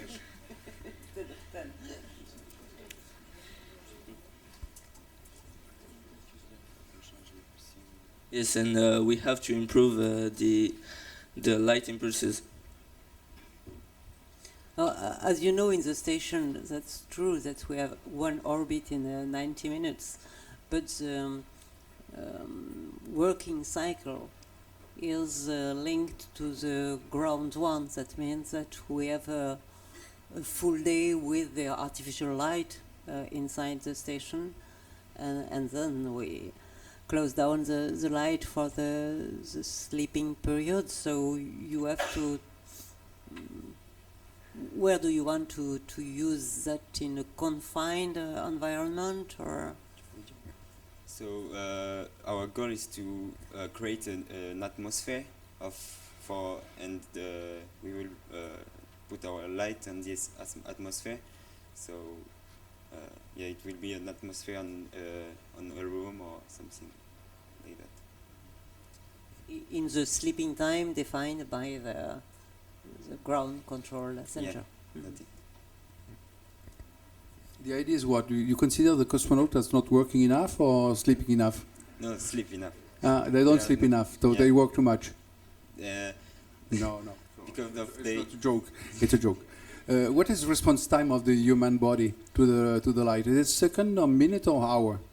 When you decide to have a red, yellow, or orange light, you sleep what, after 10 seconds, 10 minutes, 1 hour? For what? For melatonin production and so on. What is response time of the body? You know? You have an idea? Or on the contrary, when you have the white light, does it affect immediately, or I after a second or a minute? On the body, I think nobody. You don't know. I don't know, but okay, better you say you don't know if you don't know. Second question is, what is this? I imagine that doing that you increase the rate of melatonin in the body. Yes? Yes. That's it. What is the secondary effect of more melatonin in the body? You know? No. Bad question. Sorry. And also I have the feeling that well, in the study there are some other element. Have you an idea if some population on the Earth are sleeping more than others for, I don't know, a diet reason or television reason, or I don't know which reason? Are the Germans sleeping more than the British or the French, or the people in Asia more than the South Africa? Or I don't know. Depends if there is more. There's no study on that? Sorry? There's no study on that? I don't know, maybe yes. You don't know? I think so.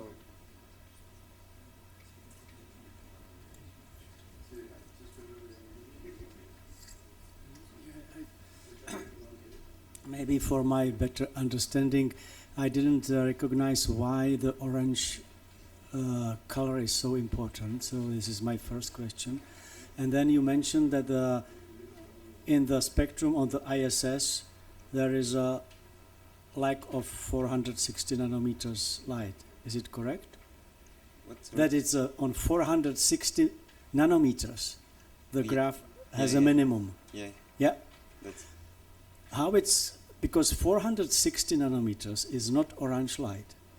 No, it delayed the 460 nanometers light. So, and this light, this 460 nanometer is the blue light. So it delayed the blue light.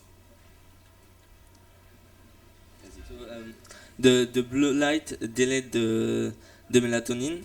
So at 460 nanometers, the melatonin is completely delayed. Which is good or not? Not, because the melatonin help our body to sleep. Yeah. So why you decided to add orange and not 460 nanometers? Because in orange color there is no blue. So the blue delete the melatonin. It's missing on the ISS. Or I don't understand. So Our goal is to increase the melatonin. So and the melatonin is decreased with the blue light. So we delayed the blue light to increase this melatonin, because the melatonin is the hormones of the sleep. So it's good that on ISS is that minimum. Yeah, that.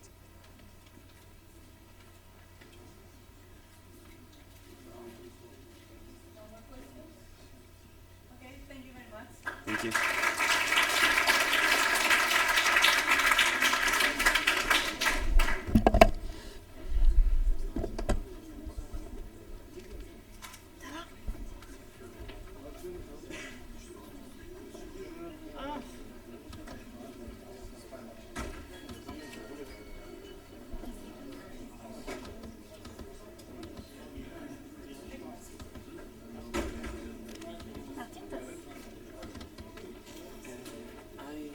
You want to use your computer?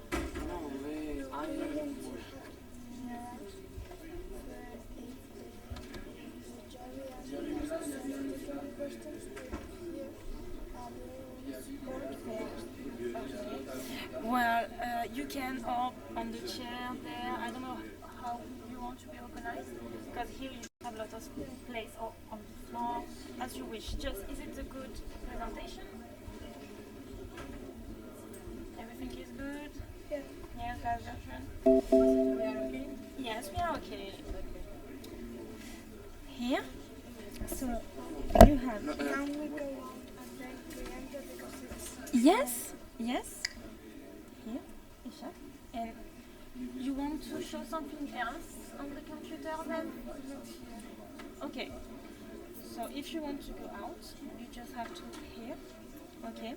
You can use this, but don't speak too close. If you use this, speak close. You can use this. Yeah.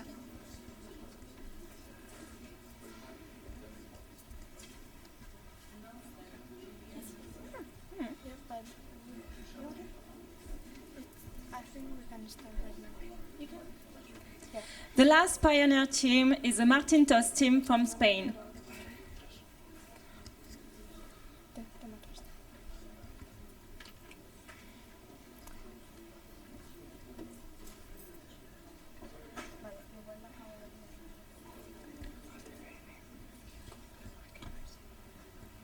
So, hello everybody.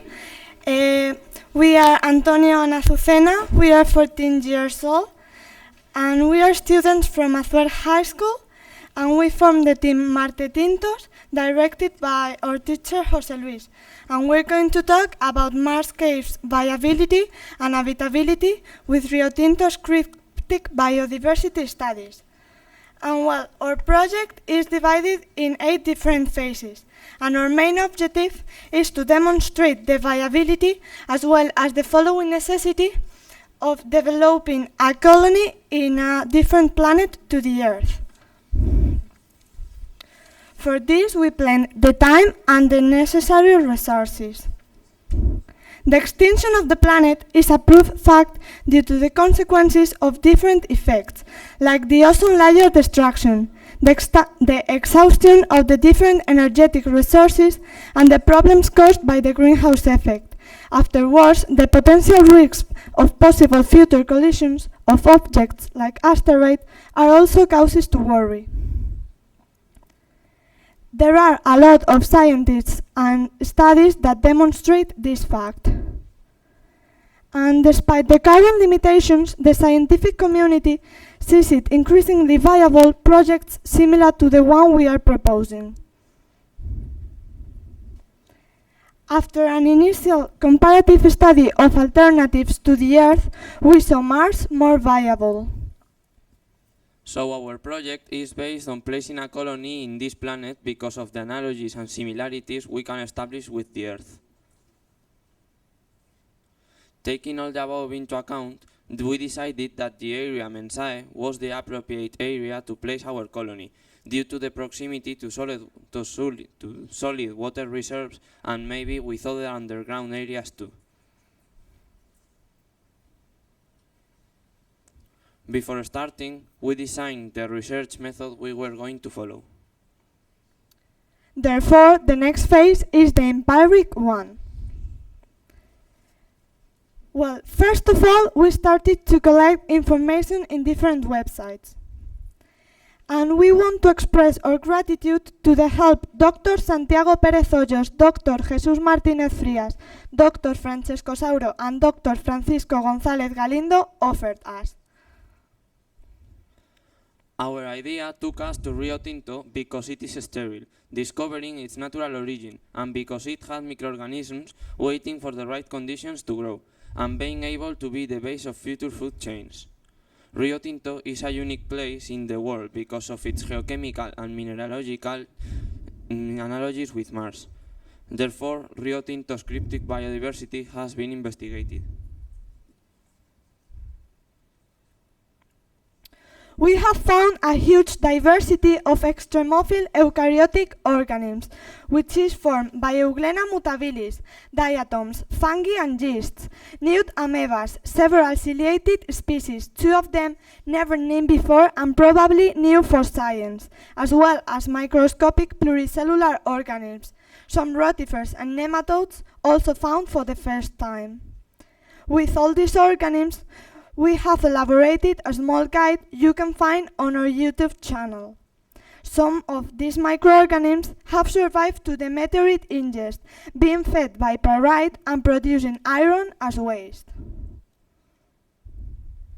All this because water is necessary for life, and Rio Tinto's water is ideal for testing and making it viable for the life we know in Mars. After collecting information, we decided that our colony should be in an underground habitat. It would be a cave, and this would help us to protect from negative effects like radiation, climate, or temperature. In order to move to the area, we would make sure of landing in Oxia Planum or Mars valleys, setting up the base in one of the several existing caves, with a small population, from 8 to 12 people, in a close biosphere environment. We have also imagined and designed how the first colony established there would be. Before the mock-up, we planned, organized, and managed how we would do it. These are the building phases we have followed. Later, we evaluated and perfected every part of the mock-up. Well, the idea of the initial colony we planned has 3 independent modules you can see over there. They are linked by corridors with elements like elevators for going up and down from the surface. And finally, next to the 3rd module, there is an ice mine. From the outside, the building would have a landing cover zone in order to avoid the weather effects and the extraterrestrial climate. We would also have vehicles similar to rover, with a caterpillar traction, similar to the one military tanks have, so it would be easier to avoid land irregularities. We would use it for movements, samples collection, and for discovering new areas. One of the objectives we have is to create a first renewable energy resource, a wind generator with extra long blades for getting the energy from Mars' strong winds that have lower strength because of the low pressure. For solving this problem, we would make longer blades that would also have small holes for avoiding accumulation of the high quantities of dust in suspension. Lately, for linking these structures with the modules, we would use the elevator. The first module would be the restroom and the lab. It's destined for resting and daily life, and it has personal rooms, a gym, bathrooms, a kitchen, and a living room. From there, we can establish contact with the Earth. The module 2 would be the control headquarters and base experimentation. Through it would be possible to control the heating system and despressurizing of all the closed biosphere set. On the other hand, there is a space dedicated to labs, where Martian organisms would be analyzed, following the same process using Rio Tinto.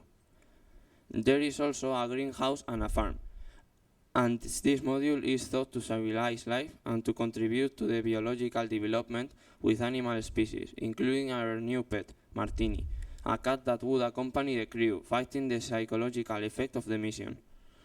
Undoubtedly, this module is essential for the human development, as this would help to change from a closed environment to an open one. This assumption is possible from the theory we are proposing. The oxygen generated by specific plants and the ability to have drinking water would make the expansion exponentially rise. Their third and final module would be the purification and water treating. The water from the mine and the one we have melted in the deposit prepared for this reach a first phase of purification, going then to the carbon filters purification system and another special purification for getting water we can consume, which we would divide into hot and cold going through the boiler. Simultaneously, another purification system would pick wastewater that, after going through some natural filters, and another purification system would allow to get water for watering, and it could bring some of it to the purification system again for making it possible to consume it.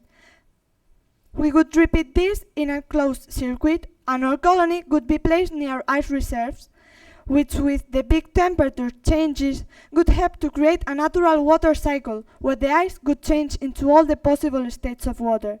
For securing this process, we would place between the reserve and the third module a deposit with a water heater and a smaller deposit in it with inclined seats, in which frost would be accumulated.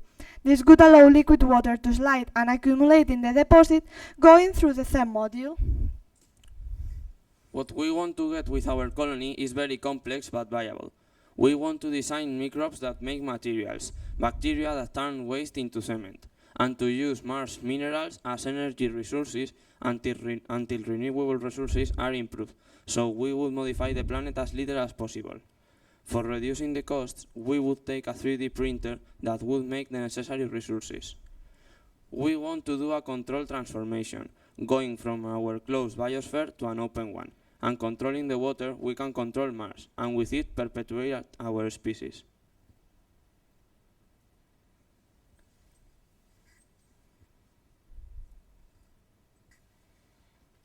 Thank you very much. Muchas gracias. Grazie mille, dankeschön, mulțumesc mult, bardzo dziękuję. Merci beaucoup.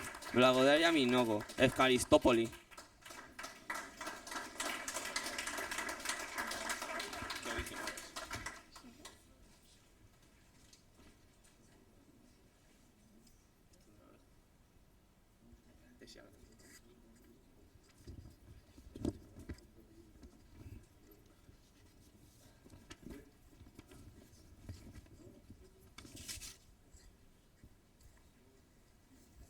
It's not clear to me what is the first step. The first step is establish a colony of microbe.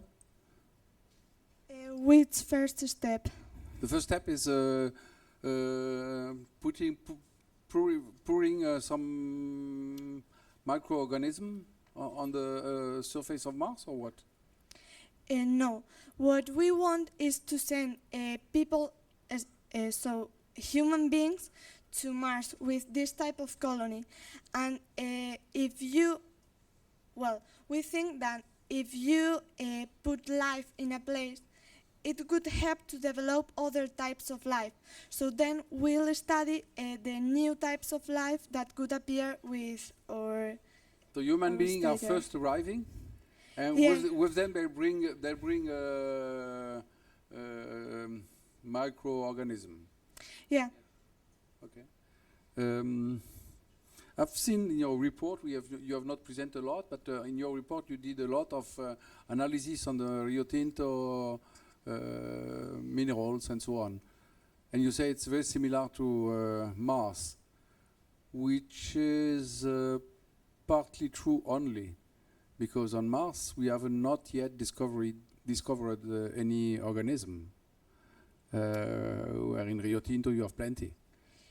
Yeah, it's not that the water is possible. Well, it's not really possible to exist this water in Mars, but maybe, these organisms. We can send these organisms with the human people to modify the water that exists in Mars. So we would use the type of microorganisms we have discovered for our colony. Okay. Thank you.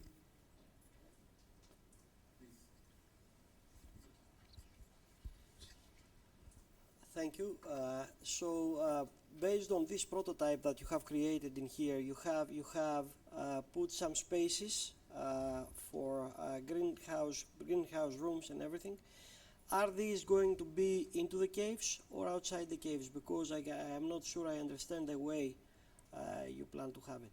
Inside. Inside the It's caves. everything inside the cave. Okay, and how will how is the energy needed in order to be able to provide light to these plants will be provided? Because if you put this into the cave, you might be able to protect it from radiation and emission from the sun, but you will need energy for light. Where is this energy going to be coming from? The windmills that you have outside the cave, in essence? Yeah, as Antonio said before, we will firstly use the minerals that exist in Mars as a fossil fuel until the wind generator would develop as much as possible, so we could modify as less as possible the planet. Okay. Okay, so your rationale for putting this into the caves is to modify the planet as little as possible. Yeah. Do not make any changes or little changes only in the surface of the planet. Yeah. Okay. Okay, I see. Thank you.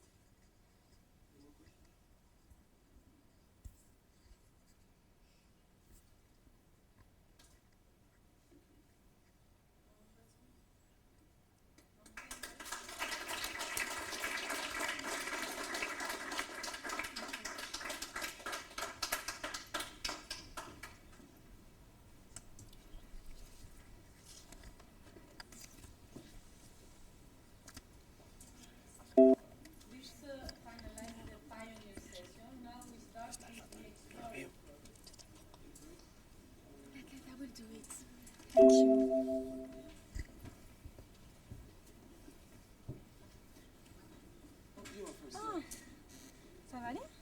Sinon, on peut dépasser les autres devant. Vous utilisez votre ordinateur? Non, j'ai une clé USB. T'as une clé. Très bien. Alors, bah oui, parce que j'ai pas votre projet, je crois pas. Donc, j'extrais. Qu'est-ce qui vous arrive, les garçons? Vous commencez à avoir peur? Vas-y, mets ta clé.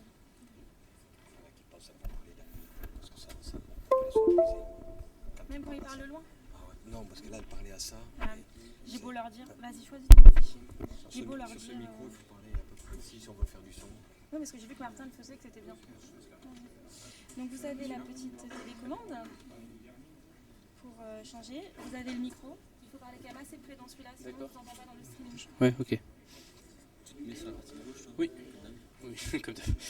On l'a fait qu'une fois. C'est bon. C'est bon. Alors je vais juste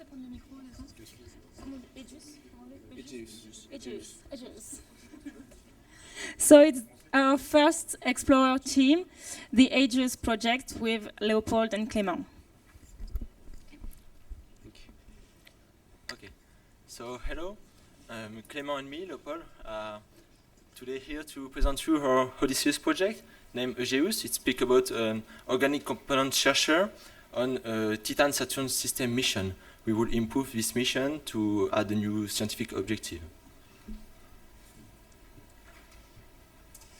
The first question is, what do we know about Titan? The first mission which approached Titan is Pioneer 11. It was the first approach of Titan, and it permits us to know more about temperature. We actually had a quite good estimation of the temperature of Titan thanks to Pioneer 11, around minus 200 degrees. The second mission was Voyager 1. The scientists tried to modify the trajectory of Voyager to permit it to pass next to Titan and observe the atmosphere. But the problem is, on Titan, clouds are really high, has a really high density, and Voyager doesn't succeed to observe through the atmosphere. And finally, the third mission was Cassini-Huygens. Cassini the probe and Huygens the lander. And Huygens, the mission had to study Saturn and Titan, and the probe used to study the magnetic field around Saturn, and the lander will be, which is landing on Titan, to detect, study composition, atmosphere composition of Titan. And an interesting thing is that Huygens detects some organic components in the atmosphere of Titan. The lander only died after 9 hours, so we haven't a lot of information, and NASA and ESA decided to create a common mission named Titan Saturn System Mission, or TSSM, to know more about Titans on the ground, in the atmosphere, etc. So how we plan this presentation? It's in 4 parts. First, we present the objective of this mission and the new objective that we had. And second, the environment of the instrument. And before to conclude, the modification that we have to change and the consequences of this modification. Actually, what are TSS mission objectives? The first one is study Titan's weather. The second one, recover information about Saturn magnetosphere. So this is mainly for the probe of the TSS mission. And the last objective is find the origin of Titan's complex molecule detected by the lander Huygens. This objective is really interesting for us because we want to go further. We want to detect and study how Titan's organics the Titan's organic inventory and astrobiological potential. How Titan could be has complex and organic components. But before, what is the interest to go to Titan? In this graph, you can see in the middle the perfect score for a planet we can be able to welcome life or organic components. So, of course, you can see that Earth is one of the best places. But in the solar system, it's Titan, the second best place before Mars. So it's one of the reasons that we will go to study organic components in Titan. But what is the kind of molecule that we have in Titan? It's not like O2 cycle, a dioxygen cycle, it's a dihydrogen cycle. So we search the tracks of dihydrogen metabolism. what about the Titan's environment? What we know actually is the main characteristics with the atmosphere is actually 880 kilometers high, high pressure with 1.5 bar, the composition of atmosphere with 95% of nitrogen, and methane cycle. Why a methane cycle? This graph shows that on Titan there is what we call the triple point of the methane. The triple point permits to an element to exist at 3 states: water, vapor, water at liquid form, and solid. This is really interesting because we have the same thing on Earth, and it permits to have what we call a cycle of water on Earth. This is the same thing on Titan, but not with water, but with methane. And this cycle permits to know where we have to search our organic component.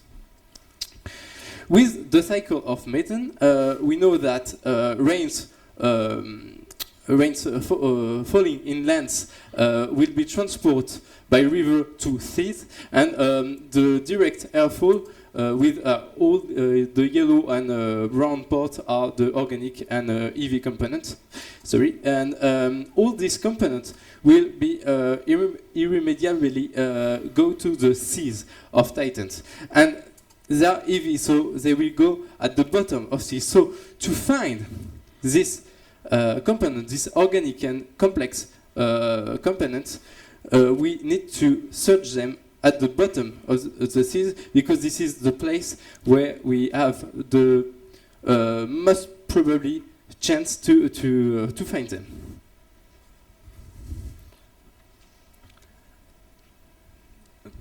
And so, what we do in the TSSM mission, now the NASA and ESA develop this mission with 3 types of vehicles. There are 1 probe, 1 balloon, and 1 lander. So of course the best vehicle to study bottom of the ocean is the lander. So we focus on this.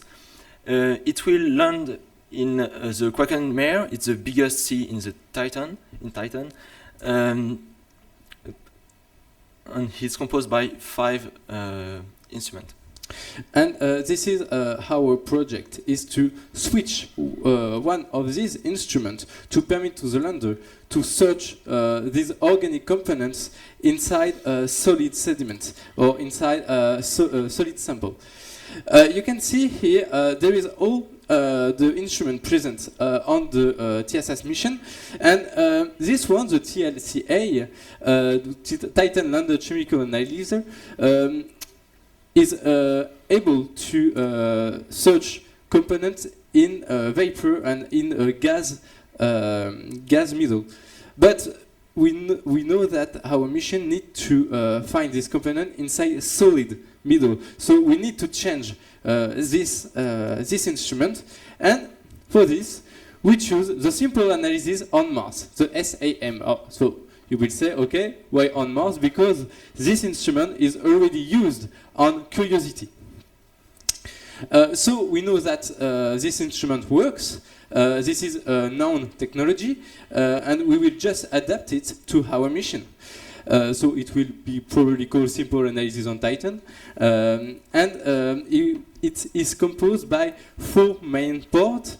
TLS and GC port will be able to analyze gas, the gas with vapor and all the gas. And the part that interesting us is the QMS, the quadruple mass spectrometer, which is able to analyze a simple solid sample. So our sample will go through the SSIT, the entry of the instrument, and will be analyzed inside the instrument with vapor and gas here, and the solid ones with the QMS. Okay, we have here the operation process with simply the Titan sediment and mud sample will be catched by a sampler, and after that they will bring to each instrument, due to the state of the components. If it's vapor or gas, they will go to the gas chromatographer, for example. And if it's solid sediment, they will go to the QMS to be analyzed. Finally, this is quite the results we're waiting for. These results come from curiosity. This is an analysis of composition on Mars, but we're waiting for this kind of results, not the same component, not the same element, but this graph works, shows that the instrument works, and shows that this instrument could analyze all elements on Titan. So, but oops. Sorry. But to have sample in the instrument, we need to catch a part of the bottom of the sea and to bring it to the instrument. So for this, with a simple technology we already used in the Earth and oceans, it's simpler. It's just a weight element. We go back to touch the bottom of the sea, grab a part of it, and go to bring it in the instrument. It's composed by a simple electric engine who is in the lander, a cable of 350 meters, because the depth point of the frequency is at 300 meters, and the maximum size of sample could be 200 cubic centimeter. And this is an example of, it's just a schematic of assembly design in the lander. So SAT is a simple analysis at Titan, and in yellow it's the sample guide who can permit to guide the sample at the top of the SAT in the entrance of the instrument, and you can you can put all the instrument in the lander, and without to change the original form of the TSS mission. So we have add a new objective, and we don't change the shape. But there are some consequences. Shape don't change, but there are energy consumption increase, and mass increase also. So.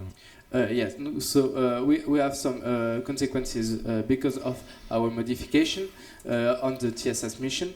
The first of these consequences are about energy. We had instruments, so this instrument needs energy to work. So we have just here the TSS mission, the original one. You can see it needed 32 watts to work during 9 hours. But we want to permit to this lander to work during weeks or maybe months.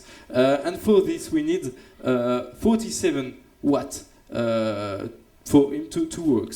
And for this energy, we need to change the power source, and we choose the RTG generator already used on Viking mission. It can deliver 60 watts for the mission, and there is it weighs 10 kilograms. So there is a modification of the weight. And as say Clément, the weight increase, we have 10 more kilo, but it don't influence the floatability of the lander because it's a big lander. There are 1.3 meter of diameter, so it can be float. To sum up, what Odysseus impacts, how Odysseus impacts TSS mission. First, scientifically, Odysseus permits to add the ability to study solid sample to TSS mission. Thanks to the sampler system and the SAM or SIT, as you wish, for study muds and sediments at the bottom of the sea. Physically, the mass increased after the update, but as we know now, the mass the floatability of the system is not changed by this increasing of mass. And technically, this is the same launching characteristic because we didn't change the shape of the mission. There is only some instruments replaced by other, which is at the same. We take the same place inside the lander. So the lander in shape doesn't change. And this is interesting because we can change this mission without any geometrical condition after. And so to conclude, as we say, we had a new objective. It's to try to find organic components on Titan. And so it improves the scientific interest of the same mission. And for this, we have to do some instrument modification, but it don't influence the scheduling of the mission and the organization of this mission. So thanks for your attention, and if you have some questions. Thank you.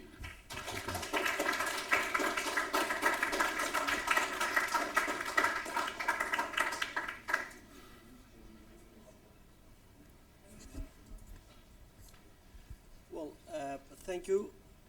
As you know, either for Titan or for Europa, which is another natural satellite next to giant gaseous planets in our solar system, the radiation environment, because of the magnetosphere of the planet, the giant planet, is very strong, very intense. And this is one of the main challenges that missions to either Titan or Europa have to solve, because of the potential degradation of the instruments due to the extreme due to the extreme radiation of the giant planet. So have you taken into account this kind of factor, and what is your solution to that? Actually, no.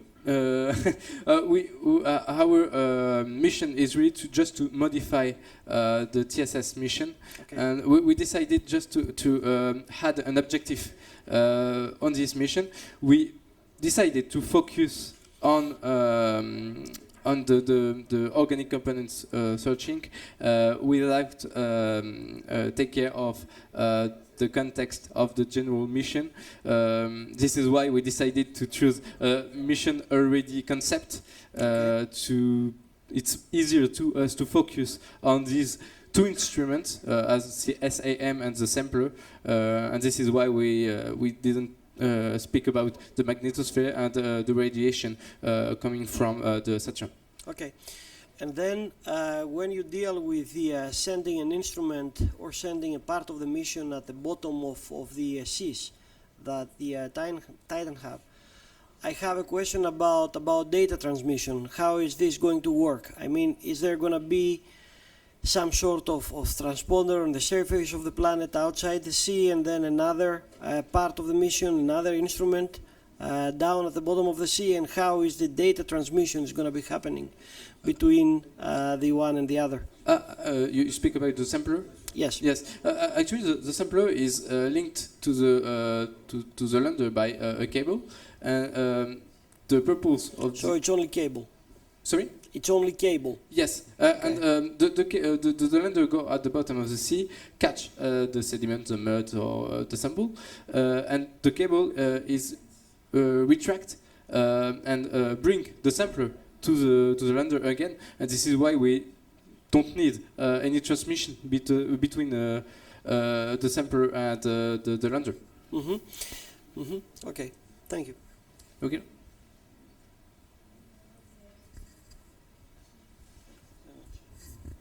I am surprised because your presentation is very different of your documentation you're writing.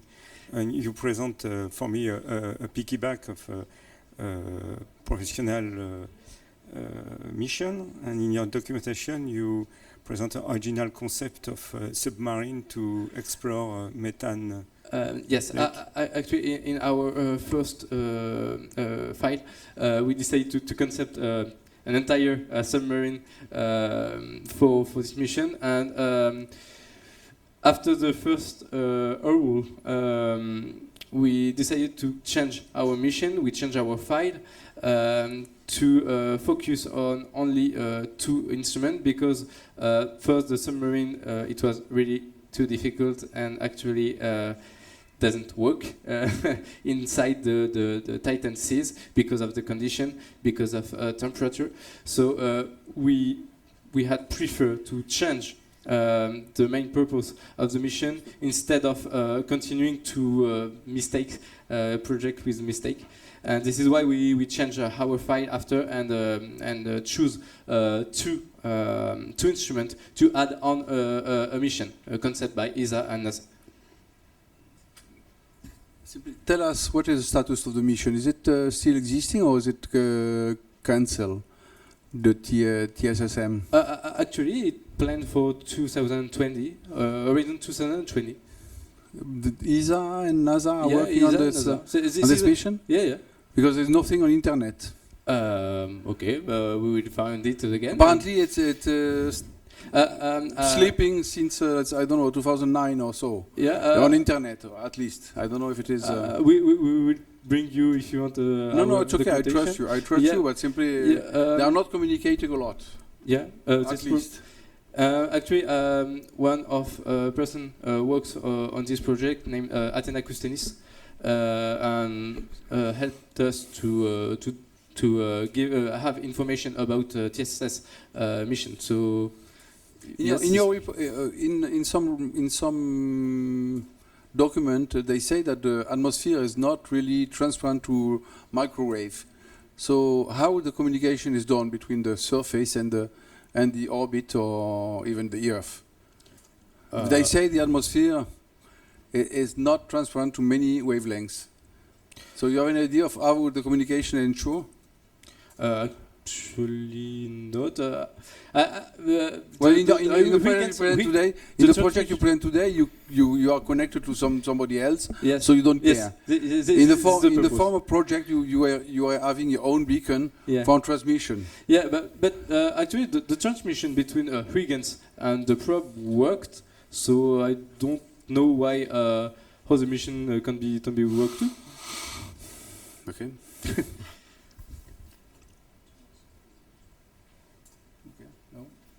Thank you. Thank you.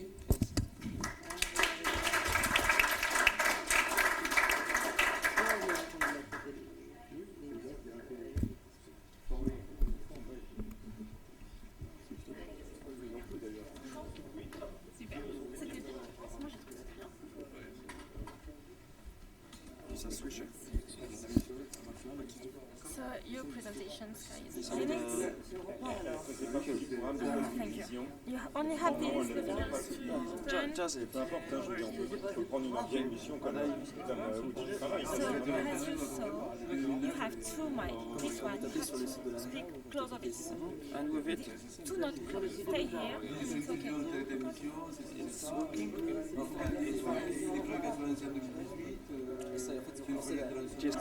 No Polish. Yes.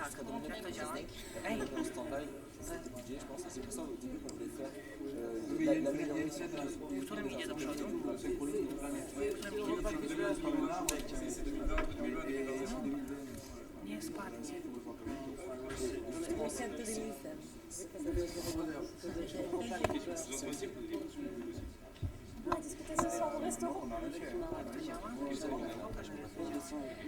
So the second explorer team with the name of the project is Sky is No Limit with Bartolomej and David from Poland.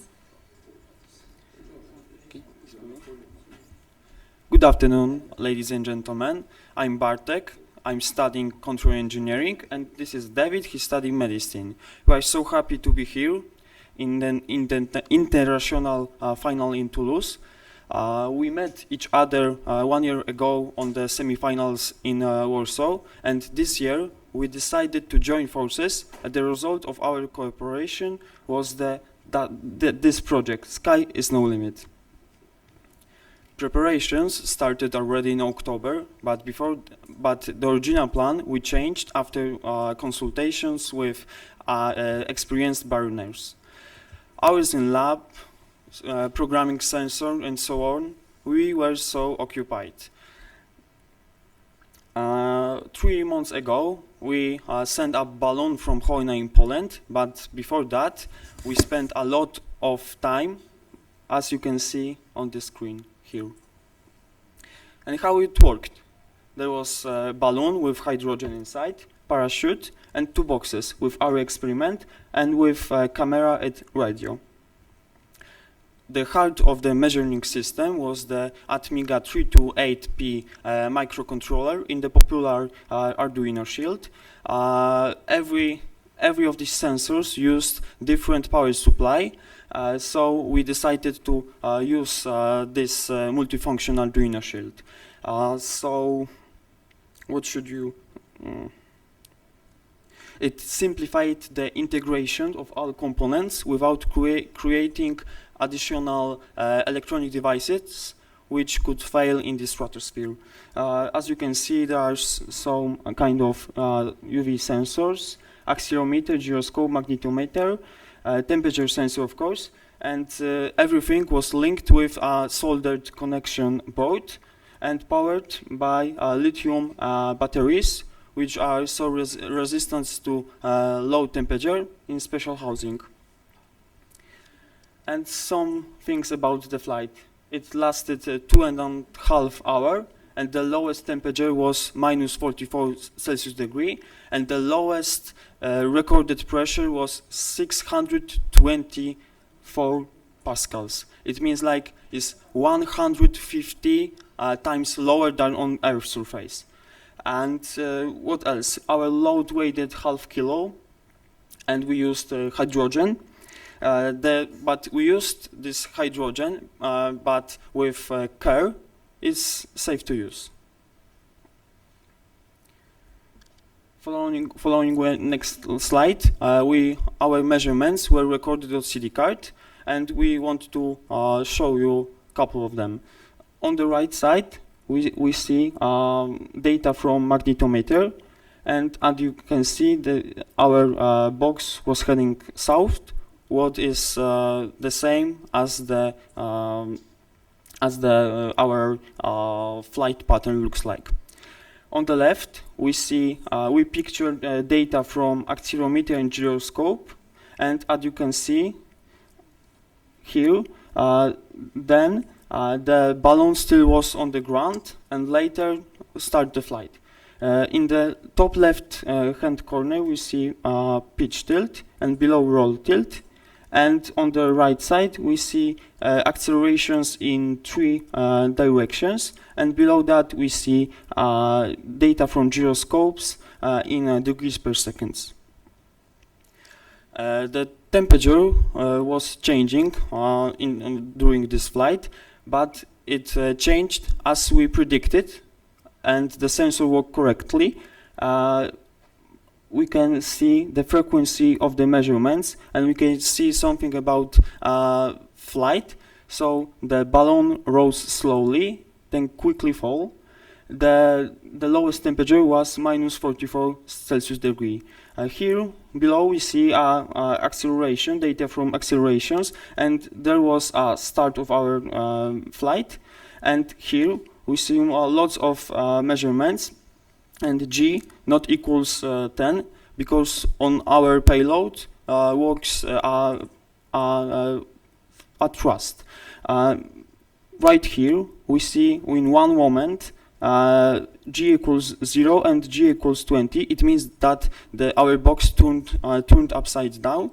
It was when our balloon burst at the 33 kilometers. And the thing what also measured ultraviolet radiation was UV Cray-Buracene combined with the fabric carbon fiber, and everything was put together into the composite. As you can see, there is resin, and after exposure on the sun, this resin start a polymerization process and change color from transparent to this pink color. But after the flight, our composite did not cool. I wanted to know why my experiment didn't work as I assumed. It was on the fiber was found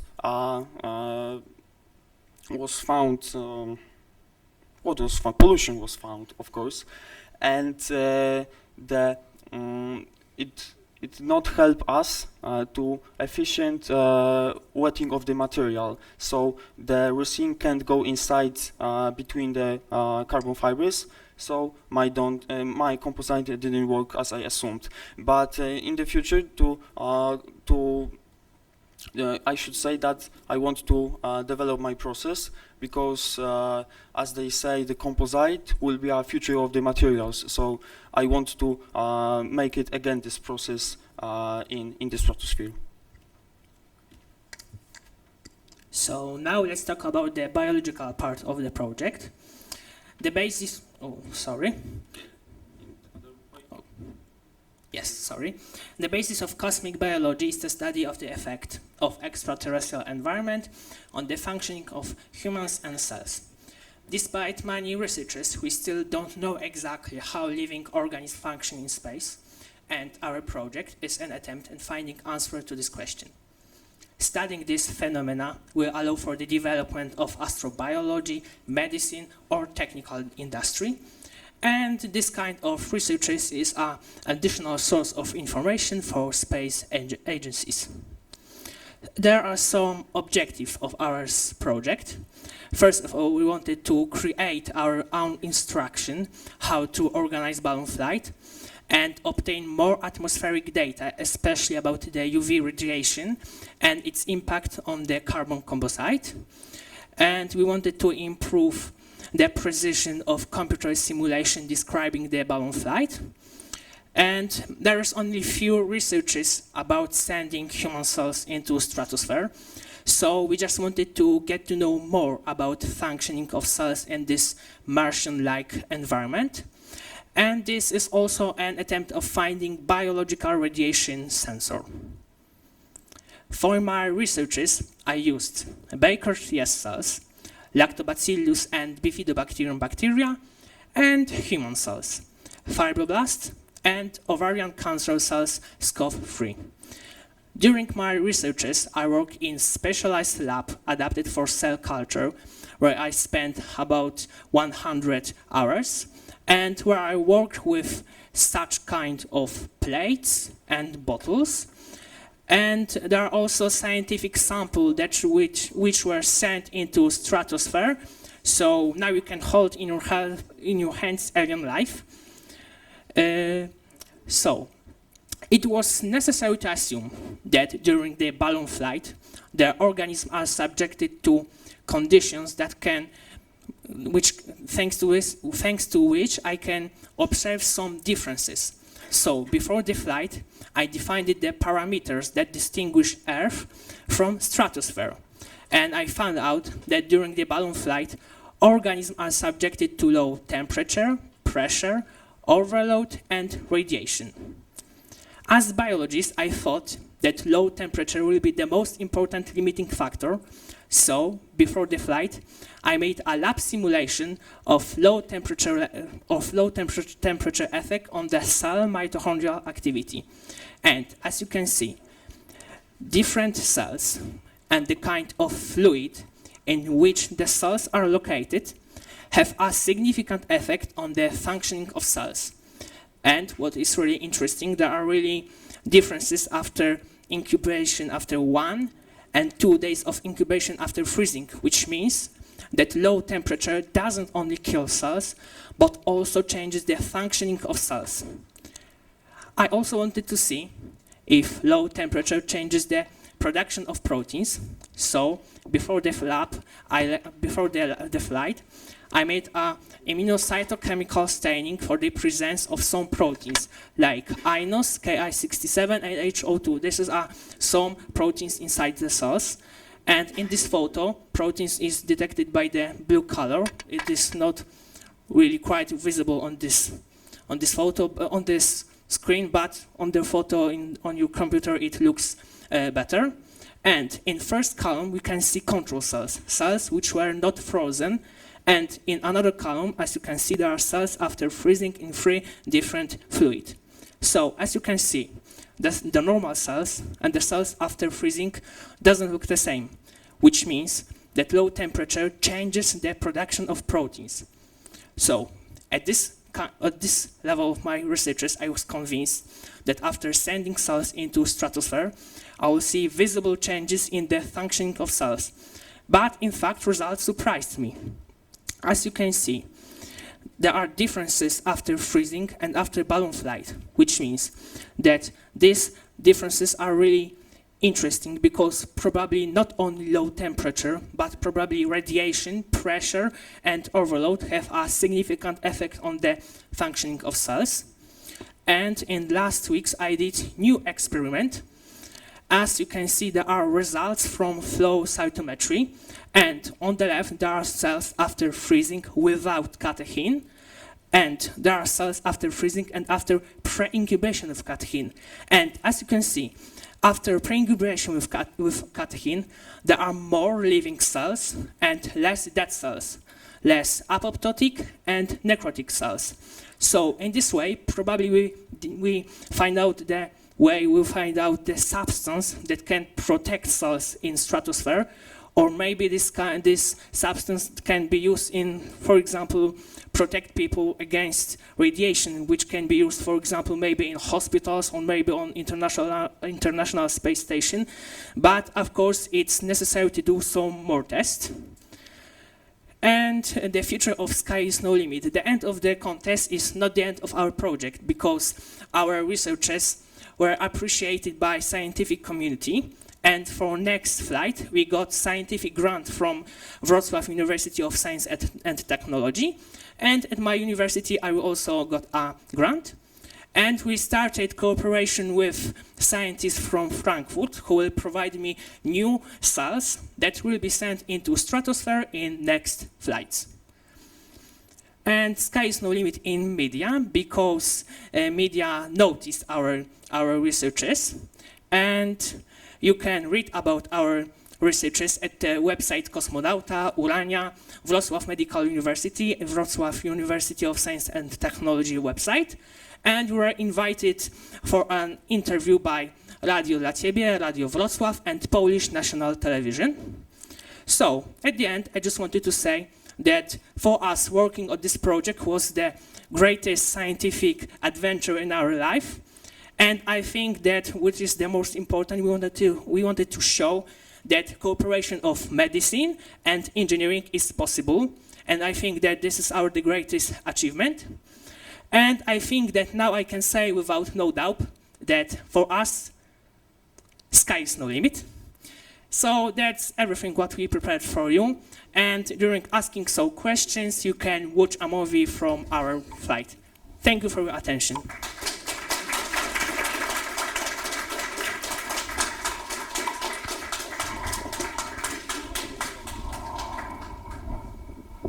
Well, a number of experiments.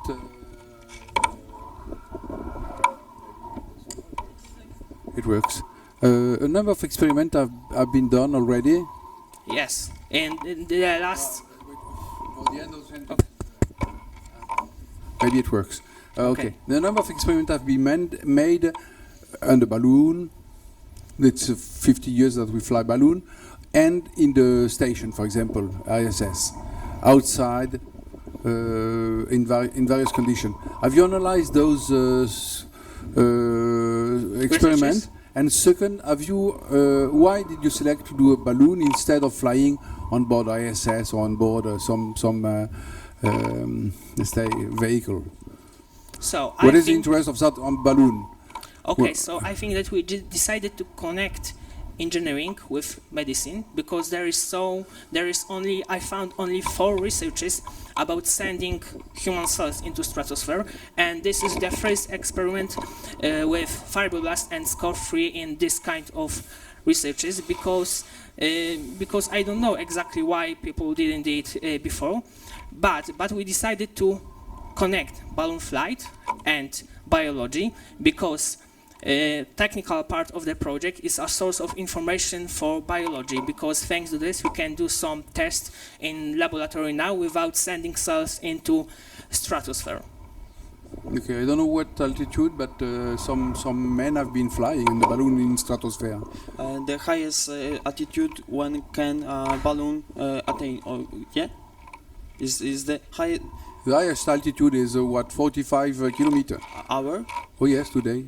Uh, I don't know. I don't know, but we fly currently balloon at 40 or more kilometer altitude. The record is including a man has been flying in stratosphere, but I don't remember which altitude. But a man, not on microbiology. The highest? The record I heard that it was approximately 45 kilometers. Yes. Okay. For balloon. Balloon. And for the man who flew. For the man, the person from the Austria was so high, but I don't remember which altitude it was. Okay. But the reason, again, my question, I'm not sure I understood the question, the answer. Why a balloon and not flying on ISS or flying elsewhere? In that way, of course, because to test cells or to I test. Misunderstood you.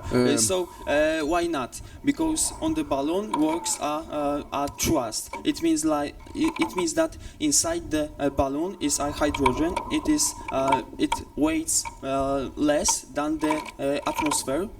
So that's not the question.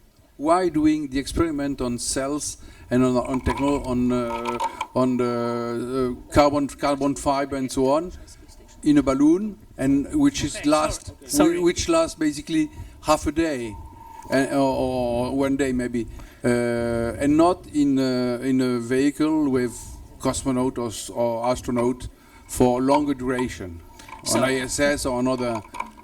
I think that in this contest we had limited cost.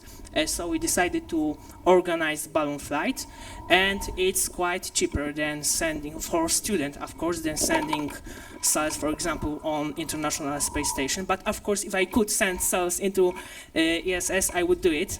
So I think that in this way, but on International Space Station, I think that we can check, for example, the influence of weightlessness on the cells. But in our experiment, we are checking another parameters. We want to see if overload or low temperature or pressure, what it affect on the cells. So it's different parameters which we can check on the International Space Station and in balloon flight. I think I missed something when you said that you studied catechin. Yes, catechin, yes. Why did you choose a catechin? Okay, so at my university I work in laboratory when we test some substances on the cancer cells, and I did some experiment about the influence of the catechin on the cells, and I saw that catechin in right concentrate can protect cells from oxidative stress. And when I saw that temperature and radiation is the same mechanism of the damage of the cells, because it's the level production of reactive oxygen species. So I decided to check if catechin, the inhibitor of stress oxidation, can influence on cells, and as we discovered, it can protect cells. So we need to do more tests, because maybe it's few days in the future it will be used in some kind of science, or maybe in our life. Just we'll see. You had put a lot of sensors in your gondola to measure several parameters. Temperature, pressure, drift, and so on. In your final result interpretation, how you do isolate the influence of each parameter of the barrier of the material of your cell? How do you isolate the parameter? We are talking about the influence of pressure on the cells, yes? Or yes, what? I no idea how you able to interpret the result, because you've mixed in the same experience temperature, pressure, I understand. and so on. Yes. So before the lab, I wanted to see only one parameter, low temperature, because in some researches there is knowledge that this is the most important limiting factor. But of course, low pressure, overload, and radiation have a significant effect too. So in this experiment we couldn't check it because it was only one flight, and I think that we will investigate it in another flight, and I think that we need to do more tests in laboratory where when we will see the influence only, for example, of the pressure, only of the overload, and only of the radiation on the cells. So we could check in the laboratory how these parameters can influence on the cells, but in our experiment we wanted to see if there is any differences between the influence of only low temperature and differences between the low temperature, pressure, overload, and radiation. And in this experiment we saw it, that there is another result for low temperature and another result for pressure, temperature, and overload. So we need to do it in lab. But what is your opinion about the best way to make this experiment is not in a flying balloon, but in the ground? I test the influence of temperature in ground on a cooler, and after I make another experiment with UV light, and I separate the flight is not the good way to make a systematic analysis about the influence of several parameters of a material or a cell. Nowadays exist lots of researchers about, for example, just only we put cells just only under small pressure, under small temperature, and so on and so on. But we want to know how it works when we connect everything, this parameter together. And as you see, the balloon environment, stratospheric environment, connect not just only low temperature, low pressure, but also UV radiation, and we made it because the cosmos, the space, isn't regular. It's why there is yes, the cosmos, the stratosphere experiments are unpredictable, and we can obtain some data which can be obtained in the laboratory, because in lab we can organize everything, but balloon flight is some kind of chaos, and I think that we can, if we check how this kind of chaos influence on the cells, and if we will be able to control this kind of chaos, it's more scientific factor. I think that not only the research, not only the laboratory when we can control everywhere, but if we can control chaos in the influence of chaos of the influence of the stratosphere on cells, I think that it's more scientific factor in this kind of researches.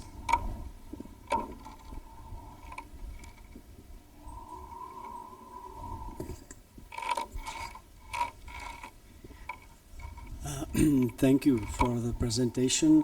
Of course, the biological or medical even explanations is some factor which needs to be more elaborated. It's clear that it's not possible from one flight. From the engineer, but nevertheless, I think it's good also to be careful when you interpret your data, and specifically to have at least some assessment of precision, to verify if what you have measured it's possible, or how far it's close or not close to the reality.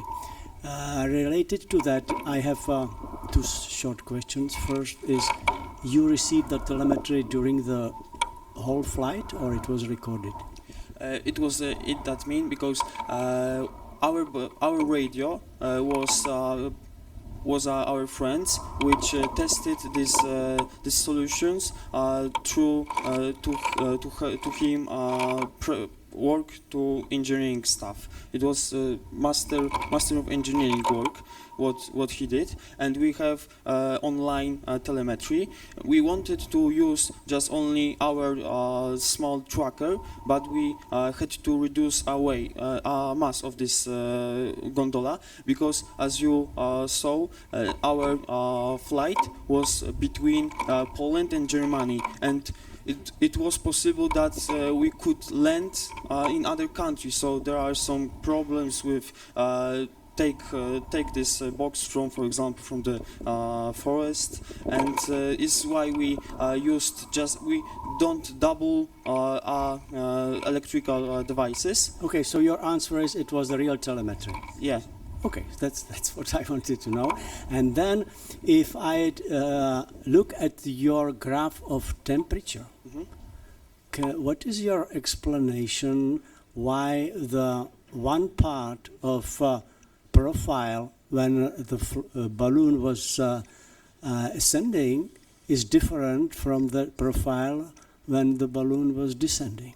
Okay, because it works like you see on this graph, because every layer of atmosphere has different density, and sometimes when our box is heating, for example here, very quick is cooled down, because there around us is a lot of other air components of air. So it's a object who can give from us the heat from our box. But in the high altitude is a problem, because there is, as I said, just only 600 pascals. So there are no air. So there are not enough particles of atmosphere which can take from us the heat. So it's why there are changes between temperature when our box was go up and go down. It's correct. I don't know if it's correct, but I don't understand your answers. Maybe I will try. So in atmosphere we have some different parts, and near to the surface of the Earth there is more particles of, for example, of the oxygen, of the gases. So there is low pressure because there is more particles. So thanks to this is more possible to exchange the temperature, exchange the energy between the air and between our boxes. But in stratosphere there is less particles, so the exchange of the energy is not possible. So that's why we obtain another data. So it's not our fault, but this is the fault of the atmosphere.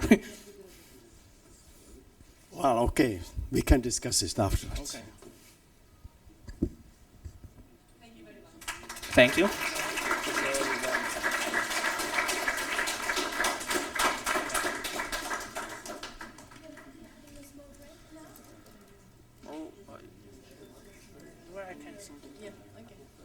You're sure because you don't...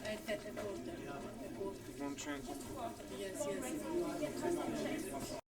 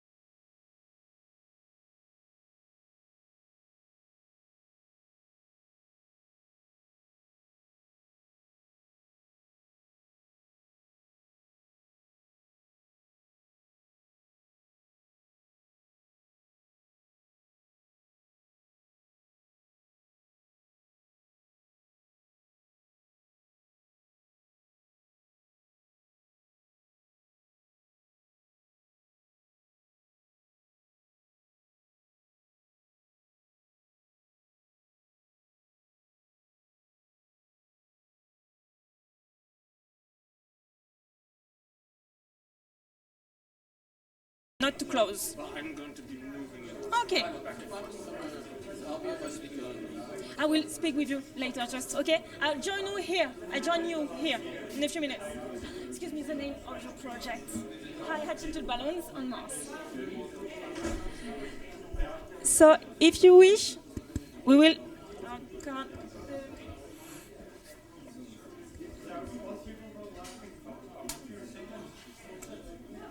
Is that working? We will continue the presentation, if you may.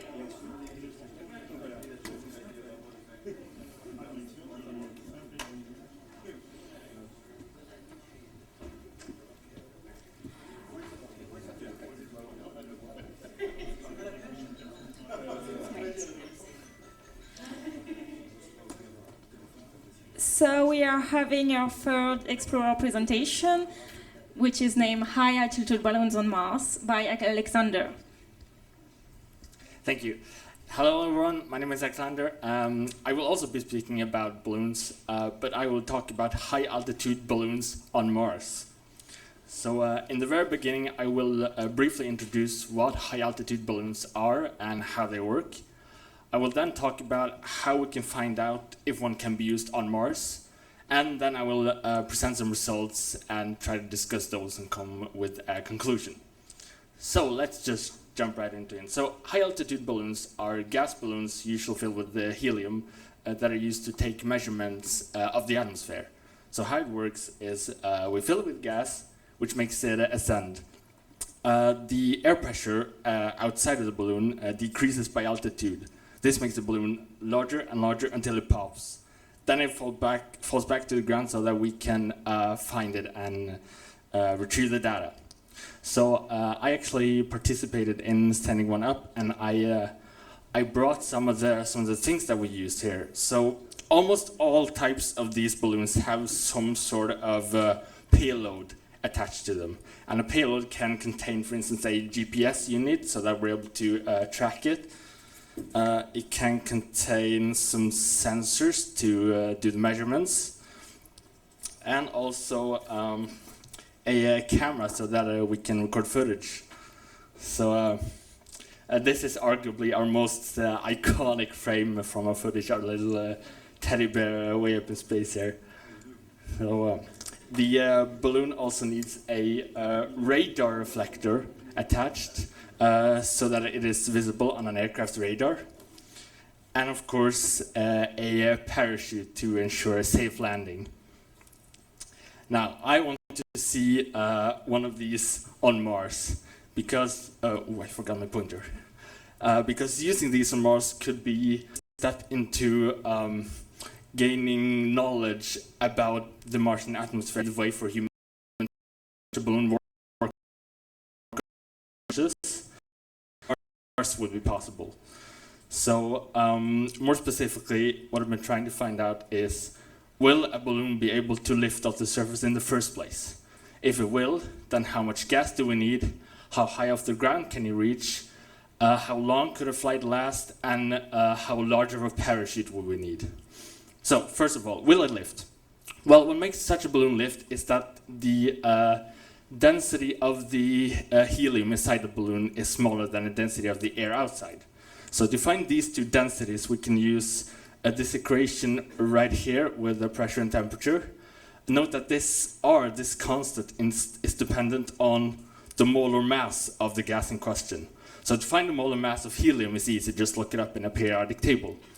To find it for air, we have to find all the individual gases that the air consists of, along with their percentages and their respective molar masses. So we do this for Earth and equivalently for Mars. And combining all of this enables us to compute the densities that we need. Now, you should see here, the density of helium is smaller than the density of air on both planets. And this is great. This is exactly what we wanted to find out, because this means that a balloon will be able to lift off the surface of both planets. At this point, we can ask ourselves, how much gas do we now need for liftoff? Well, for liftoff to be possible, the balloon, of course, needs a certain rising speed, or ascent rate, if you will. And the amount of gas that we have to fill into the balloon depends on the ascent rate that we're aiming for. A very common value to use is 5 meters per second, but there are some balloons that will eventually slow down until it just floats around at a certain altitude. However, for the vast majority of the type of balloon that we're using, the balloon will pop before it reaches that point. So that's why we assume an average of 5 meters per second. So to find the amount of gas we need, we can combine all the forces acting on a balloon into one huge equation right here. This equation contains an r, which is the radius, and if we solve this equation for the radius, we can find the amount of volume that we need. Now, as you can see, the amount of gas we need for launch on Mars is a lot bigger than the amount that we need on Earth. Also, very important is that these values are below this limit right here, because this limit tells us how large the balloon can be before it bursts. But both values are within, so that's good. This is looking promising so far. To find the maximum altitude that a balloon can reach, we actually need to do a little bit of calculus. So if we assume that we're looking at an infinitesimally thin slab of air, we can derive this differential equation right down here. And if we solve this through all the series of steps, we end up with this little expression for the altitude. And inputting all the necessary values gives us that a Mars launch would reach much lower in the atmosphere than an Earth launch would. I will discuss this a little bit more later, but for now let's move on to compute the flight duration. So computing the flight duration basically boils down to computing altitude divided by average speed. The average ascent rate, as I mentioned, was 5 meters per second that we assumed. But the descent rate varies quite a lot throughout the journey. So to find the average of this, we can find functions for temperature and pressure. We can combine these into the equation for density that we also used earlier. And we can input this again into the equation for speed, which gives us this graph right here. And we can use integration, again, calculus, to compute the average. So we do all of this for Earth and also for Mars with these graphs right here. And if we combine all of this, we find out that a launch from Earth would last quite a lot longer than a launch from Mars, which makes sense because the maximum altitude on Mars was a lot lower. We also find that because of Mars's thin atmosphere, we need a vastly larger parachute. So this is on a scale from 1 to 5. If this was the necessary size of the parachute that we needed on Earth, then this would have to be the size of the parachute on Mars.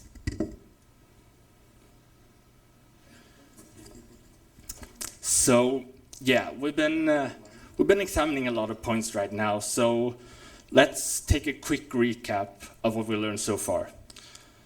So first of all, will a balloon be able to lift? Yes, it will. Check.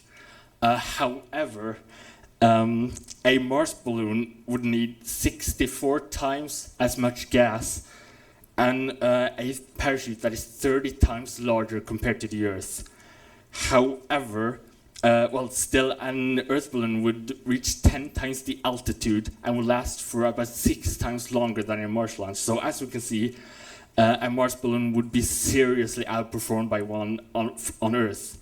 But there are some things that we haven't looked at yet, and that is trying to use other gases for lifting, and also trying to vary some of the parameters that we're using. And to help us out, I made a little, should I call it an interactive tool right here. So these down here are the 7 gases that we're looking at. This orange line here shows us, the limit as to how large the balloon can be before it bursts. We can try to vary some of the parameters, and you see the graph updating in real time here. We can pick if we want to look at Earth or Mars, and also if we want to find the maximum volume, altitude, or ascent rate that our balloon can reach. So, okay, let's look at some scenarios here. We're obviously interested in Mars, of course. So, as we can see, only hydrogen and helium would be able to lift our specific configuration list, so the one that we actually launched from Earth. on Earth, these 5 gases will be able to lift our balloon. As I mentioned earlier, the maximum altitudes are a lot lower on Mars than on Earth. So we want to try to maximize this altitude. So how can we do that? Well, I played around with the numbers a bit, and I figured out that decreasing the payload mass would increase the maximum altitude quite a bit. So we need to find a way to decrease the payload mass. And one way of doing that could be to remove the GPS unit, for instance, because GPS technology currently doesn't work on Mars. There are no GPS satellites. So instead we could use our own custom lighter radio transmitter along with an antenna at ground level. Like this handmade crappy prototype right here. So this is called a fractal antenna, as you can see from the pattern. It is unique in that it can pick up a large spectrum of wavelengths, which means that it can be reused across different payloads using different radio transmitters. One other way of increasing the altitude could be to pick a larger balloon that it can expand more before it bursts, as you can see here. This quite drastically increases the maximum altitude. So furthermore, we can see that hydrogen would yield the best performance both on Mars and on Earth. We are using helium because hydrogen is a little bit flammable in contact with oxygen, and seeing as we are hobbyists, we'd rather be on the safe side. But this won't be a problem on Mars because there's almost no oxygen in Mars's atmosphere. Also, as you can see, hydrogen and helium very much outperforms all the other gases, but the other gases could also be used in certain situations. For instance, in the scenario of a resource shortage of hydrogen or helium on a desolate Martian research base. So it's good to know that we at least have some options just in case we will need it. And also, as you can see, using an interactive tool like this could be invaluable for determining what configurations of balloons can and cannot work. So, also, I can conclude that using a high altitude balloon on Mars would definitely be possible. We would just have to make sure to decrease the payload mass using a larger balloon, take a few more measures. I think I said most of what I wanted. I do want to end off with sort of a closing statement. When it comes to the balloon that I sent up, I didn't do it alone. This is my team. These are the people that I sent up the balloon with. You see my mentor here. He's been doing this for 6 years now. We sent up the balloon back in April 2016, but he's been doing this for 6 years, organizing launches, and he's been invaluable in inspiring us and supporting us throughout this whole competition. I've heard some rumors that this might be the last year of Odysseus, and because of that, we have been talking to some people about maybe organizing a similar competition like this for the Nordic countries. When it comes to everything that we do, from launching and participating in competitions, we want to try to inspire people and to show people that science can be fun and interesting, because that's very important to us.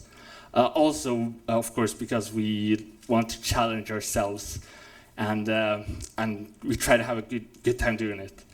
So I think that's all I had to say. Thank you very much for your attention.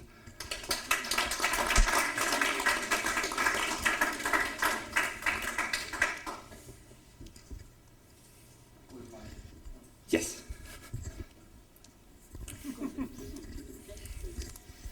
Well, thank you. As you know, in high altitude balloons in Earth, we have to choose a certain launch location, which has to be close to the poles, because of the circumpolar winds and the fact that we expect a cyclical or nearly cyclical pattern of winds that will allow us to recover the payload of the balloon at somewhere near the launch site, the initial launch site. Has there been any study in this respect on Mars, on Martian wind patterns, so that to know, or it just, launch from any location on the surface of the planet and recovery at any other location? Well, when it comes to the winds on Mars, there are no meteorological stations or anything, so predicting how the winds will be is very difficult. This is easy on Earth, obviously. There are online tools to help us predict that, but I have not seen such a thing existing for Mars. When it comes to predicting the trajectory, this will obviously be important on Earth because of all the water. We don't want the payload to land in water because it could destroy it. This won't be a problem on Mars. There's not any surface water as far as we know. So the need for knowing the wind patterns won't be as large. Also because there are no dense populations that can interfere with this. Any aircrafts, Nonetheless, if you have the launch apparatus at some point in the planet, it is in your best interests to be able to recover the payload somewhere close to where you launched it and not have a planet away. So there might be, there might not be oceans or densely populated areas that you have to be aware of. But it's also quite convenient to recover the whole thing somewhere more or less near where the launch site. Yes, obviously. We don't want the payload to just drift away far away. Exactly, because it's going to be practically untenable to be able to travel a few thousand kilometers to be able to get it. Yeah, exactly. So that's one thing. And the second thing is, the second question is, why bother? What would a high altitude, not meteorological, but a high altitude balloon in Mars, what kind of mission could it be able to accomplish? Well, it depends on the scale, the sizes of the balloon, the types of material that you're using. I've seen NASA been researching a little bit about large-scale projects about measuring things in the atmosphere, like gas composition, temperature, pressure, related to altitude and other things. So the main objective would be, I think, to just gain really detailed knowledge about the atmosphere and different parameters relating to the altitude. That's what I'm thinking. Okay. Yeah.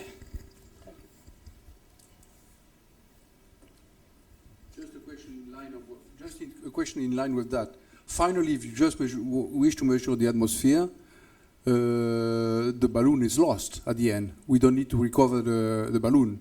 So you don't need the cube corner, you don't need a parachute, you don't need a GPS, you don't need the many elements that are on the table, and you don't need to recover the balloon at the end. Do you mean if we're using a transmitter? I mean, board? If you are, of course you have a transmitter somewhere. Yeah. For me, it is, maybe I'm wrong, but for me it is evident there is an orbiter somewhere, and the balloon is transmitting to the orbiter.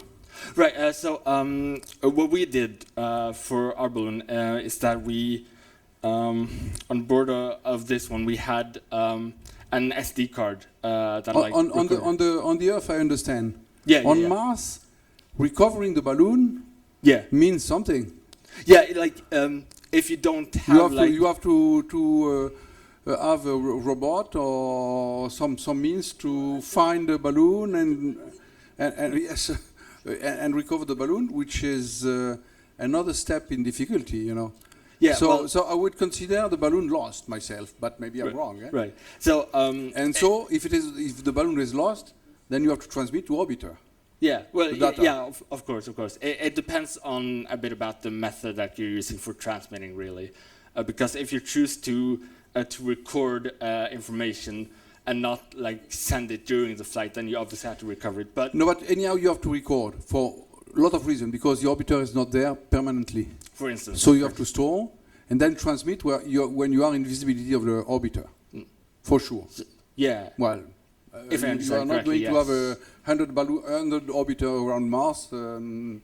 not probable. So you store and you transmit when the orbiter is there. So I don't know. I haven't looked into transmitting to any orbiters. I've been looking a little bit about transmitting to like a ground base, but I think that would be absolutely possible. It is done. It is yeah. Well, all projects, to my knowledge, are transmitting to orbiter. Even if you could transmit to the Earth directly, but then you need power, and an antenna. It's another difficulty. No, but I had a question on. You have not mentioned any temperature range. One of the difficulty of the balloon is to have plastic withstanding very low temperature. On the Earth, it's okay. We have plastic that support the temperature up to the lower temperature we have on the Earth. What is the low temperature that could be found on Mars? You have an idea? On Mars, I think it's in the atmosphere. Negative. I think it ranges quite a lot from -60 to negative in the hundreds, I believe. So we don't. So basically, we don't have the plastic. The current plastic for balloon will not withstand the temperature in Mars. If this is the case. I don't know about the plastic. We're using something called latex. In your case, it's yes, I it's think latex. that would be able to. But this won't withstand. work. This won't work at minus 50 degree or minus 100 degree. You know. The latex? Oh no. I don't know. I believe it would. I believe it would. I don't know any latex balloon used for stratospheric fly. We've been using latex all the time. At 30 something kilometer? Yeah, yeah. Okay. Maybe I'm wrong. For the Mars mission, I suggest you suppress the parachute. Based off the last information, nobody live on Mars. Sorry, I don't think I understood. You can suppress the parachute and the cube corner. Oh yeah, yeah. On Mars. On Mars. Oh, okay, yeah, yeah.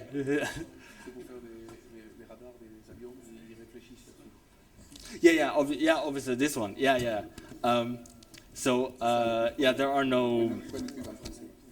There are no aircrafts on Mars, obviously. So we won't need this on Mars. So that will also. Except if you wish to recover the balloon and you need to locate the balloon, then over radar, or I don't know, orbiter, maybe with to imagine something. Okay. I have one question. What is the use of these Martian balloons? What do you want to do with them? I did, speak a little bit about it. I want to be able to see it, like take detailed measurements of the Martian atmosphere with, for instance, different gases with temperature and pressure and other parameters. That would get very detailed measurements that can help us improve our knowledge of Mars, and maybe down the line just help to pave the way for human settlement on Mars. That's what I'm hoping. I think it was not part of your study, but did you try to identify solution for the implementation? So, for instance, for the gas, helium or hydrogen, do you take it with you on the rocket, or? The filling gas that we're using.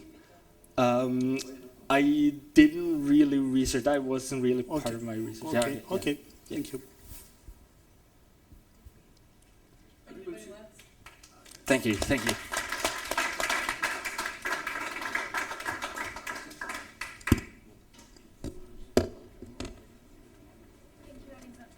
That's great.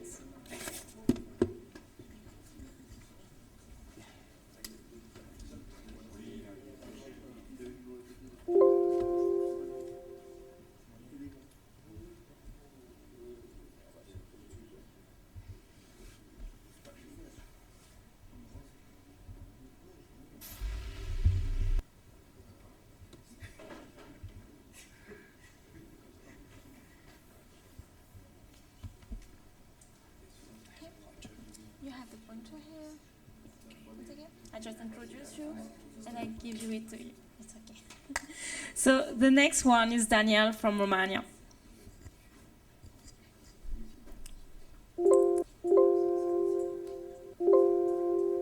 Okay. Hello everybody, I'm Daniel from the Technical University of Iași, Faculty of Architecture from Romania. And I present now to you a 3D printed Mars settlement from an architect vision. Okay. From the start, my proposal is a little bit different in its way of its core leading idea, geothermal energy. I think that no one else thought about geothermal energy as the main power source because we need a great power source in order to start a human settlement there. And this is also the core leading idea of the vertical shape that I'm gonna use. Okay. So we all know that Mars is 50% farther from Earth, from Sun than the Earth. So solar energy is a little bit unlikely to be used there. And it is the same case with the wind energy, even though we have those dust storm, but because of the low atmosphere, the wind energy, in my point of view, it is not to be taken into consideration. Okay. There are areas on Mars right now with a little bit of lower topography, which is said to have been the remaining of ancient ocean that have been covering the planet in ancient history. And all that is left right now is just the northern pole ice cap and in the southern part also. So I want to talk a little bit about the location, about the time, and why it is important, the timing, and the timing to go there, the material, and then the form that I've chosen. So we are heading now in the middle latitudes of the planet because the polar ice cap, it is not stable. It is made majorly of CO2, which during summer it can melt, and it is not a proper place in order to choose the first human settlement there, even though some proposals have been developed there. Okay. And also the middle latitudes that I've chosen are linked to the fluctuation of the temperature. Okay, Alex, look, they are minus 140 degrees Celsius, and during daytime they can get up to 60 degrees Celsius, but the average temperature is somewhere minus 60 degrees Celsius. So this is why I chose the middle latitudes at the equator, especially the Sbrina quadrangle, where is the highest probability of running into hotspots of geothermal energy. Okay, now why the time it is so important to go there? We know that an escape window, a launch window, arises every 26 months to go there. And as I want my settlement to be 3D printed there and the structure of the 3D printer to be incorporated in the actual structure of the first rocket to launch there, which is unmanned, the first without crew, it is important that in 26 months the project will be developed, and after that, a second rocket with the crew can go there and inhabit. Some things about the material. Of course, the regolith, a structure of the regolith which is thick enough can protect from radiation and ultraviolet light. This is an example of an inner pattern the printing process could develop, okay, in order to provide the reinforcement and the protection to radiation. And also, as the 3D printer is in form of a main pilot, this is already tested successfully here on Earth in the form of 3D printed houses. And the main pylon is unmovable, and it just has the robotic arm that would perform planimetrically the printing process. Okay, now the form. I also have. Okay, I have the 3D model here, maybe in order to comprehend the form easily. Yeah. Okay. Those are geodesic domes which have been used extensively in the proposals of Mars settlements. But as I wanted my my settlement to be to have a vertical dominant due to the low gravity, which would make it easier, you know, to construct vertically and to print 3D print vertically. This would have been a solution because the area of, regarding to say the area of intersection of two spheres is just a single point. So this led to the adoption of a solid that has as area intersections polygons, proper for a vertical circulation to happen. And this led to the adoption of dodecahedral geometry, which also has some laws of growing and composition which minimize the material. And if you were to extrude this vertically, we'll obtain something like this. It's the main pylon, which is, as I said, the component of the 3D printer, which will glide, and by going downward, we'll get the material, the regolith, which will 3D print the modules. After that, I put it in a 3D modeling software, and I've tried to see how it would look exactly in the location I've chosen with the landscape protection. Yeah, there's no chance I've chosen the exact spot, because we need, from the first step, we need some landscape protection. We can't go, even though we have this hole in the composition of the settlement, which will help disperse the wind force in order for the wind force not to meet such a compact area. You know, it will be, the form will help in order to disperse that force. Okay, so now going a little bit inside, I thought about the entrance modules. Here, the researches, laboratories where studies can be carried out, the meeting modules, the rest modules, which is very interesting on Mars. The circadian circle can be maintained because a day on Mars is roughly the same length of here on Earth, 40 minutes longer. Okay, so, and of course the green life laboratories here, and the circulation which can happen also in the main pylon in case of, I don't know, maybe a dust storm that couldn't, that would prevent the access here. The main pylon would serve this purpose. The dodecahedral geometry also allows a proper usage of space. It depends on how we'll place our section, a cross section or decagonal cross section. Either ways, it just maximizes the inner space that it can be used. And this is a rather artistic view of how a module can be equipped. Okay. In order to, to test the material resistance and the possibility of the settlement to be 3D printed, I also 3D printed here on Earth. Of course, the printing process here is a little different from what I used here. I proposed on Mars that it is just the pylon 3D printer, which will glide just vertically and with the robotic arm that wouldn't have to do very much job, but just go further. And I also have a little time lapse that I made in order for a better understanding of the functions in my settlement. Can I have a sound, please?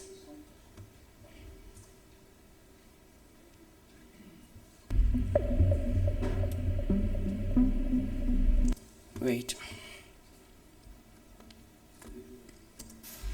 Okay, thank you.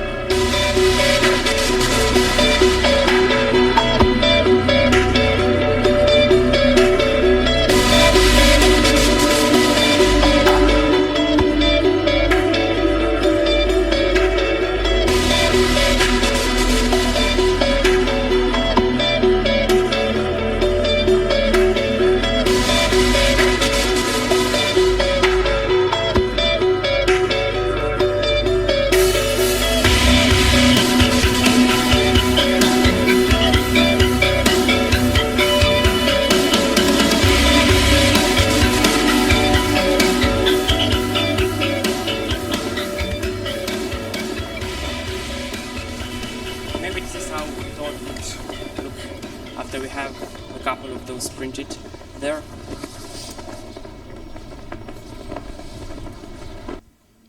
This is it. Thank you for your attention.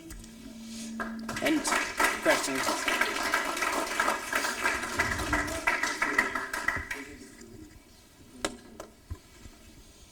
Not sure to understand the printer, the 3D printer. The mast will remain in the final building. Yes. So yes, you need one mast for each? Yes. Okay. Yes, this is my plan. Is it not? Did you find other option to optimize this? This would be a must, at least for the first settlement, because this is the hardest thing, the first one. When you have a crew working there, it would be easier in situ. But thinking it on Earth is already the harder thing to do. The other one can be developed in situ. Okay, and did you assess the environmental constraint for your solutions? Not the environment, but the design of the buildings. Is it compatible with temperature, radiations, and other? Yeah, the material choice, the regolith in a thick enough layer could protect from radiation, and also the form and also the composition, as I explained, with the help disperse the wind force, and in case of a dust storm, the vertical circulation is a must because you need to get in the settlement if the entrance modules is obtured. Okay, thank you. Several precedent studies suggest to put several meters of regolith to protect under radiation and micrometeorite the personnel and the equipment. You don't make this choice. Is it a problem? As I said, a layer thick enough and with a specific pattern could protect from radiation and. But I don't know that there is possible to dig so much in a first attempt to build a Mars settlement there. This is actually designed to build itself. Okay, so I don't think it is possible to go there and live underground because you need so developed technology. Okay, this is just a 3D printer that it has proven to be successful here on Earth, and as I said, it could solve the radiation problem, yes, by thick walls.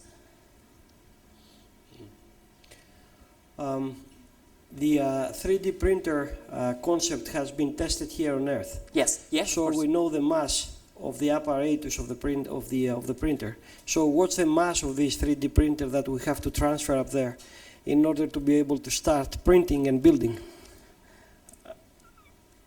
I didn't make any studies about this. Okay. Then the power of this. How is this going to be powered? Is this going to be solar power, solar panels of some sort? The geothermal energy. This is what I propose. No, but I'm talking about the 3D printer, not the building. The printer itself. How is this going to be powered? For the start, until we dig in to obtain the geothermal energy, it should be some power that we bring from Earth. Also probably. For the printer. Yes, also and for then the printer. the other question I had is that obviously in order to be able to make these dodecahedron modules fit to each other, the interfacing edges should have the same area, right? Okay. Which is pretty much what is shown over here. So the interfacing edges have the same area. But what is the effective area of each one of these modules, and how do you foresee communication between different modules? Because this is a dodecahedron surface. So what I would think is probably something that the effective area is the area of the central cross-section of that thing, right? Okay. But they have to have the right orientation, because this, for example, is going to have a central cross-section that has an inclination. Yes. So how do you see the communication between different modules, and how do you see the effective area of each module? How will people be able to go around from module to module? I propose something that you can just open and close, okay? And this would be modular, because if one module is out of use, you just can leave it there. If it's I don't know, affected by some exterior factors, okay, you just can enclose it and use the other modules. I think of something like that. Just open and close. Every time you have to pass through. So the effective area, let's say, is going to be the cross section of it? Yes. Okay, so you're going to build a floor, let's say, in the middle of each one of these modules? Yes. And just be able to communicate from floor to floor? Yes. Okay. Yes, but you can shorten by going through the main pylon, which has a diameter big enough in order Sure, for you can do that. You can do that, but you need to play, I guess, a bit with the orientation of the modules and everything to make it work. Okay, thank you. Thank you.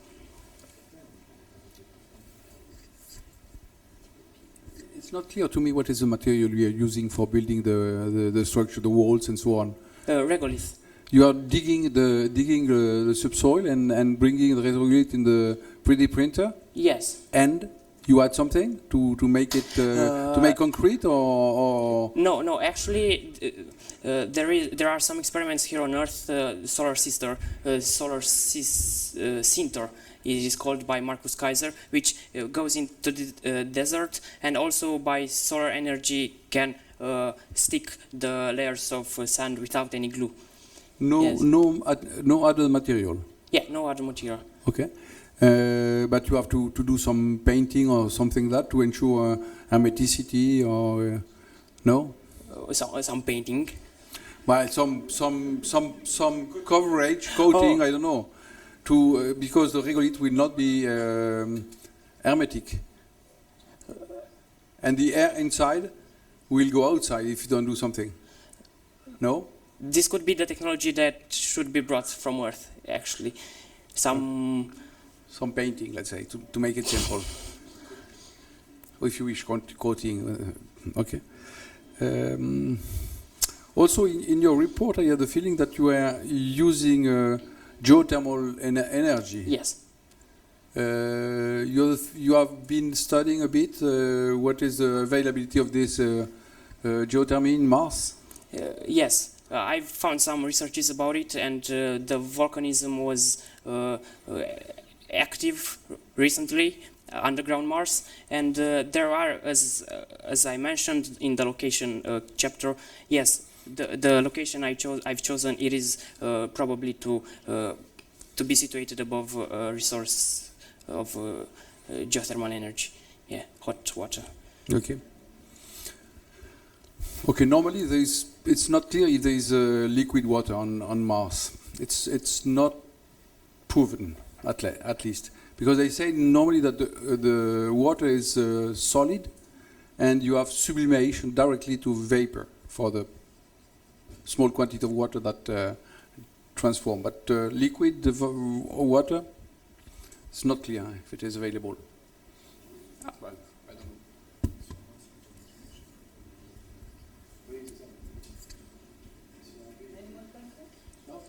Thank you.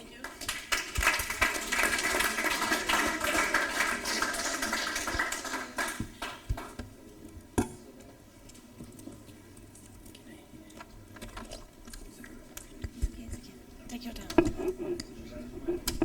Are you okay? Yes? Are you satisfied with what you have done?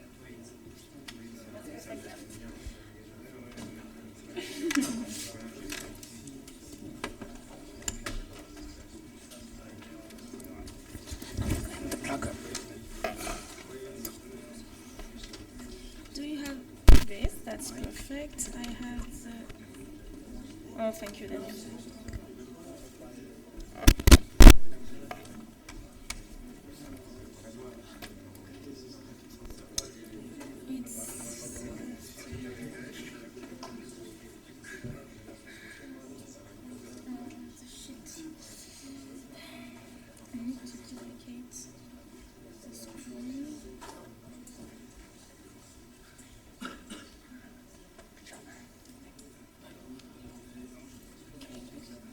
think. Can you hear me now? Is it too loud?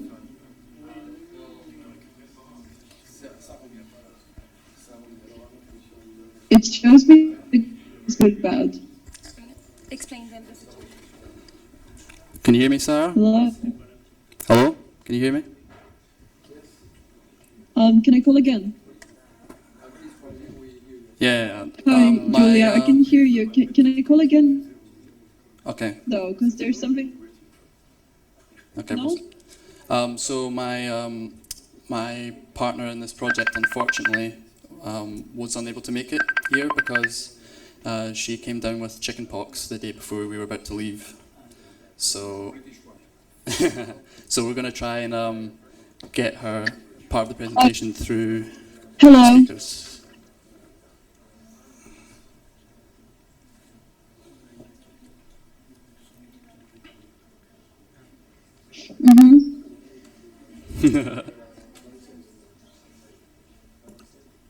Okay.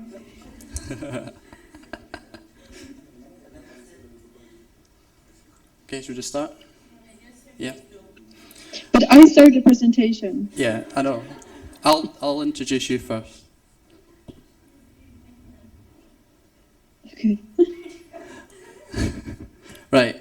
So the voice you'll be hearing is my partner Sarah in this project.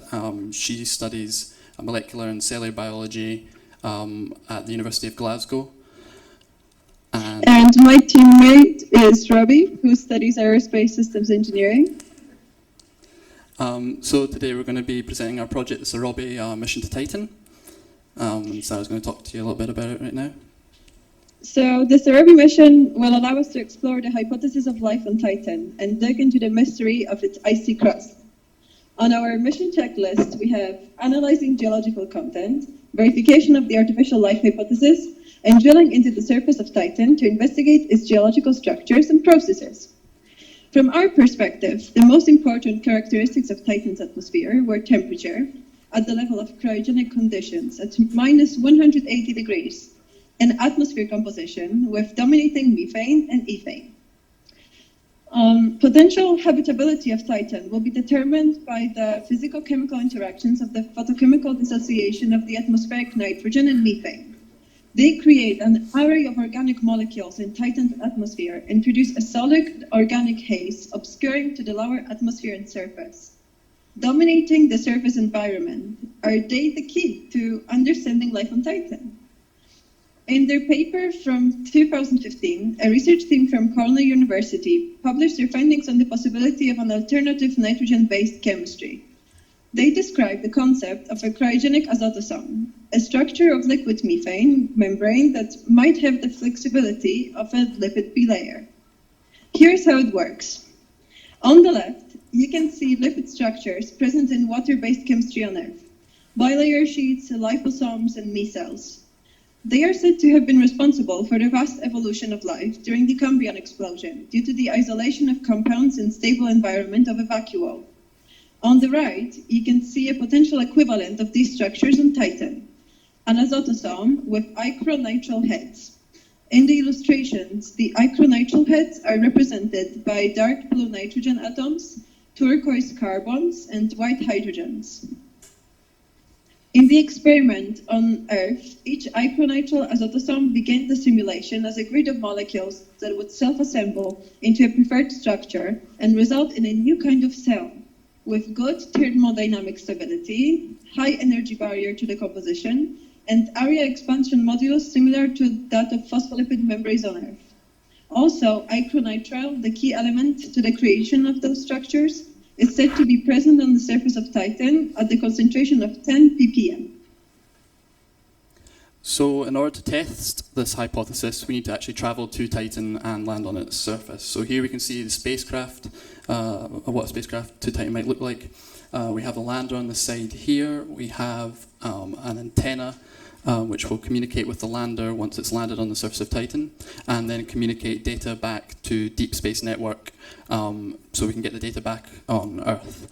The spacecraft will take about 9 years to travel to Saturn using a series of gravity assist maneuvers with other planets, and once it arrives in the Saturn system, it will insert into an orbit of Titan, where it will remain in orbit for a period of time, collecting topographical data about the surface of Titan in order to choose a suitable landing spot. So here we can see an image of what it might look like while it's landing. We have a parachute to slow its descent.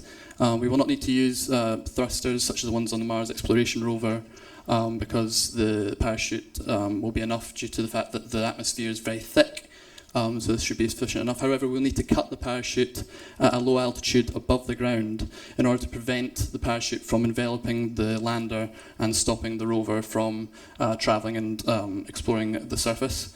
And then we also have, because we're dropping it from a short, low height, we're going to need some airbags to absorb some of that impact. So here is our lander opening. The tetrahedral shape is very important in ensuring that the correct orientation once it is opened. Here you can see it open, so no matter which side the lander lands on, once it opens, we will be in the correct orientation.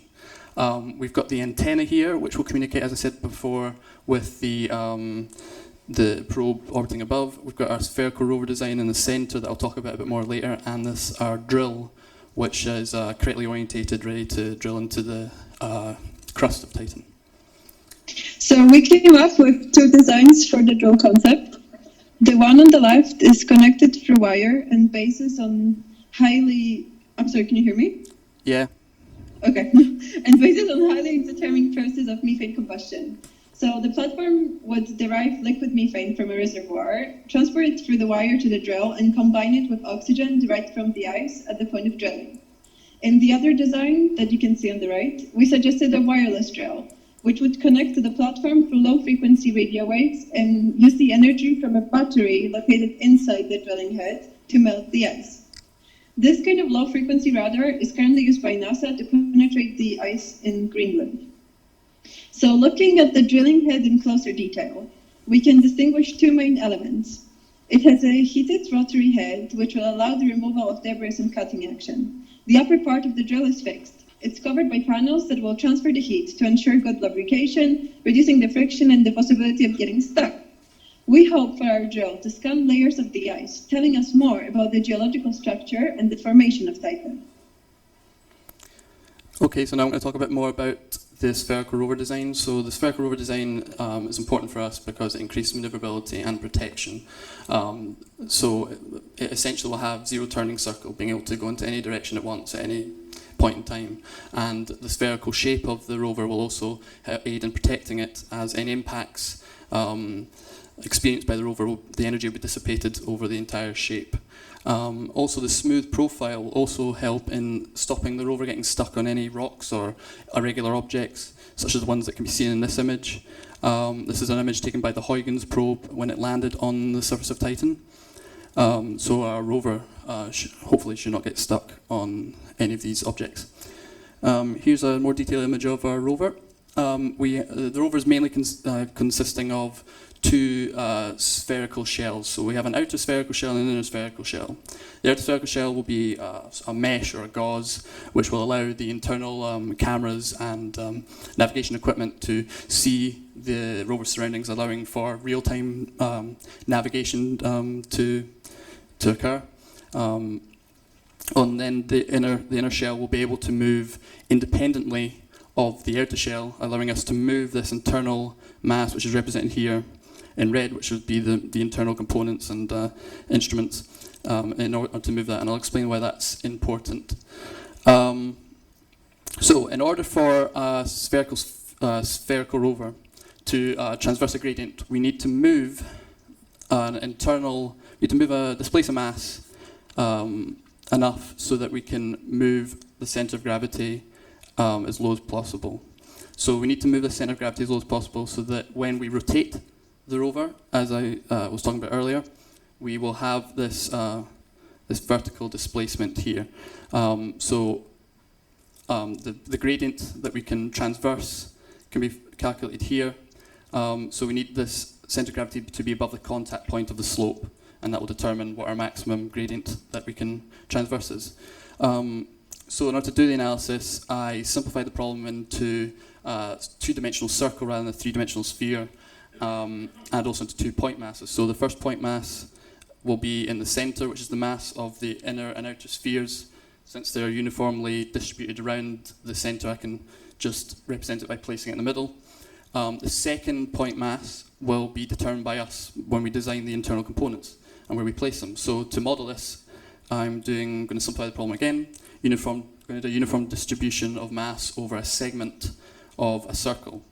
This is parameterized by the radius of the circle and the angle alpha. And then through this equation here, we can find where the point of the center of gravity of this segment is. So now we have 2 point masses, we can solve the problem. So if we have 50% of the total mass in the internal components, we can get a gradient of 20 degrees with an alpha value of 62.2. You can see the relationship here, alpha of the mass distribution and the maximum gradient on the y-axis. If we increase the area that the mass, if we increase the amount of mass that's in the internal components, we can increase the area, the alpha value, which means that we don't need to design the components to be as compact. So if we increase the proportion of the mass that is in the internal components, we can make designing the rover easier. So here we have the 3 sets of wheels that will do the moving of the internal sphere. However, only one set of wheels will be in contact with the outer sphere at any one time. This will be done through an actuator. So the real limiting factor with this design is the friction that we can create between the inner and outer sphere through the wheels, and also the between the ground and the outer sphere as well. So to try and solve this, we've got some toothed wheels that we might use, which will interlock with the mesh in order to increase friction. And then also we've got these spikes on the outside to increase the friction between the outer shell and the ground. These spikes will also can be used for absorbing some of the impacts as well, because we're made of rubber, which can deform and absorb some of the energy. Sarah?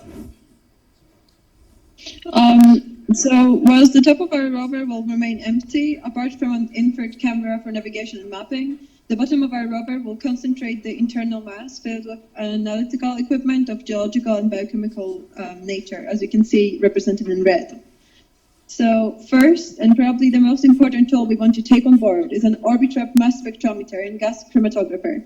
It would allow for different ions to be deflected by magnetic field, and the amount of deflection will tell us what ion it is.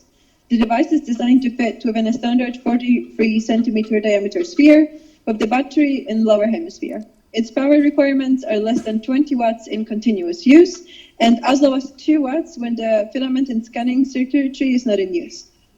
Another equipment we want to take is the standard MP3 package. That is an equipment that will help us explore the mysteries of Titan's climate, methane cycle, and maybe give us clues about the evolution of the early Earth itself.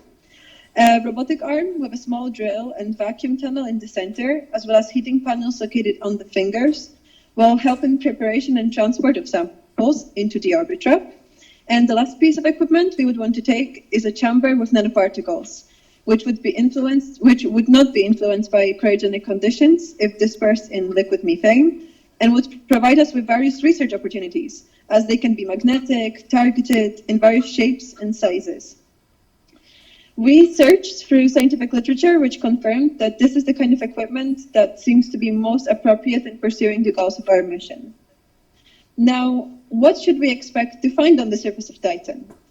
A candidate for the alternative of DNA, which must be a molecule that does not change shape depending on the information stored in it. A suggested molecule is a 2-letter code involving hydrogen bonding with polar molecules containing oxygen and nitrogen. But the structural substitutes for proteins might include hard raw carbon chains, aromatic ring structures, carbon nanostructures, or some structures including graphene. And well, we think exploring the surface of Titan is crucial so that we can discover sets of biomolecules that could be capable of the same sort of ecological communication and exchange as that one that occurs on Earth. We are looking to discover signaling molecules, low molecular weight hydrocarbons that could be mobile. Analysis of the nature of the molecules and their relative abundance could suggest a biological signal. This would be of great interest both as an indication of the presence of a biological system and as an inventory of the molecules used in biochemistry of that system.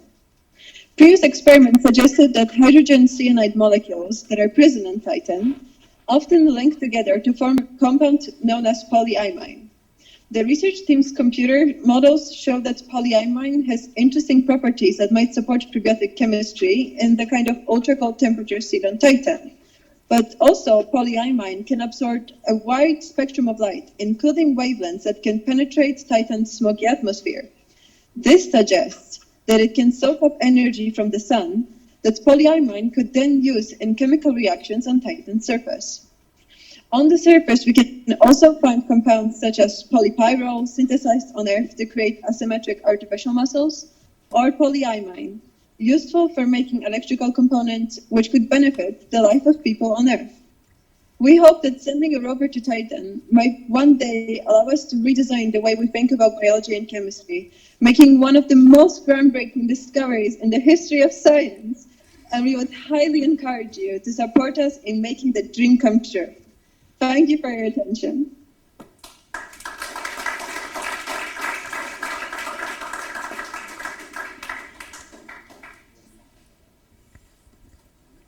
Any questions?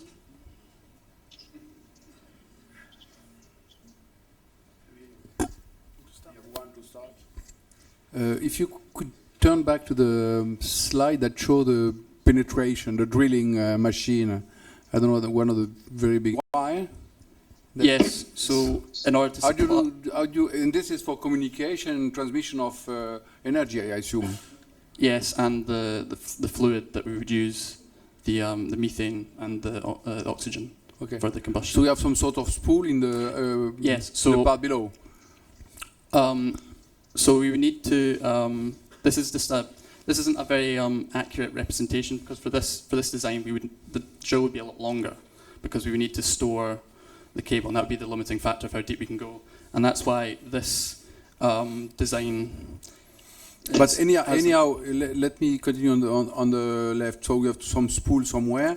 The question is, after melting, it doesn't remain liquid.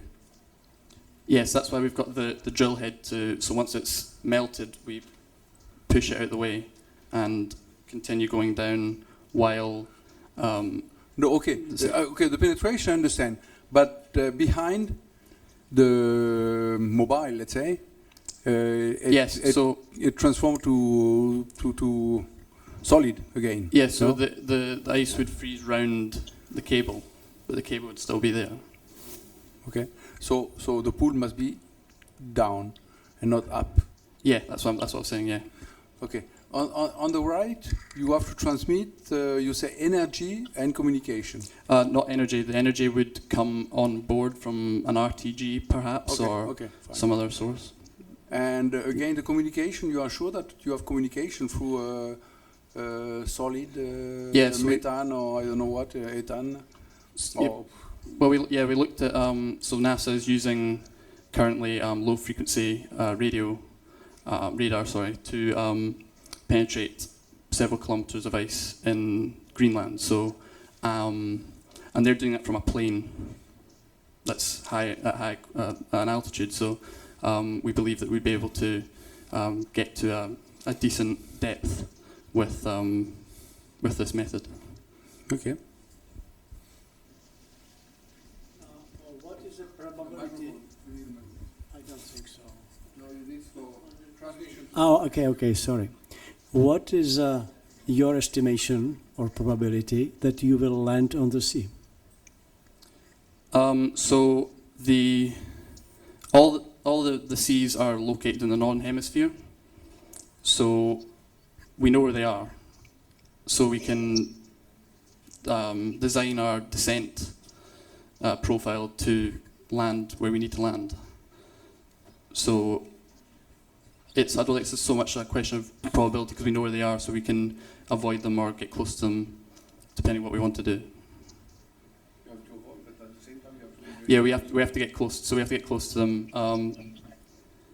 Yeah, so that it's an issue. So we had several ideas of maybe the rover could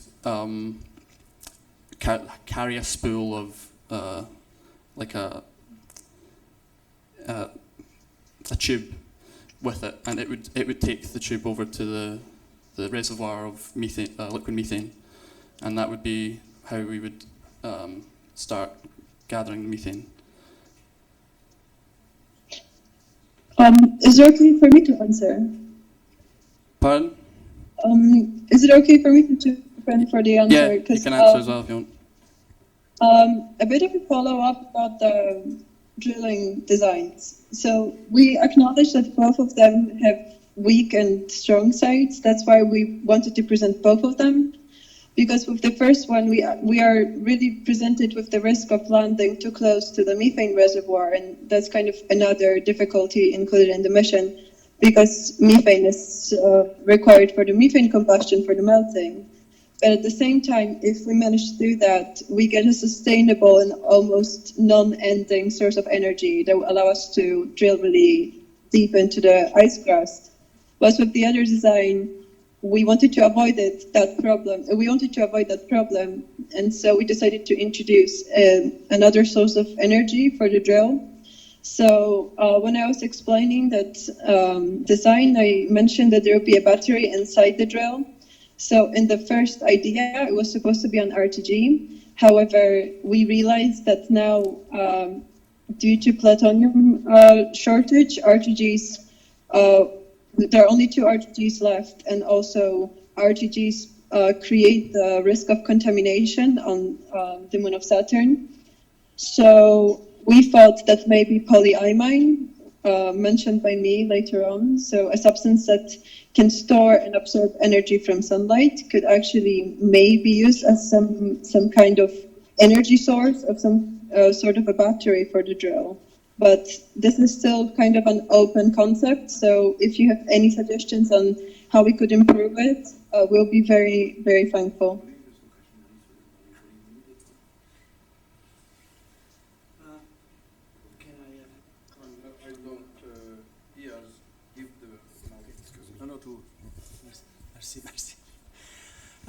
You have the concept of the rover is general one, so you can use it for different purposes, right? Yeah. So, and you have the antenna, which is over there, which is stable. It will be on the place when it will be landed. Mm-hmm. So, how far your rover can go from the antenna to still be? Yeah. So we need another omnidirectional antenna also on the platform to communicate with the rover. So the rover would have its antenna, which would communicate with the lander, and then through that would then transfer data up to the orbiting probe.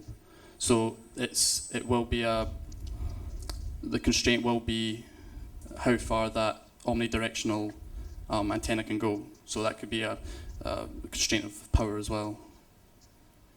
How much power we can have on the lander. Yeah, so it will be depending also on the power you will have on the rover.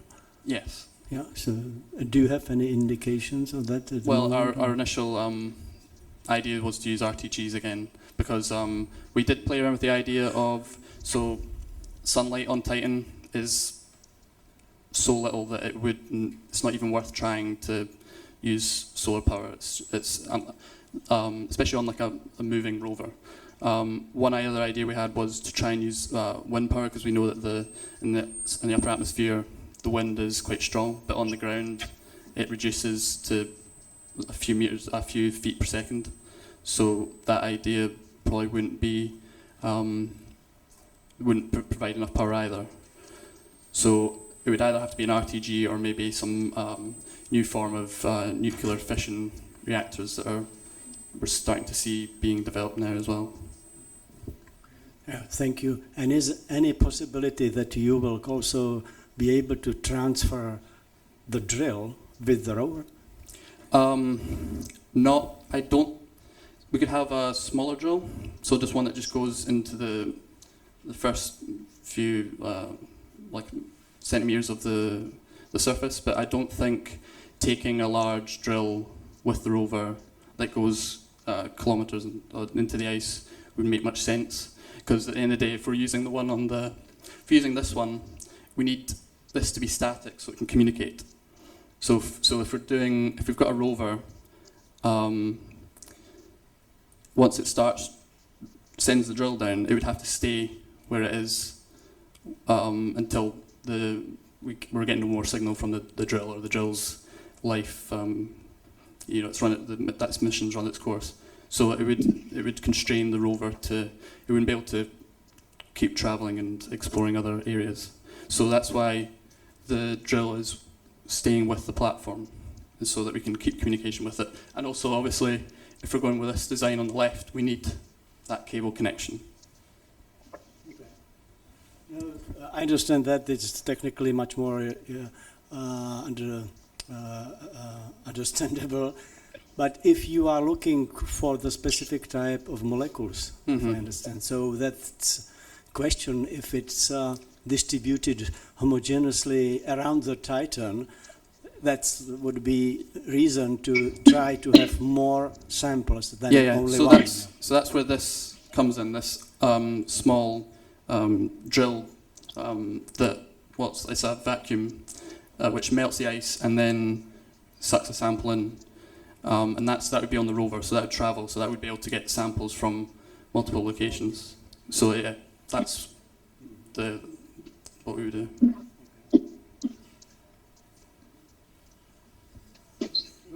Any other questions? No? Thank you very much. Thank you very much. Yeah, thank you. Thank you very much for making it possible for me to connect. Yeah, see you. Bye-bye.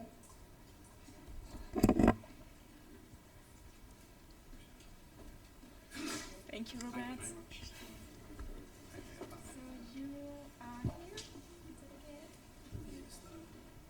This one? This is the green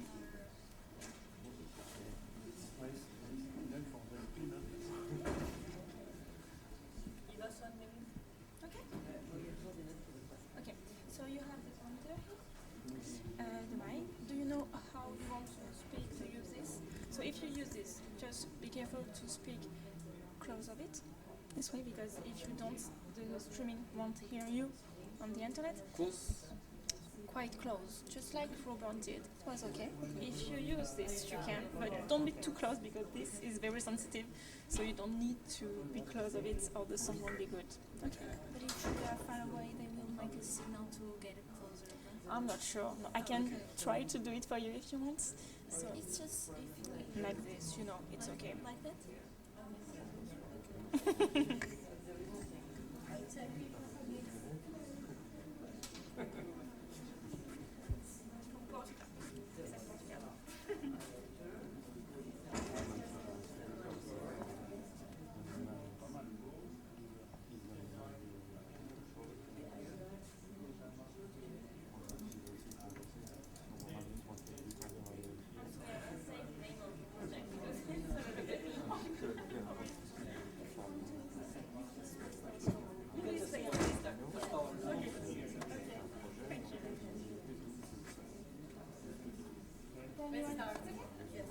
So our last team of explorer are Katarina and Thomas with UV Space Telescope. Thank you. Good afternoon. Our project is about how we can use a space telescope that sees in ultraviolet to perform astrophysical tests of redshift drift and stability of fine structure constant. I will explain this concept just in the next minutes. So, astrophysical tests of stability of fundamental constants are very important in the observational astronomy. Recent measurements prove that there may be a variation of these fundamental constants. They made these measurements using high-resolution optical and UV spectroscopic measures. But why is it important to study the variation of fundamental constants? If a constant is variating, it means that the equivalence principle is violated, and this would be a big step in physics. But how can we look for a variation of a constant? The first important step is we want to study dimensionless constants, or we can study a combination of constants with dimensions, but this combination is not dimensional. Because this way we know that the variation is necessarily local. It's from that part of the universe or time. In our project, we will be studying the fine structure constant, here represented as alpha. So with current data, we get useful constraints for variation. And with the better telescopes that are being constructed, we hope to get even better results. What we are suggesting is how can we use space telescopes to improve these constraints in another way. So first I will start to explain just a quick reminder of what is a redshift. We have a source that's emitting light, for example. And then imagine the source is moving.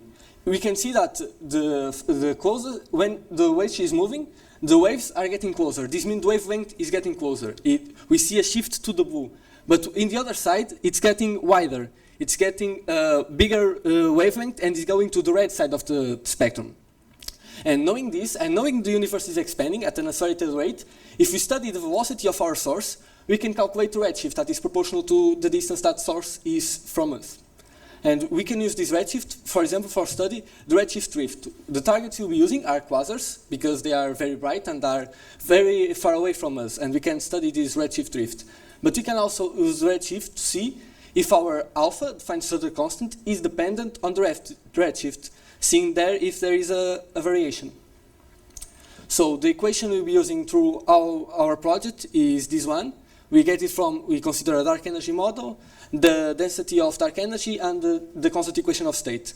This equation may not be solved analytically. Then, because of that, we need to make our program. So we will consider 3 different models. A constant equation of state, the latent type model that's inspired in string theory, and it's very important in our model because we get a variation of alpha that is analytically solved. This means we can solve it by hand, and that way check if our numerical pipeline is correct. The other model that we will be using is CPL. It's a more complex model. We chose these 3 models because they are used a lot in astronomy. So the parameters we are using are, these you can see, we get it from simple cosmological datasets. Important remarks. What we can see today is current telescopes on Earth are studying this phenomenon, like VLT with espresso or ELT with high resolution spectrograph for IRIS. But there are also satellites being sent to study the equivalence principle, like microscope and STEP. What we are suggesting is using a satellite that can see in UV and take a totally different approach to study this equivalence principle violation. So another important concept that we need to understand is this parameter Q, because each element varies differently according to alpha variation, or fine structure variation. For example, if I have a quasar that emits light, and there is a cloud in that galaxy that absorbs light and emits, each element will react differently if there is an alpha variation. For example, some elements will tend to go to a redshift and are called redshifters. Some will tend to the blue shift and blue shifters. But some elements are not affected by the alpha variation, and we call them the anchors that we'll be using in our program. Another question is, why the UV? Why are you using the UV radiation? Because from Earth, we cannot see good in UV. In space, you have a whole new spectrum to look with all new targets and good measurements. Also, it can be used to study other subjects, like, for example, star formation, galaxy nuclei, and black holes, for example. Okay, what precisely we did? We did an analysis where the first thing we had to do is to find the right targets to look.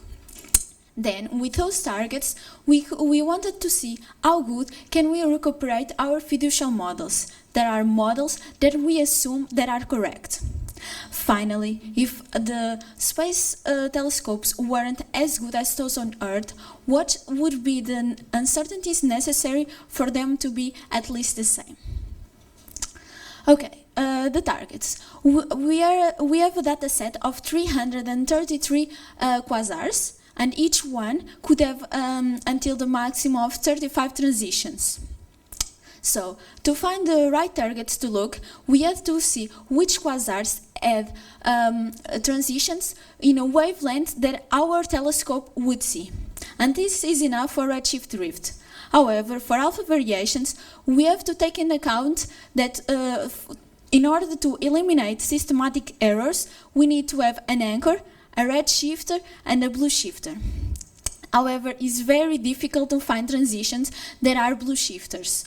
So we can also do this analysis with just an anchor and a red shifter. It's also could be done. And then how to recuperate our models. We did 3 study cases.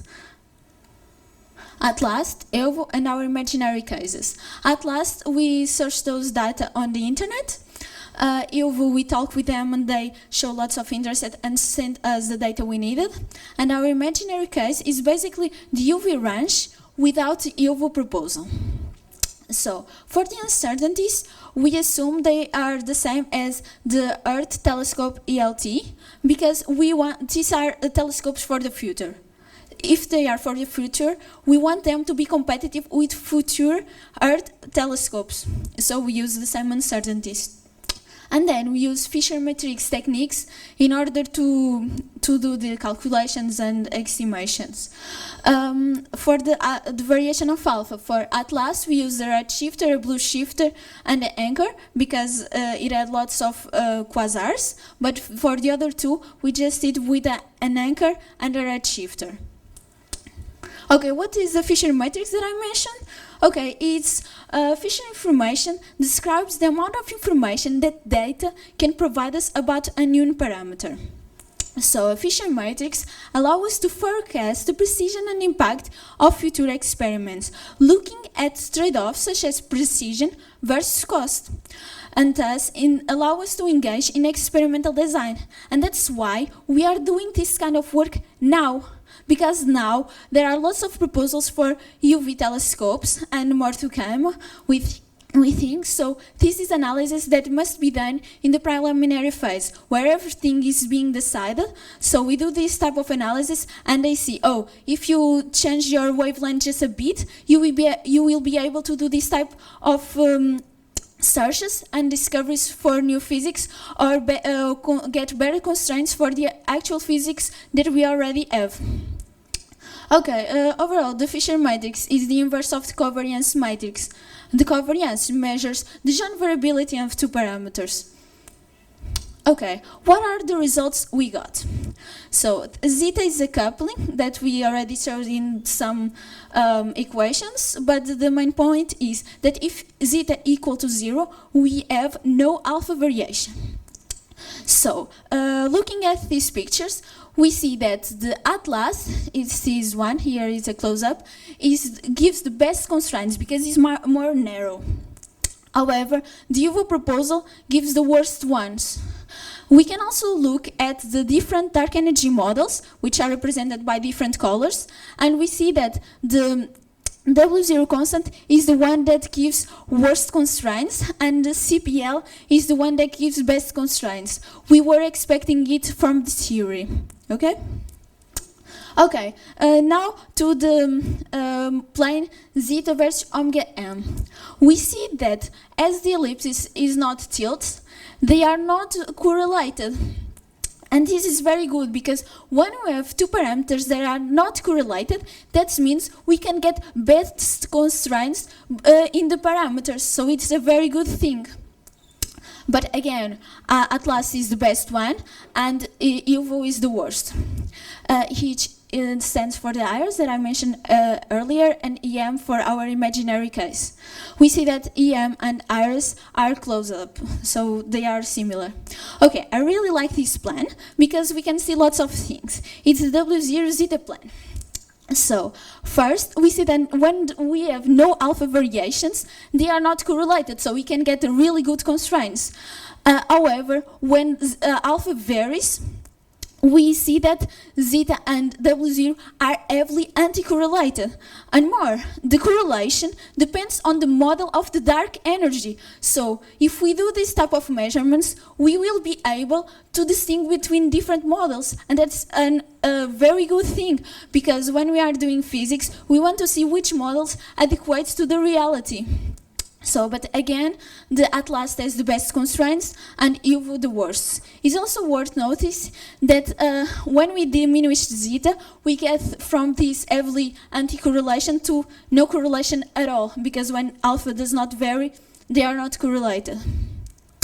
We can also look at the WA parameter, but this is a parameter that only appears in the CPL model, so it's not very interesting plane. But again, we see the same results as before. Okay, now looking at the redshift drift. ELT we'll see in this zone, and we already had some measurements in this zone here, but we don't have many measurements here on it as a maximum. And in UV, we will be able to see this maximum. Why is this good? Because most of models are different. The redshift at this maximum occur, it's different. So again, we will be able to distinguish between different models and say that some models does not fit our data. So this is very good, and that's one of the good reasons of going to ultraviolet. So these are some results similar to the ones before. We see some correlations, so we will not be able to get such good constraints. And then we can see how good the uncertainties has to be. Atlas was always better than Earth telescope, so we wouldn't consider it for this analysis. So we might define figure of merit, that is one over the area of the ellipses, that allow that the greater the figure of merit, the best we can recuperate our fiducial model. So here we can see our imaginary case and for Atlas, and we see that for imaginary case, the individual uncertainties we have to do in the measurements will be very close to the ones we have now. Okay, now the conclusions. So the UV is a very important frequency and is very useful to observe because it has lots of advantages that all the wavelengths have advantages, but these cannot be seen from Earth, so it's very useful to go see them in another place. So from all the case studies, the Atlas is the best proposal because it provides the best constraints to the cosmological parameters. And UV, it's not very good. What we propose them to do is to get more greater range of redshifts to get more or less like we have in our imaginary case, and in this way be competitive to Earth results. We can also do better constraints by joining the measurements of alpha variation and redshift drift. Like those ellipses that are tilted, we can sum them with this type of analysis, and we can eliminate some correlations. And then, as we don't have correlations, we can get better constraints. Okay, for the future, we could do another experiments in order to eliminate the even if there are some correlation that still persists. We can do other experiments totally different from these ones. So we have different equations, and we might have different correlations. So we can break degeneracies that are the correlations and get better constraints. And we only had 35 transitions because there are no more data about more transitions, but it's a very good place to research. So if they would research it, it will also provide better results. Okay. We all would like to thank Professor Carlos and Katarina for helping us through the project, and thank you for your attention. We will be glad to answer your questions.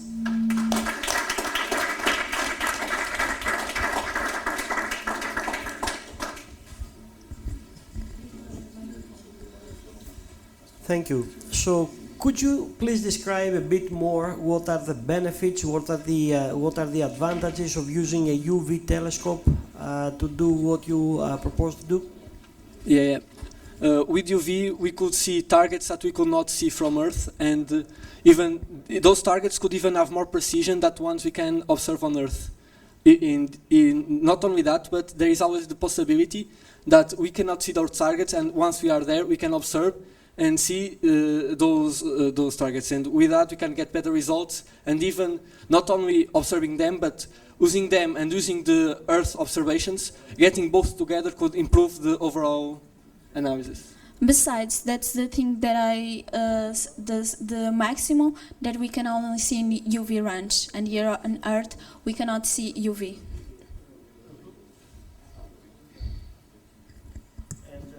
Do you think that the uncertainties that you calculate are going to be sufficient for your signal?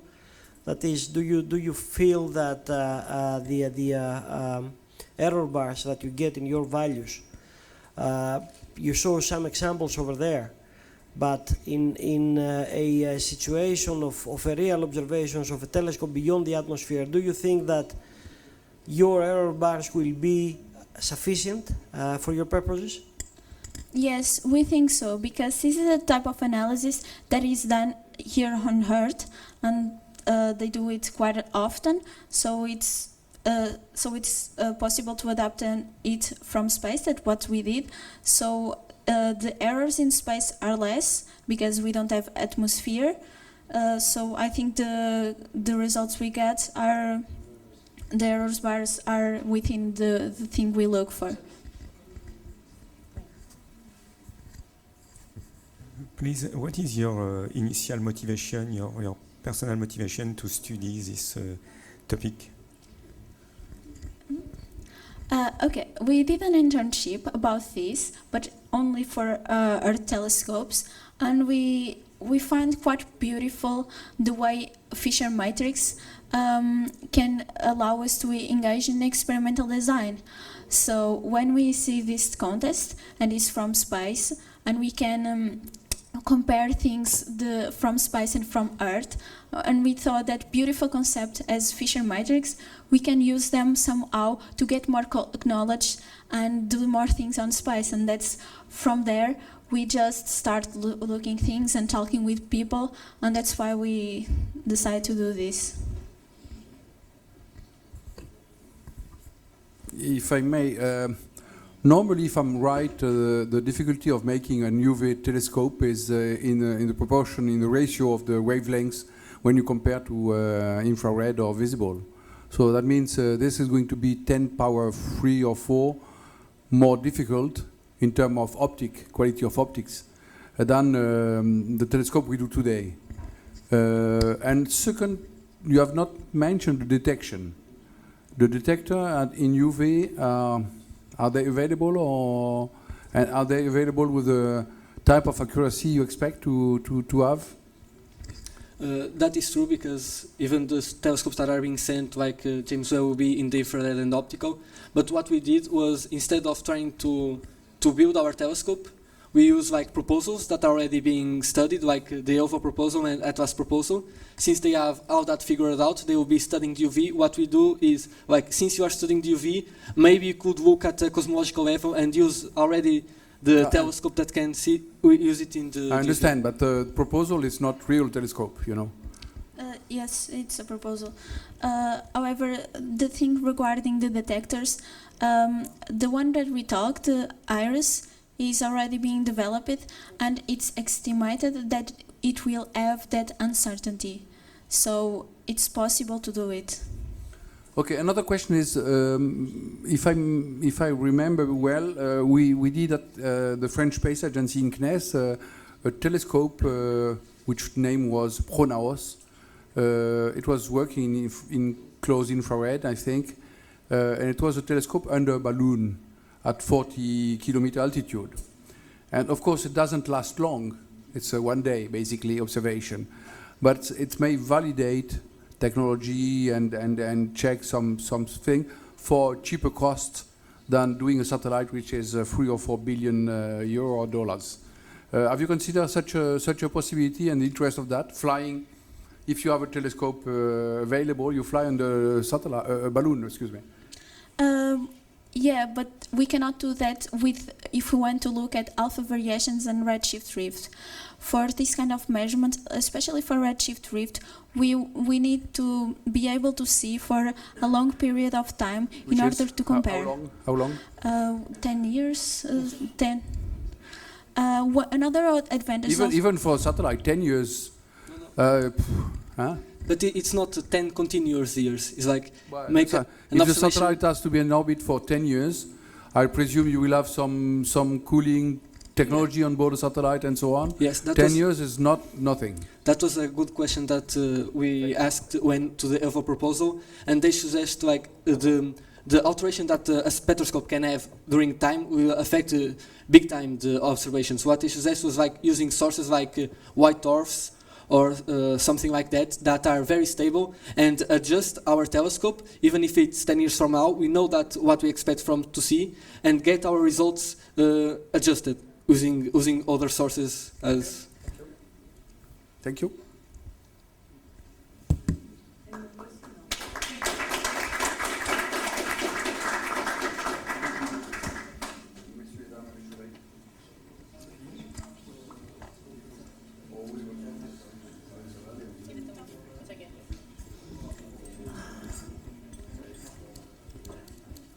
Thank you very much for your attention to all the teams. I would like to ask you to go out of the room now to let the jury members to work here. And thank you all for your work and participation. Thank you.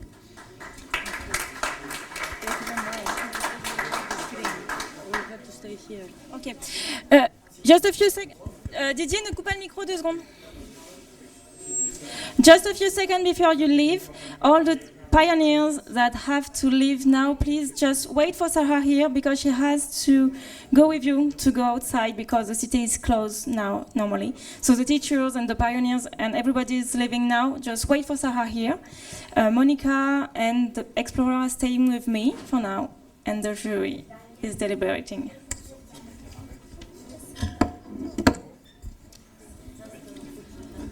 So you have to stay here? Yes, and I want to attach my computer there. Okay. So Monica, we will go in the